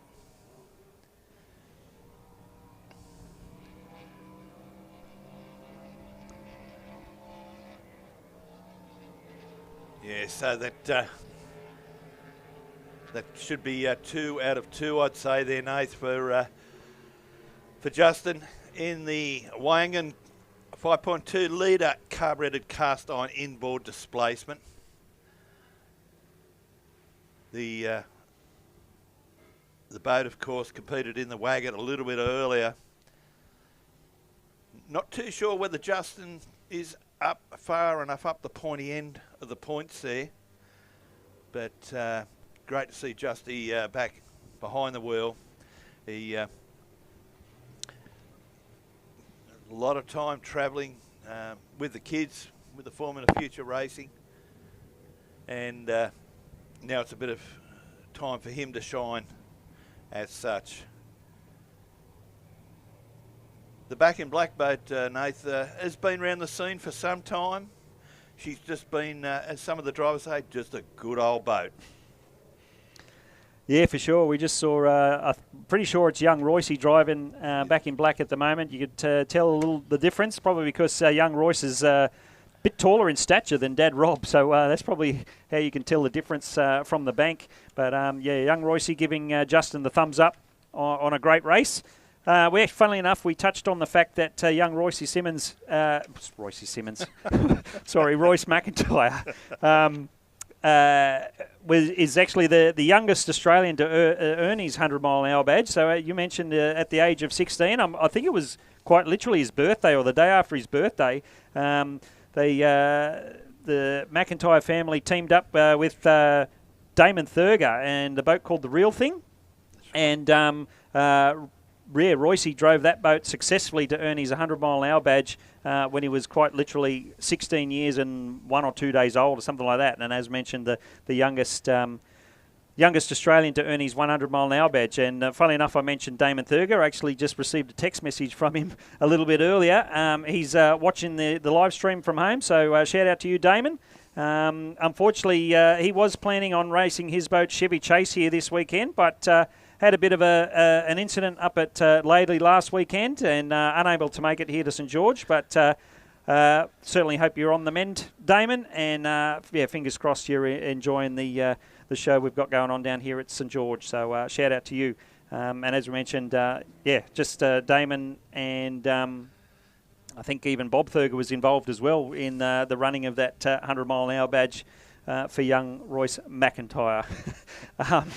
As mentioned, yeah, the youngest Australian to earn his 100-mile-an-hour badge. So, yeah, congratulations to everyone to earn that nice little milestone in Australian powerboat racing history. Pretty cool thing for some young bloke to be able to hang his hat on that. So, yeah, fantastic to see Royce McIntyre out on the water, and a pretty successful run, even though it was second place. Another pretty good strong run in the 5.2 carby inboard displacement second heat. tell you what, there, Nathan, I'd love to see Royce Simmons behind the wheel of one of these boats, and I tell you what, it'd be a fun presentation. I'll have a beer with everyone, you know, and everyone remembered how we celebrated Penrith's win in the grand final, and no, he's got his own health battles at the moment, Royce, but young Royce McIntyre, yeah. You mentioned Damon.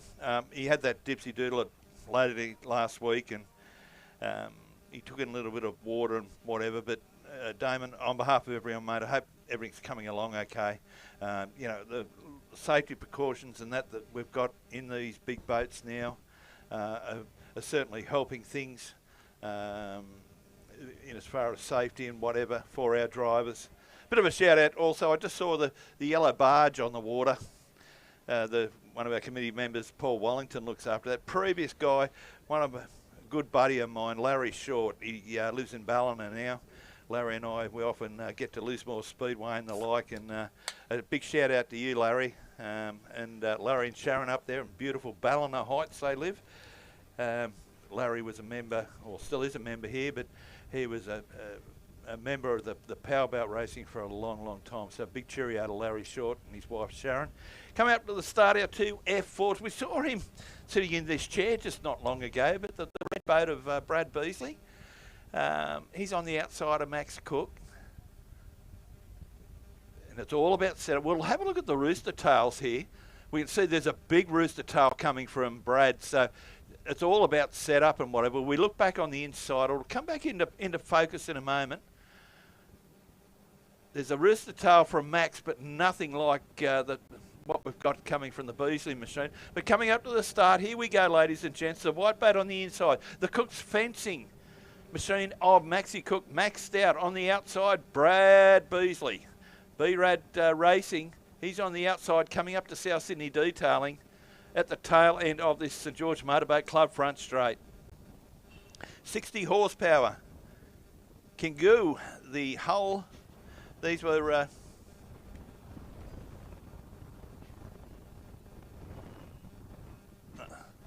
two of the first boats to come into Australia from China, built out of a factory there. And Nath did mention a little bit earlier, this is generally the class that a lot of our Formula Future drivers move from once they attain the age of 18. They move into this class or the 25 horsepower. But Brad, he's come from the outside in. I thought initially that may have been an incorrect setup, but that certainly proved me wrong, because Brad Beasley onto the St George Motorboat Club front straight, coming up to complete 1 of 4. He leads Max Cook. Yes, you mentioned it comes down to the setup of these boats. So even though we mentioned it's a controlled engine and very similar hulls, it's going to come down to propeller choice. And you probably picked up, you can fine-tune the height of the engine on the back of the boat. So whether Brad's running that boat, the engine just a little bit higher, and therefore we saw slightly bigger rooster tail as they came down the front straight away. Whether that's the case or whether it's just that particular propeller that's on that boat at the moment, it throws a little bit more water in the air. But what's his name? For Brad, it's doing the job right. And we saw this is the third heat of the F4s today. It's been 1 win to Max, 1 win to Brad so far, and it looks as though Brad's got the upper hand at the moment. But let's not forget, Maxi's in lane 1 on the inside, and it's going to be interesting to see whether he can claw any of this distance back. So not too far away, so he's doing all right. Still 1 lap to go, I think, as they come down to greet the yellow last lap flag. And but as Craig mentioned, the Beasley team may well have their setup right for conditions here at St George. You mentioned the these boats being imported from China. And that's because this class is actually a part of the World Formula Championship. There's F1s, there's F2s, there's F3s, and then these F4 boats. And the whole intention of these F4 boats were to be a fairly controlled hull, very much like a production-based hull, if you like. still a dedicated racing boat, but the idea being that they churn a lot of them out. And because of the pretty much controlled hull specifications and a controlled engine, it's pretty much evenly matched racing. And as we touched on before, it's normally comes down to race boat setup and the pole draw. So we can see at the moment the Beasley team just with the advantage at the moment, but whether it's just the camera angle, looks as though Max was in maxed out, was having a good run, and a bit of a drag race down to the checkered flag on the St George Motorboat Club front straight away, but it looks as though Brad Beasley managing to stay out in front to take the checkered flag, only a handful of boat lengths over the top of Max Cook in maxed out. Yeah, that one went against the normal tune there. Brad had come from outside in, and normally where the boat and driver ability are very similar, it's generally whoever gets the inside pole. But Brad, he threw a spanner in the works there because he belied what everything we were trying to say. But anyway, look, 4 laps. So we've been caught out again. It's 4 laps, not 3. So the guys running for the Ron Lawton Trophy this weekend. Great to see boat owner Alan Baker and his daughter Jean down here this weekend. Nice line there from Brad.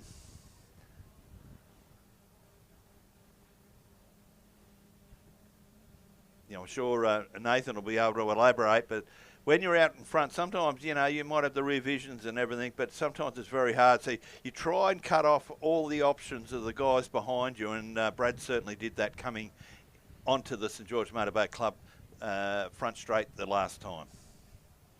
Yeah, most definitely. Obviously, we do need to stick to your lane choices in the turns, but you saw there from Brad, he was a nice and tight, probably lane 2. Technically speaking, Max probably could have got up the inside, but it would have been a very narrow track and hard up against the turn boys. But very clever move there from Brad Beasley in that last turn. So technically speaking, he probably wasn't right on the inside in lane 1, which would have allowed Max, if he was close enough and if he was brave enough to hug those turn boys really, really tight. But again, Brad able to keep the speed up. A nice smooth turn around that turn, boys, and managing to keep the nose out in front. Max probably did get a little bit of distance back on Brad on that last turn and up the final straightaway.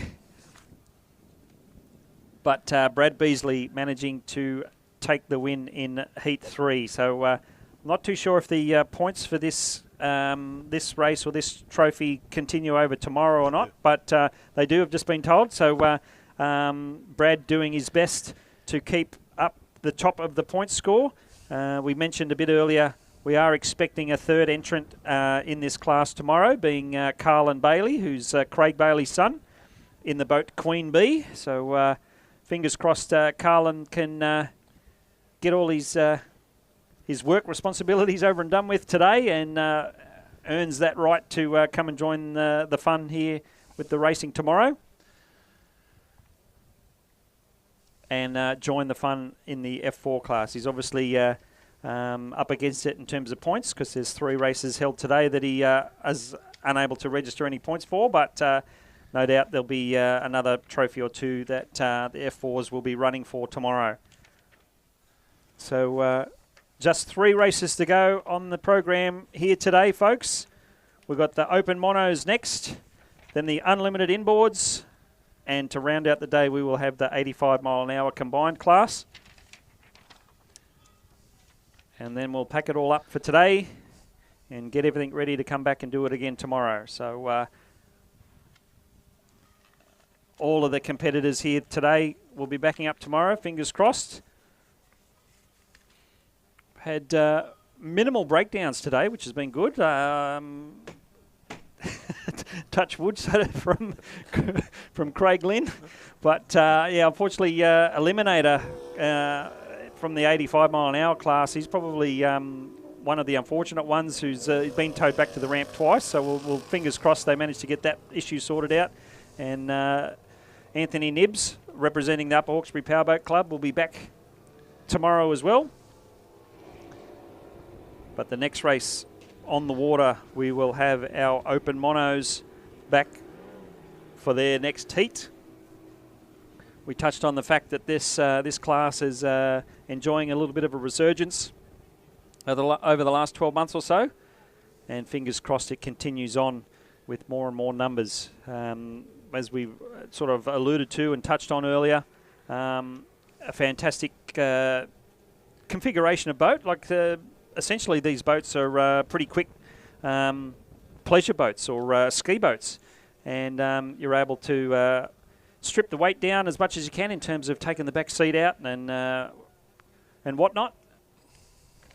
And then you'll be able to go circuit racing one weekend, put the seat back in, put the connect the tow rope back up, and go skiing the next weekend. So yeah, pretty fantastic and versatile combination of hulls and engines in this mono class.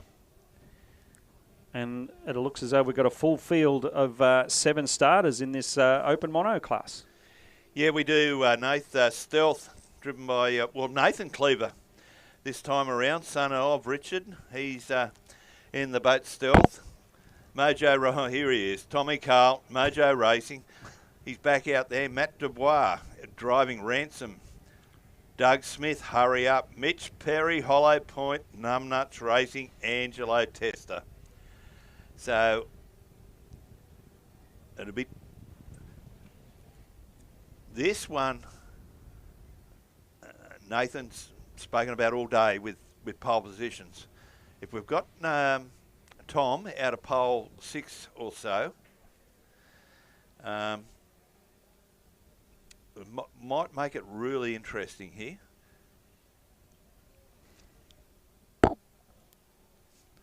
The replica boat of Dougie Smith, a replica 1750 bullet chassis, 2.5 Merc with EFI, producing around about 260 horsepower.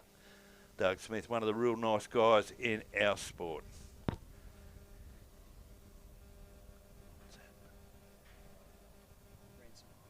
Okay, so it looks like Ransom's coming off inside pole. Hollow Point, or might be Numbnuts Racing, Stealth, Mojo, and a big start again by Mitch Perry right down the outside. We can see Mojo Racing in amongst it, very wide out indeed. But the inside is going to be highly beneficial. They're going to go out very wide, some of these guys. They might have won the start, but they're going to have to go very, very wide indeed. I think that's a boat of Hurry Up, Doug Smith. He leads out. We can see Stealth there, Nathan Cleaver, the boy all the way from Albury, the father and son team. We can see the boat coming up on the outside. Might be Mitch. Mojo Racing. Tom Carl. He's moved into set. Look at this charge on the inside, though. Looks like Hollow Point, Mitch Perry. He wants a bit of the action. Nathan Cleaver's come back. So we might have a 3-1. We might even have a 4-1 here, Nathan Cleaver. Nathan Mills. Roy Simmons. Yeah. So we've got Mojo Racing. Gets the back up out in front of that battle with Stealth. With a bit of a roar from the crowd. Can only assume it was because of that close action. We got the... Who's out in front? I can't see. So Mojo Racing comfortably now in second place. Still got to go around the outside of Stealth. But it's Ransom out in front.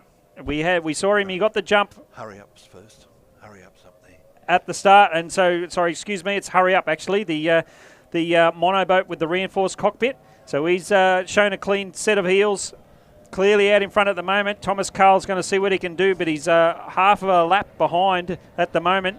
But clearly in second place is the boat Mojo Racing. So a bit of a battle on for third place here with Stealth on the inside and Hollow Point on the outside. Evan Ruder just there waiting to see if he can stick his nose in there. And then Numbnuts and Hollow Point out the back. Oh, sorry, Hollow Point's in the front of the screen at the moment. Over the top of Evan Ruder. And it's Stealth who's just out in front of this group here. We've got Hurry Up way out in front at the moment. Mojo Racing seeing what he can do. But the race is on for third place. We've got Stealth, Evan Ruder on the inside, Hollow Point on the outside. Okay, coming up, this should be on our last lap. So hurry up, Doug Smith has said ta-da, goodbye. So we're focused with our Blendline viewers, both here in Australia and overseas. We can see Hollow Point. He's moved to the outside of the stealth machine, driven by Nathan Cleaver. Nice corner by both boats. I'm not sure, is that the, I think that's the Ransom boat just behind them, or maybe even Evinrude there, having a really difficult time. Hit a bit of wash, but that's checkered flag time. So Doug Smith taking, well, that's a commanding win for Doug. He got that clean water early on, and then he wrote the book and closed it very quickly. Second, Tommy Carl, the ever-consistent Tom Carl. And next along is Nathan Cleaver. For those particularly here at the venue and at home, unfortunately, Nathan and I were experiencing a lot of glare where we are, and some of these boats with the glare on the water are proving highly difficult to decipher. So please bear with us. We're expecting a fair bit of cloud tomorrow, so that may make our job a little bit easier. I'm sure the drivers will appreciate that as well. That race brought to us by Cronulla Sea-Doo. They've been with us a couple of years now. They've been great sponsors for us, Cronulla Sea-Doo.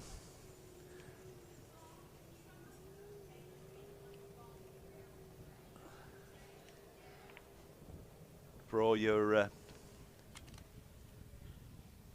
jet skis and the like, they regularly provide us with a jet ski or two for our rescue missions here. So once again, a very big thank you to our good friends at Cronulla Sea-Doo. See a bit of cloud coverage there from our cameraman from Blendline. We've got two more races coming up, unlimited inboard and 85 mile per hour.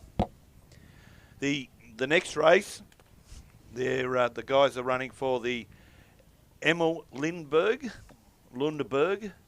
was one of the founding members of the club. He took an active part in the formation and growth of the club and the racing. He, along with Sid Anderson, raced Miss Florence, which was the club champion boat in 1920 and 21. He was elected a life member in 1944. Upon his passing in 1982, after 40 years of membership, a trophy was presented to the club in his honour. This trophy was for an annual handicap race, and the winner each year still qualifying for the Champion of Champions. When handicap racing and the number of Saturday race days were depleted, the race was changed to an unlimited, unrestricted championship in 1998, and then to a 6-litre open inboard championship in 2003. So that's our next race, the Emil Lundberg. And our starters are as follows. Wrapped Racing, Blake Sherry. Cranky, Dave Freeman. Explicit, Liam Hearn. I'll repeat, Liam Hearn. That's the son of Chris. Brian Kilpatrick, Melody. Quiver, Justin Frankham. And our twin turbo, the 540 cubic inch Chevrolet of Ryan Constable. That's our 6 boat and driver field. Really tasty race coming up, Nathan Mills. Certainly is. It's the second time we've seen the big bangers, so to speak. Explicit, we mentioned before, straight 6 Ford, single turbocharger, and Odin, big block Chevy V8 twin turbocharge. We've our normal, dare I say, normal unlimited displacements, if anything can be normal about an unlimited displacement. Traditionally, they're a supercharged, the Root style supercharger on top of the V8, but the Constable Brothers team choosing to go with a twin turbo style motivation and it's going to be interesting to see how they back up. They did have, from memory, they registered and did not finish in the race they had a little bit earlier today, so fingers crossed they've got that sorted. I was just going to ask Nathan, I'm out at the Speedway all the time, and with a sprint car, you've got the top wing and you've got the bottom wing over the front of the sprint car.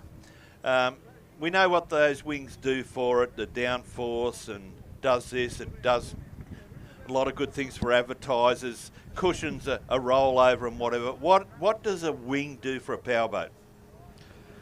Yeah, well, the aerofoil wings on the back of these boats, basically, as the faster and faster these boats go, the lighter they run on the water. So they basically are quite literally planing across the top of the water.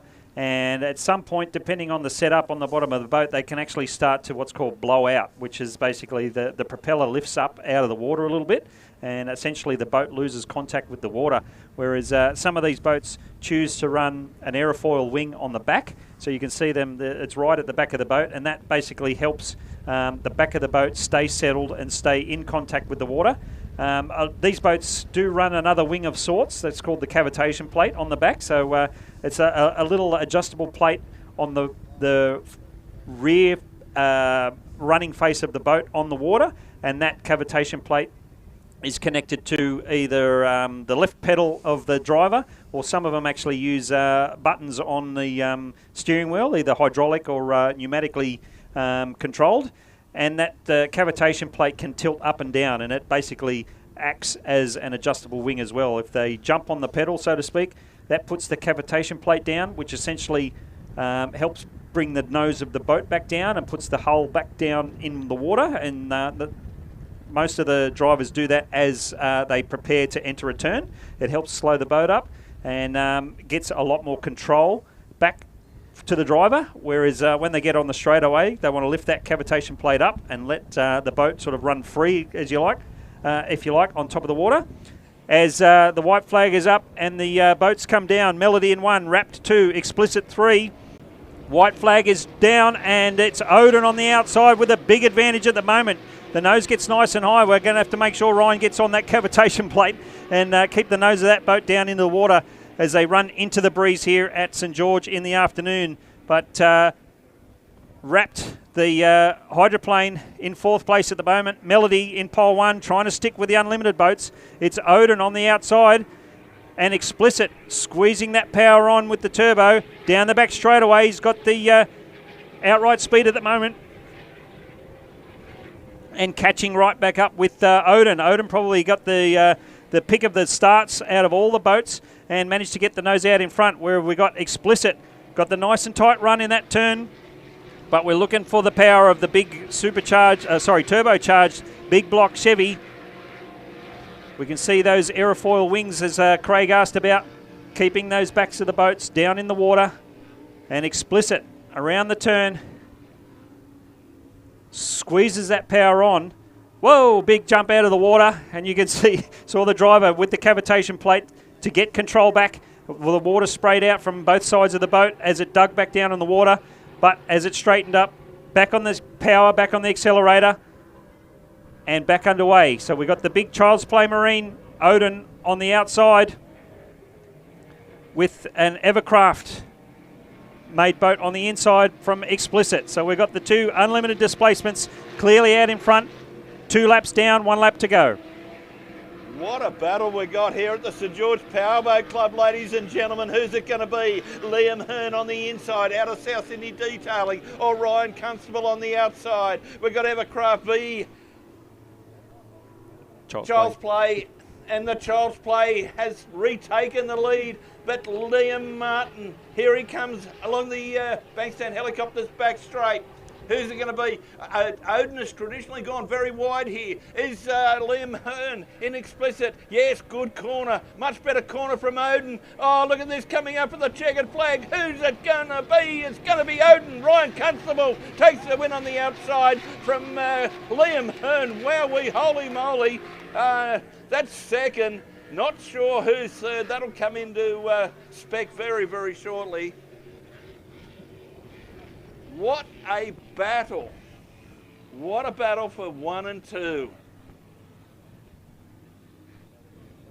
Looks like Melody back in third.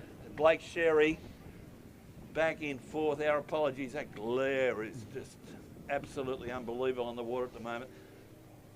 I tell you, Nathan Mills, that was a race-long duel. You know, there was Evercraft, then Child's Play. Child's Play, then Evercraft. It was all over the place. The best corner Ryan Constable made was on that last corner in the Cronulla Sea-Doo. It was much tighter indeed, and that gave him all the momentum.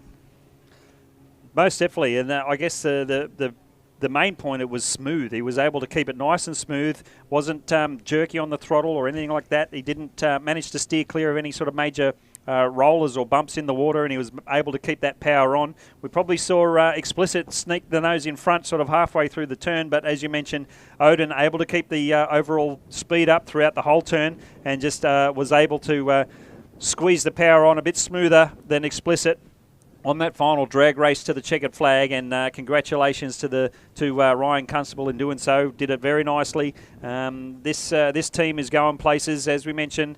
They've only been on the water for a handful of race meetings, and with every race meeting, the team understand the boat better. The driver understands the boat better. He understands powerboat racing better. As we mentioned, this team previously running in ski boat racing.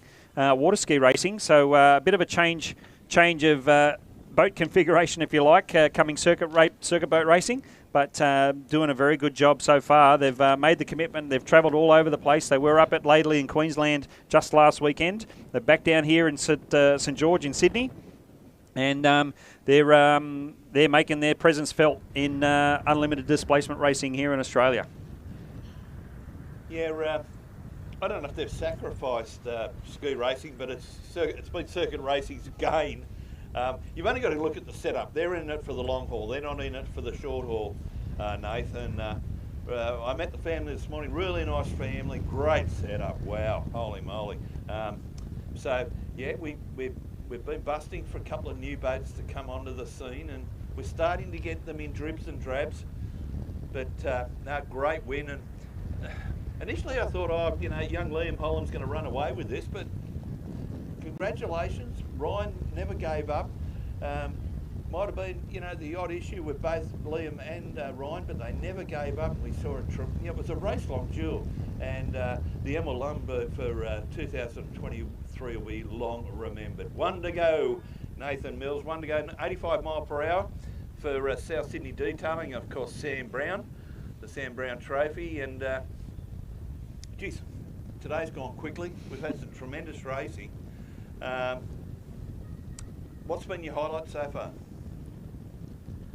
Well, I don't know if it's just because it's fresh in my mind, but that duel just then, like you mentioned, the full 3 laps, it was a side-by-side battle. We saw Odin probably got the jump at the start on the outside, but then Explicit just squeezed the power on, got the nose back in front, but then as we were able to call, it was just a jostle back and forward for the lead throughout that whole 3 laps, and it was a very fast race, and we saw it. Both drivers had to go gingerly into that wind, into that breeze, and very interesting to see the outcome go to Constable Brothers Odin. And as we mentioned, that boat getting faster and faster with every race meeting. We touched on the fact that the Explicit boat, it's only still a relatively recent combination change as well. That as we mentioned, that boat used to run 6-litre displacement class and has stepped up out of 6-litre normally aspirated configuration, and stepped up into this unlimited class with this quite a different setup, being the straight 6 Ford Barra motor, as they're called. The taxi engine, as a lot of people call them, and obviously with the big snail or the big hairdryer bolted on the side, in terms of the turbo, and it's great to see people doing something a little bit different to the traditional root style supercharger. Obviously, a lot of those people still think there's plenty of power and reliability left into that setup, but obviously with the technology advancing in terms of engine components and the like, these turbo engines, not just in powerboat racing, but in other forms of motorsport, these turbo engines seem to be starting to get the bit of the an upper hand. And I guess we had one example of it shown for us just then with the boat Odin with the twin turbo getting up in front of the single turbo straight six Ford. Yeah, I'm glad you mentioned that, Nathan, because, you know, I'm a little bit older than you, but I do remember, you know, Robbie Francovic in circuit racing coming across from the ditch with the Volvo back in the day, and that was turbo, and everyone remembers the Sierras, the Ford Sierras, and there was always turbo issues, and they'd be waiting for the turbo to kick in. Remember years ago, Brucey Sanders had the turbo powered Red bellies. Yeah, and there was issues with that, but now you're not having turbos kicking in and out like they were back in the day. It's just instantaneous power, and the guys, I know there's a lot of rivalry between you know, guys like Brett Shepherd and Ryan. You know, I think there might be a few dollars on their next race at the Upper Hawkesbury, but yeah, it's certainly not. The turbo issues have just disappeared, and yeah, good on them. We can see the 66 boat of Joel Smith. They might be taking the boat up for a bit of load wheeling or the like. Not too sure there, but he's certainly not in the last race. He should be proud of his efforts today. Probably not as good as what he went last week, but he's going to have his work cut out. The Beetle Bailey, he's been outstanding today, and you know, our races tomorrow, assuming everyone gets through today okay, and I cannot wait for Champion of Champions. You know, you're going to be throwing up boats like Joel Smith and Craig Bailey against, you know, your Hearns and Constables and whatever, and it's the best of the best. And yeah, a lot of bragging rights, just like our political parties, Liberal and Labor, you know, Holden and Ford, you know, outboard versus inboard. It's all the same, Nate. And, you know, as we said with Bailey a little bit earlier, he loves going around Australia, knocking off the big bangers, the big supercharger or the turbocharger in this case. So we certainly, that's the last race tomorrow afternoon. But we're going to get through today. That's it's difficult for us to commentate. Never mind trying to find out which boat's what. But these guys, particularly going into the northern turn and coming on to the St George Motorboat Club front straight, it must be very, very difficult indeed. Yeah, so we're going back to highlights of the day. Look, I know the race was good and it was fresh in our mind, but I really enjoyed the Waggott today because, you know, after two races, I thought we can throw out the form guide. Next minute, third heat, Adam Wood's gone, see you later. So I'm going to be very eager at the presentation tomorrow night to find out who 1, 2 and 3 are. Most definitely, and as we were mentioning sort of throughout the day, the fact that it's spread out over 3 heats and 4 laps. Yeah, you got to be reliable and you got to be fast. So these guys, they did that, and as we mentioned, yeah, I think it was 3 races and 3 different winners from memory. So yeah, very, very good entertainment for 3-hole laps, 3-hole races. Sorry. And so it's fantastic to see that Ken Waggott race, Ken Waggart Memorial being run here again at St George. It hasn't been run for a few years with thanks to COVID and the like, and been down a little bit on numbers for that 5.2 open class, but great to see 6 or 7 boats in the entry list here today, and no doubt these 5-litre boats will be back again tomorrow. Yeah, might actually say St George is probably the home of the 5.2-litre displacement racing in Australia. Obviously, other clubs and other events do run it, but especially with this race, the Ken Waggott being probably the most prestigious 5.2-litre open race in the country. There are a couple of others, one called the Chiquita Cup, which runs down at Dargle, and also the John Rocky Allen, which is a 5-litre open race as well. But yeah, the Ken Waggotts, as you mentioned a bit earlier today, has been running probably since the 70s, and it's been the 5.2-litre race to run for in the country. Yeah, you mentioned another trophy there, the John Rocky Allen. I know a guy by the name of Charlie Mayfield was very fond of that trophy, and everyone that talks about the Waggott, I know Rhonda Vodikovic Apatari absolutely loves the history of the Waggott. I do know that guys like Adam Wood, that was their number one purpose in coming down this weekend was the Waggott. You'd think it was an Australian championship, but I think whether the rules go the way of capsules or wet, I think the guys want to get their names on the trophy in at least in their current spec. But last race of the day, we've had some wonderful racing. No incidents, touch wood, and I'm quite sure all our officials in the tower have. There's no concerns for them.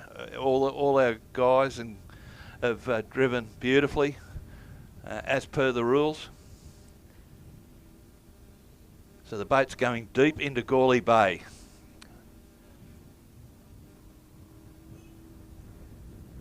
So they're on their circle.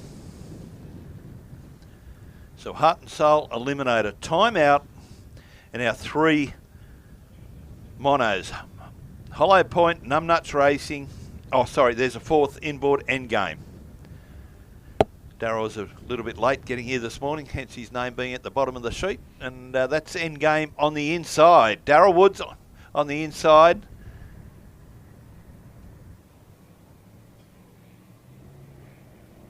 That's Heart and Soul out of 2. Time out in 3. Oh, big high side there from Darryl Woods in Endgame. Geez, the game ended very quickly there. So it's... that's a much better. We can see. That's Hollow Point in 1. So Hollow Point, Mitchy Perry. That was a boat I was having trouble seeing. So Mitch Perry in Hollow Point on the inside. On the outside is Mick McIntosh from the Raymond Terrace Aquatic Club. And beg your pardon, Todd Gallant in Heart and Soul. Look at this battle between the two inboards on the Bankstown helicopter back straight. It's Time Out that goes in much, much deeper. But I tell you what, he's got the momentum. But Todd Gallant, he's like nailed to the rail there. Beautiful corner. So Todd Gallant leads out from Mick McIntosh in second place. Third place still Hollow Point. Mitch Perry upholding it for the Outboarders. The local boy here, but... could it be his first big win here? But no, Gallant comes back on the inside of Time Out, Mick McIntosh. But McIntosh back on the Bankstown helicopters back straight. He lunged up. But Todd Gallant, the 2022 club champion here at the St George Powerboat Club last year, he leads out coming into Cronulla Sea-Doo. Side by side into the top end turn, we've got Heart and Soul on the inside, Time Out on the outside. You can see that Heart and Soul boat slightly bigger in stature and slightly more surface area on the water. Whether that helps keep the boat secure, you can see the boat Time Out actually with a little wing mounted to the back of that hull as well to assist in keep that boat under control. And we can see the caution flag out from one of the course boats. That was from the boat Endgame.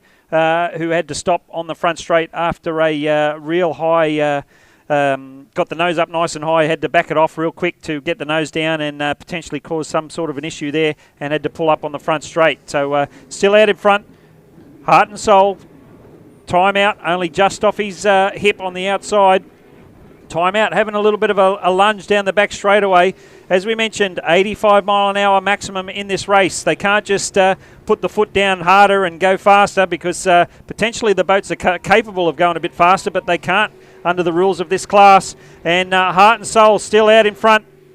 Time Out drifts right out wide in the final drag race to the checkered flag, and it looks as though it's going to be Heart and Soul who maybe just kept the nose in front as they crossed the control line in front of the control tower.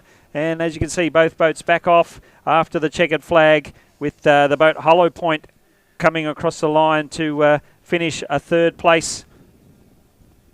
being the only remaining outboard mono to compete in this 85 mile an hour class. So an unfortunate DNF from the end game boat. It all finished for him just after the drop of the flag. You can see that boat there, number 54, stranded because of whatever particular issue. But fingers crossed it was only relatively minor in the sense that they'll get that thing sorted and get back into the pits this afternoon, sort that out. So fingers crossed he'll be back on the start line for these restricted or limited outright speed classes tomorrow. So that's it for competitive racing today. We do have a full race program scheduled for tomorrow. And again, another fantastic full race day of racing here at St George Motorboat Club down here at Sans Souci. Like we mentioned, a great mix of boat styles and power plants. That's what powerboat racing is in Australia, a great mix. Any type of boat that you're interested in, there's a race class, you can get involved. And as we mentioned, the mono class, bit of a recent resurgence, so people getting involved there. Some new boats right up the point end of the field. We spoke about the Constable team of Odin and Ragnar joining circuit boat racing. There's also talk of some other famous names of people like Terry Sainty, the Top Fuel drag racer, potentially looking for a race boat for sale and looking to come and join the action too. So how about that when you got people like that interested in coming powerboat racing? It's very exciting indeed. And as we mentioned, as we sign off here Saturday afternoon, we look forward to coming back Sunday morning and doing it all again, Craig. Yeah, thanks indeed, Nathan. Yeah, geez, you mentioned a name there, and we did see a guy here today connected with the Sainty clan, of course, Mark Holmes. And geez, you know, this is the late great Steen Sainty. This is where he started his career, and you know, through his son Terry, then moved on to, you know, obviously Top Fuel. He's Steen's daughter, Julie, married to Phil Reed. So, but to have, if Terry was to come back, that is a huge plus for our sport. Look, it's been a tremendous stage race. We're going to do it all again tomorrow. Hope to see everyone back here around about 9:30 in the morning. We'll have all our briefings and the like. Blendline are going to lock in around about 9:30 as well. We've got some big races coming up. Another couple of Aussie championships. Of course, Champion of Champions, the last race of the day. Thanks for your commitment today, Nathan. It's been great working with you. The St George Powerboat Club has really enjoyed having you, and I enjoyed having you here as well. And we'll top it all off tomorrow. So 9:30 is the time. Everyone at the venue, thank you very much for your patronage. If you're going to have a drink, do not drive. Have your designated driver there and ready, or get a cab home. Of course, we hope to see everyone back here tomorrow. Everyone that's watched our Blendline, watched coverage via Blendline, either in Australia at home or overseas, thank you very much for your time. We hope you've enjoyed it, and we hope you come back tomorrow. Craig Lynn's my name. On behalf of my co-commentator Nathan Mills, a very good afternoon. We'll see you here tomorrow, and we'll see you at 9:30 tomorrow. Bye-bye.